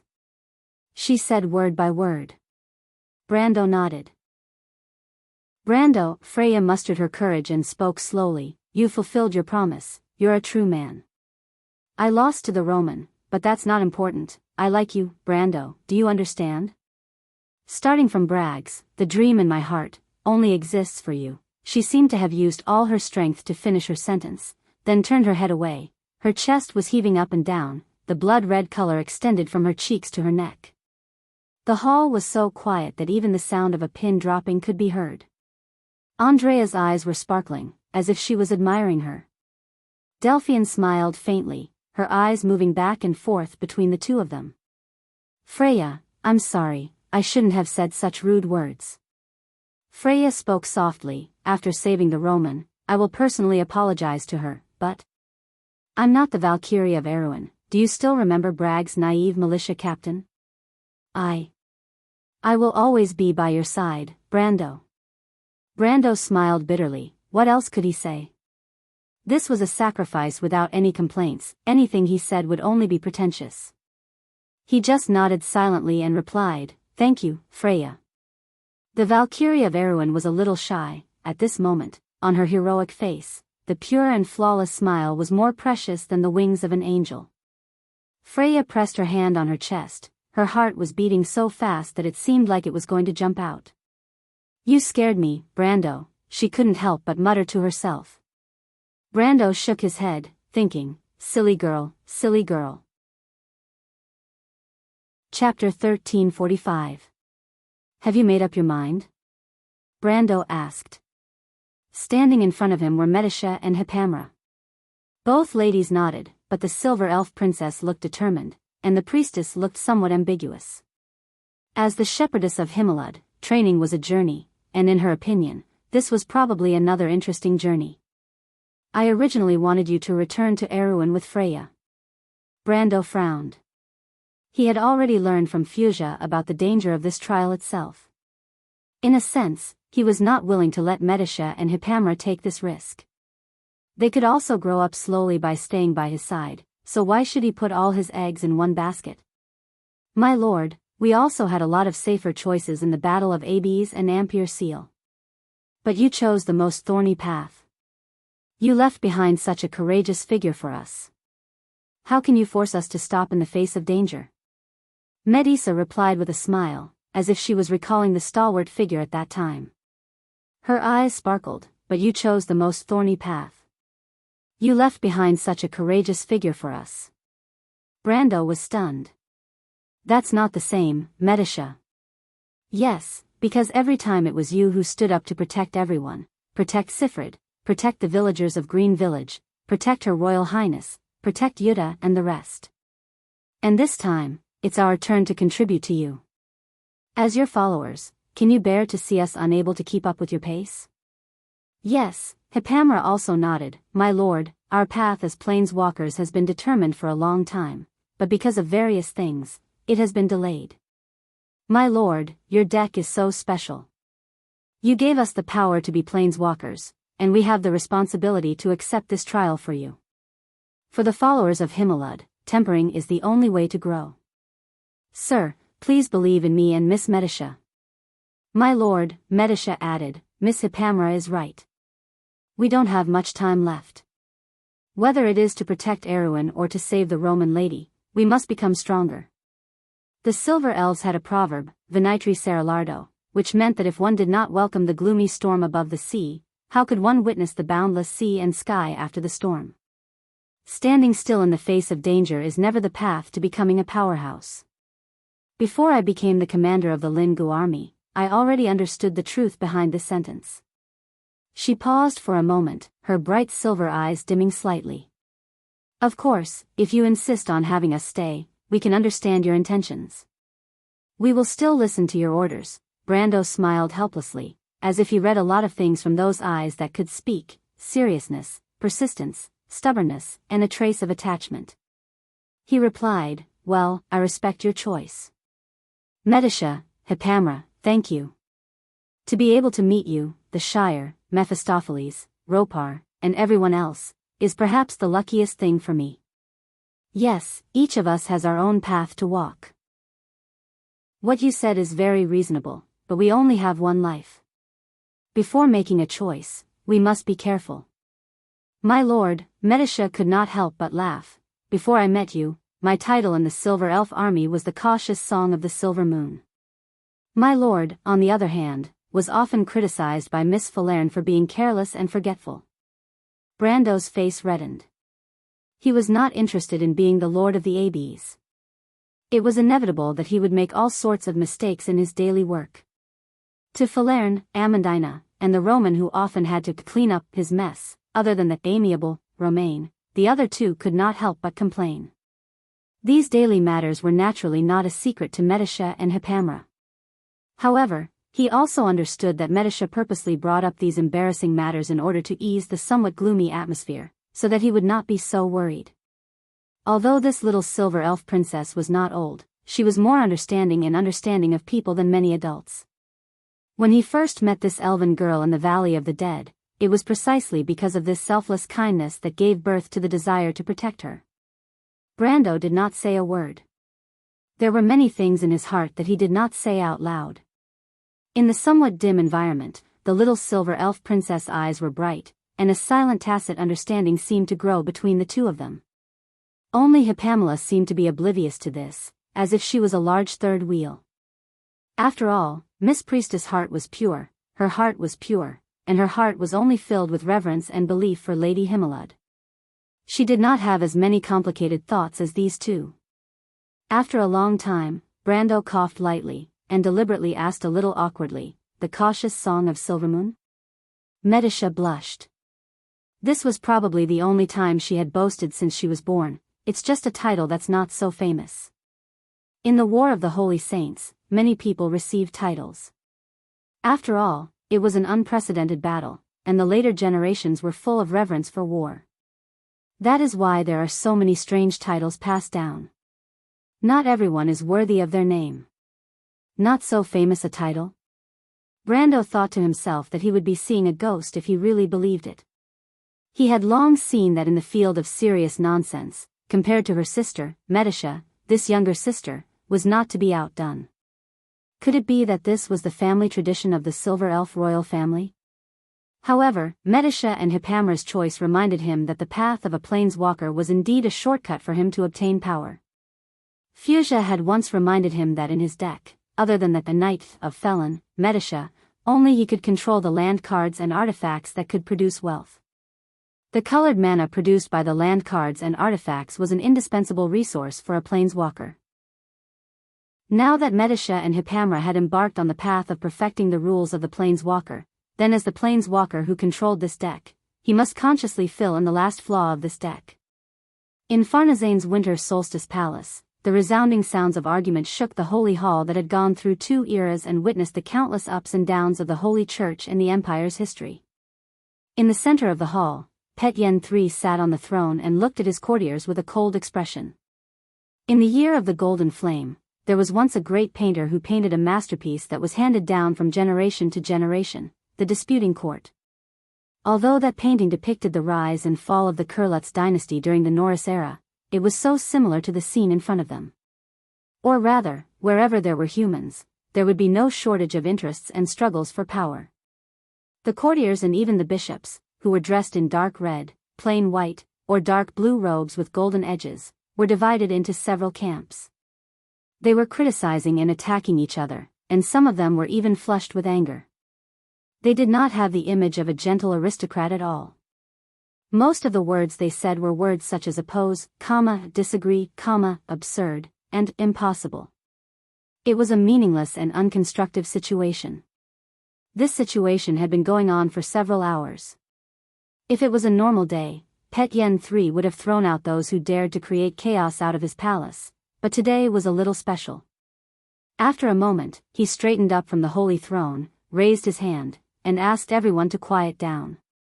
The hall, which was as lively as a market in Saipan, the largest trading port in Fanzan, was suddenly so quiet that one could hear a pin drop. The courtiers, who were dressed in different colors, looked at each other and returned to their positions. The hall of the winter solstice palace was like an oval. The highest position in the north was the sacred throne of Fanzan, which was the apex of secular and divine power. However, from the sides of the throne down to the southernmost side, everyone had a seat, and the seats were equal. It implied that everyone was equal under the divine power. Pet Yen III looked a little tired because the dispute had been going on for a whole day. In fact, he had already come to a conclusion on this topic, but he had to give his courtiers an explanation. "Well, I've made up my mind," Pet Yen's low voice slowly sounded in the hall. "I asked you to come here, not to see you come to a conclusion, but to answer your questions.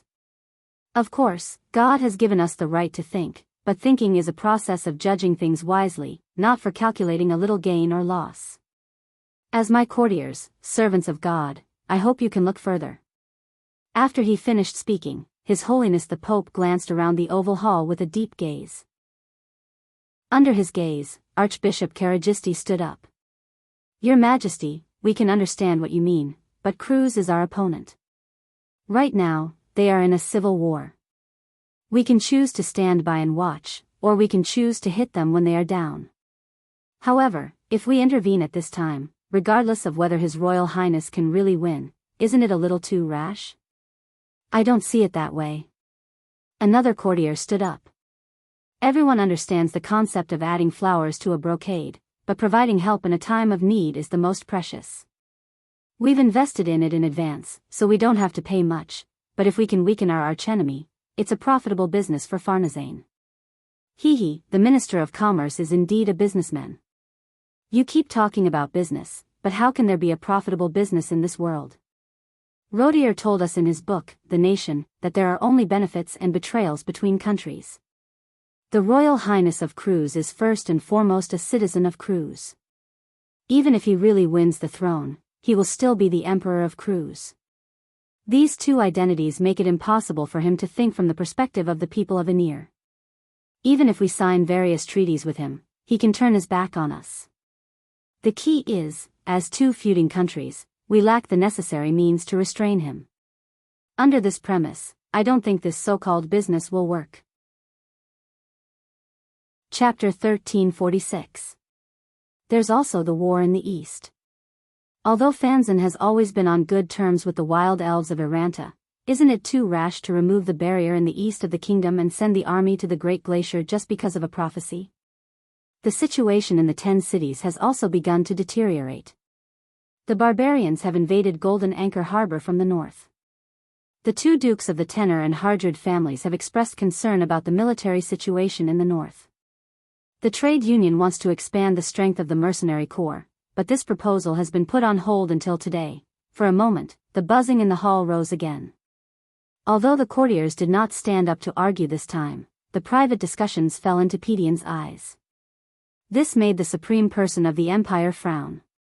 He looked at Bishop Shargusti, who was the first to stand up, and replied, "It was His Excellency Asabanto's idea to send the Order of the Silver Horse south to support the people of Cruz."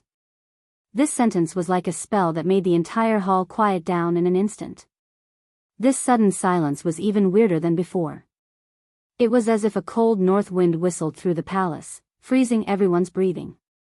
As everyone knew, Pedian III was the current pope. In Fanzan, the pope held both the divine and royal power of the empire. It could be said that he was the most supreme figure. But before he ascended to the throne and was crowned, his teacher, Asabantu XI, was even more famous. Even though he was already a dignified pope today, in front of the previous pope, he was just a child who had just started to wield the scepter. Asabantu XI was the pope who had experienced the Holy War. Most of the politicians and emperors of his generation, including the famous emperor of Cruz, had already died. As a king who walked out of blood and fire, this pope had enough reason to make anyone tremble in fear. It would be the same even if he added the word Qian in front of his title. Pedian III seemed to have expected the reaction of his courtiers, so he added, "Moreover, the Order of the Silver Horse is not going to support or rescue the eldest son of Cruz, but to support the people of Cruz." Support the people of Cruz? The courtiers looked at each other, wondering if this was a high-sounding excuse to intervene in the internal affairs of the people of Cruz. Pedian III stood up from his throne. His tall and burly figure made everyone present feel a little breathless. He looked at everyone present and said, "The war of Cruz is far more complicated than you think. My courtiers, this war concerns all of us. The Order of the Silver Horse's movement is just the beginning. I have to explain this to you, because next, I need all of you to unite with me and faces with me." As he spoke, his face darkened. Be it for the Empire or the Holy Church, the coming days will be the most difficult. I hope that you can let go of your hatred and pick up the sacred oath from 1,000 years ago.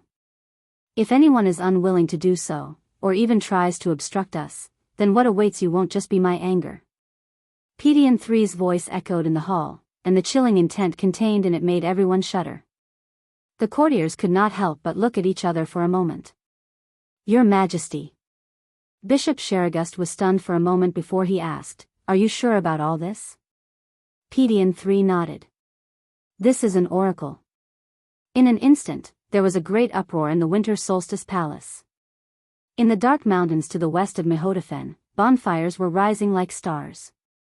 Looking into the distance, with the help of the faint light of the golden moon, one could see that there were still winding troops on the plains entering the mountains. Since the defeat in East Metz, the remnants of Cruz's army fled from Fathom Port and the north of Ludwig. Some of them went south into the Evergreen Corridor, and some passed through the Mehodafen Basin and went west into the mountains. After the Crystal Army swept through the whole of Metz, they did not pursue further. This gave the Black Legion and the allied forces of the local nobles of Metz a chance to catch their breath. However, the good times did not last long. According to the reports of the scouts who came down from the front line, it seemed that after a short pause, the Crystal Army showed signs of continuing to move east. Kacha, the knight's heavy footsteps could not draw Veronica's attention away from the military map spread on her legs. The light from the bonfire shone on the face of the former commander of Cruz's army. Her eyes were shining. There were many people patrolling back and forth around her, but among the messy footsteps, one was particularly clear. It stopped in front of her. "Teacher, the scouts have sent back information. Those terrifying monsters have passed through Fathom Port. It is not clear if they have gone south, but at least some of them are heading towards Mehodafen." A somewhat tired voice sounded. It was only then that Veronica lifted her head, her eyes reflecting Vahina's figure. This student of hers had always given her a headache in the past. Even though Vahina was very talented and had great comprehension in both magic and swordsmanship, her bad temper was truly unflattering. Veronica knew very well that her student was known as a demoness in the imperial capital. However, at this moment, the arrogance and willfulness of the past could not be found on the face of the little princess of Flower Leaf Ridge.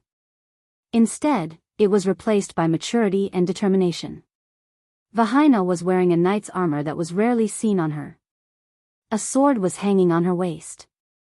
Her fair face was covered with a layer of dust, and there were a few scratches on her forehead. However, the biggest change was the look in her eyes. Her pale blue eyes were like the sea. At this moment, there was a calm and steady light in her eyes. Sometimes, Veronica could not help but think that if this nightmare did not happen, she would be relieved to see her student again. Unfortunately, hypotheses were only hypotheses. The war in East Metz had become the biggest nightmare for everyone who had experienced it. Even for Veronica, who had experienced the Holy War 60 years ago, it was the same. Sometimes, she would compare her experience in the Holy War with what she had been through these days. However, every time, she could not help but think of the scene where Cruz's army collapsed under the impact of the Crystal Cluster Sea. In that battle, Cruz's army witnessed the suffocating dragons falling one after another in front of their eyes. Then, they were defeated and lost all memories of the battle. However, Cruz's army was defeated, but they did not die. The dead had fallen into eternal slumber, but the living still had to struggle for survival and hope. Veronica only nodded silently at Vahina's words. She frowned and drew a line on the military map with a charcoal pencil. It marked the latest movement of the Crystal Cluster Sea.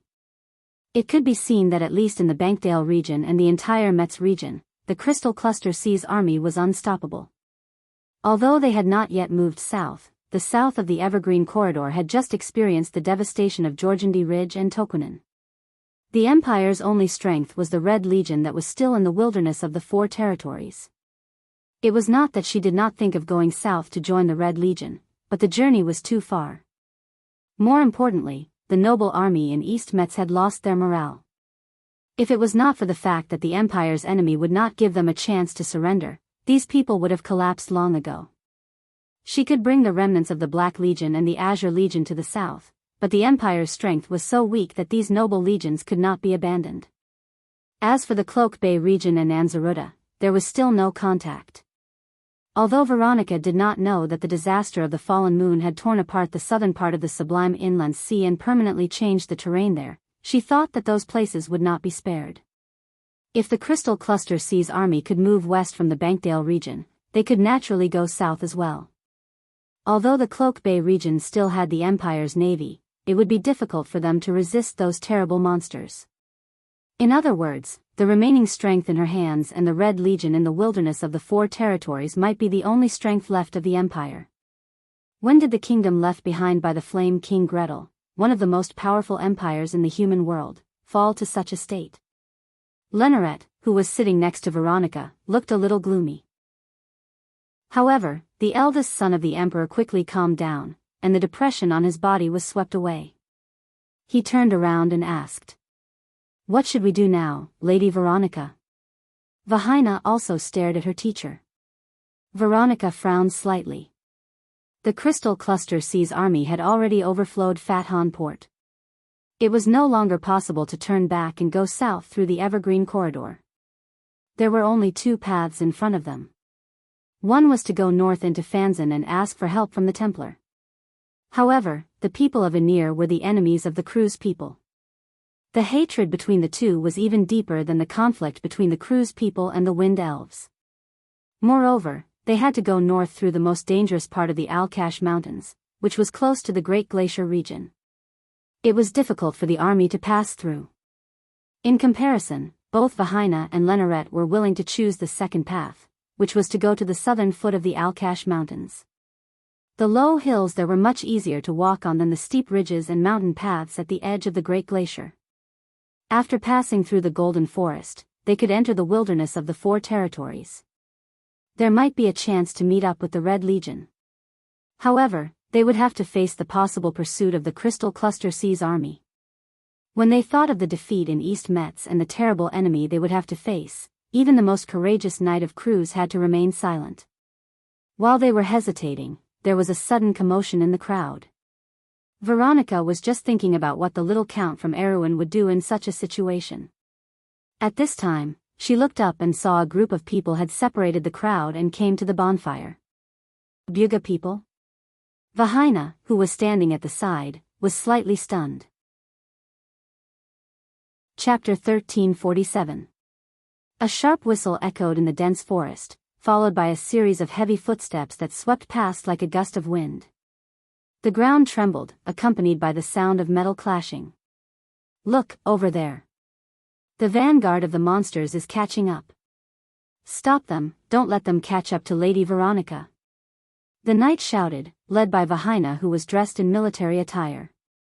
She looked towards the intersection between the hills and valleys, and there was indeed a group of creatures covered in dark crystalline carapaces at the intersection of the mountains in the distance.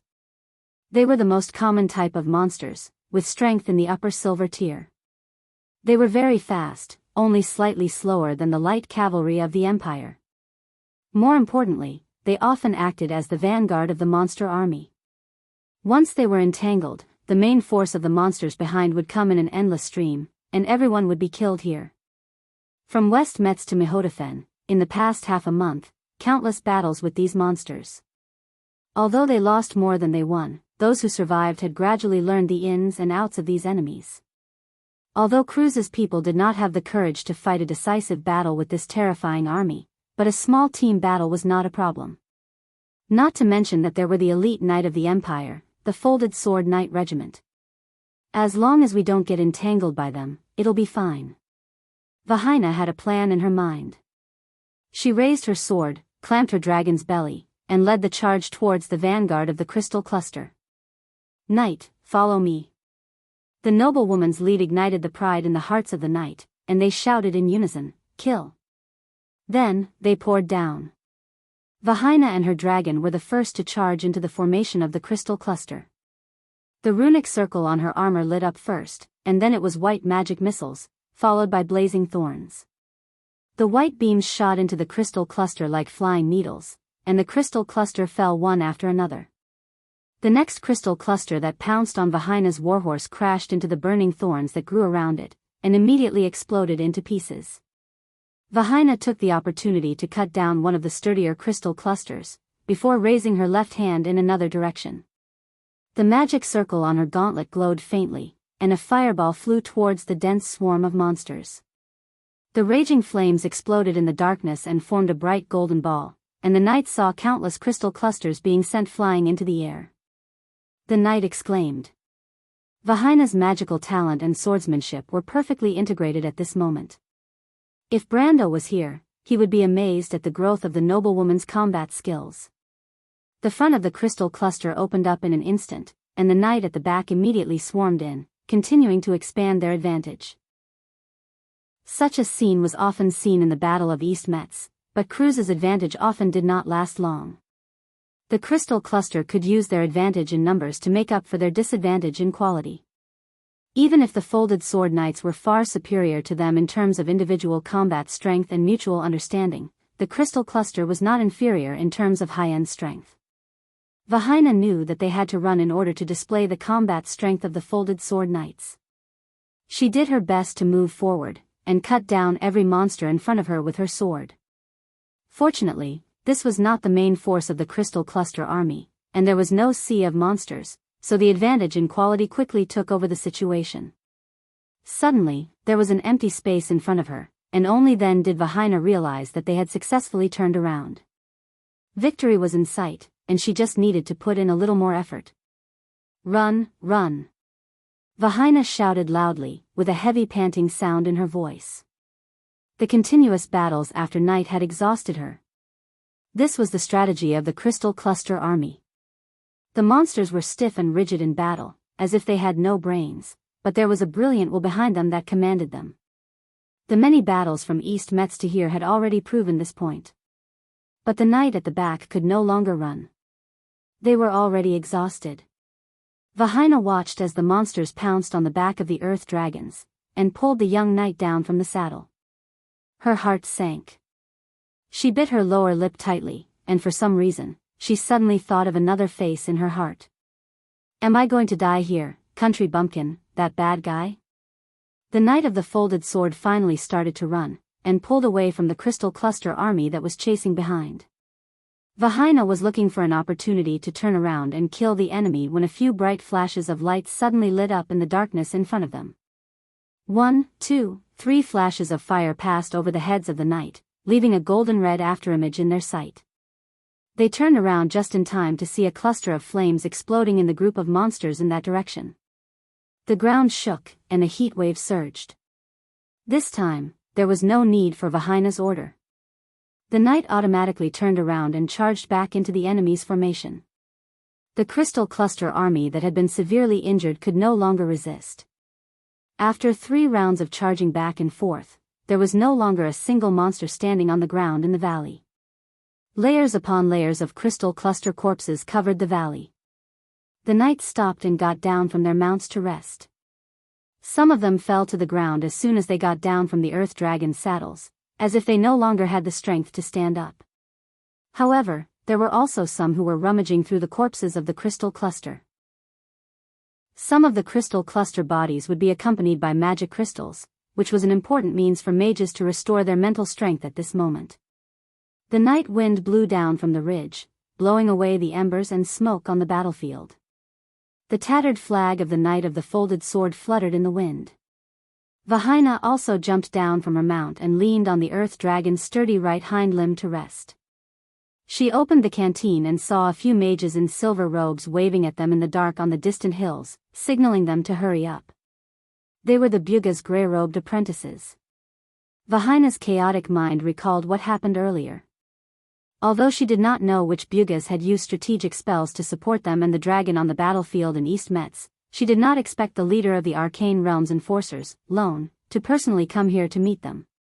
He was one of the 12 leaders of the Silver Alliance's wizards, a legendary figure.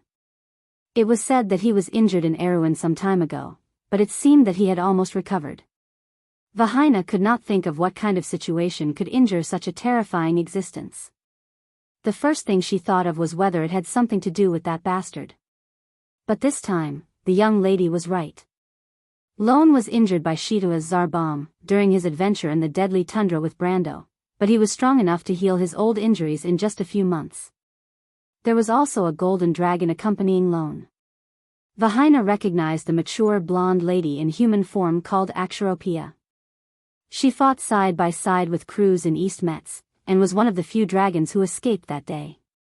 The Bugas somehow convinced Veronica and the eldest prince to choose to go through the southern foot of the Alkash Mountains, through the Alcala area, and enter the wilderness of 4 territories. But this way, it was inevitable to encounter the Crystal Cluster army. The consecutive encounters throughout the night were extremely difficult, and the remaining morale of Cruz's people was almost exhausted.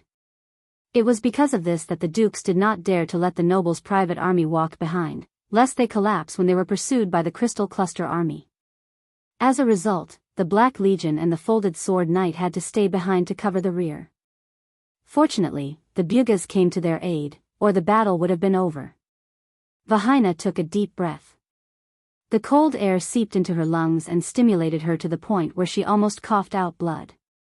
She glanced into the distance, and a silhouette flashed out from the group of grey-robed Buga mages, and quickly ran towards her direction. The silhouette lifted his robe, and ran from afar until he was right in front of her, and then threw himself into her arms. "Sister."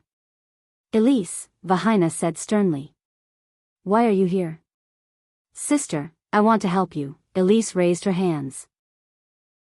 "You see, sister, I'm also a mage, and even the Bugas praised me for my talent in spellcasting." "Nonsense, you should stay by teacher's side, that's where you should be." The little girl did not expect Vahina's reaction to be so intense, and her eyes were immediately covered with a thin layer of mist. "Sister, I'm worried about you, father, and brother. How can I stay behind alone?" Vahina's heart softened. There was a time when she was not like that.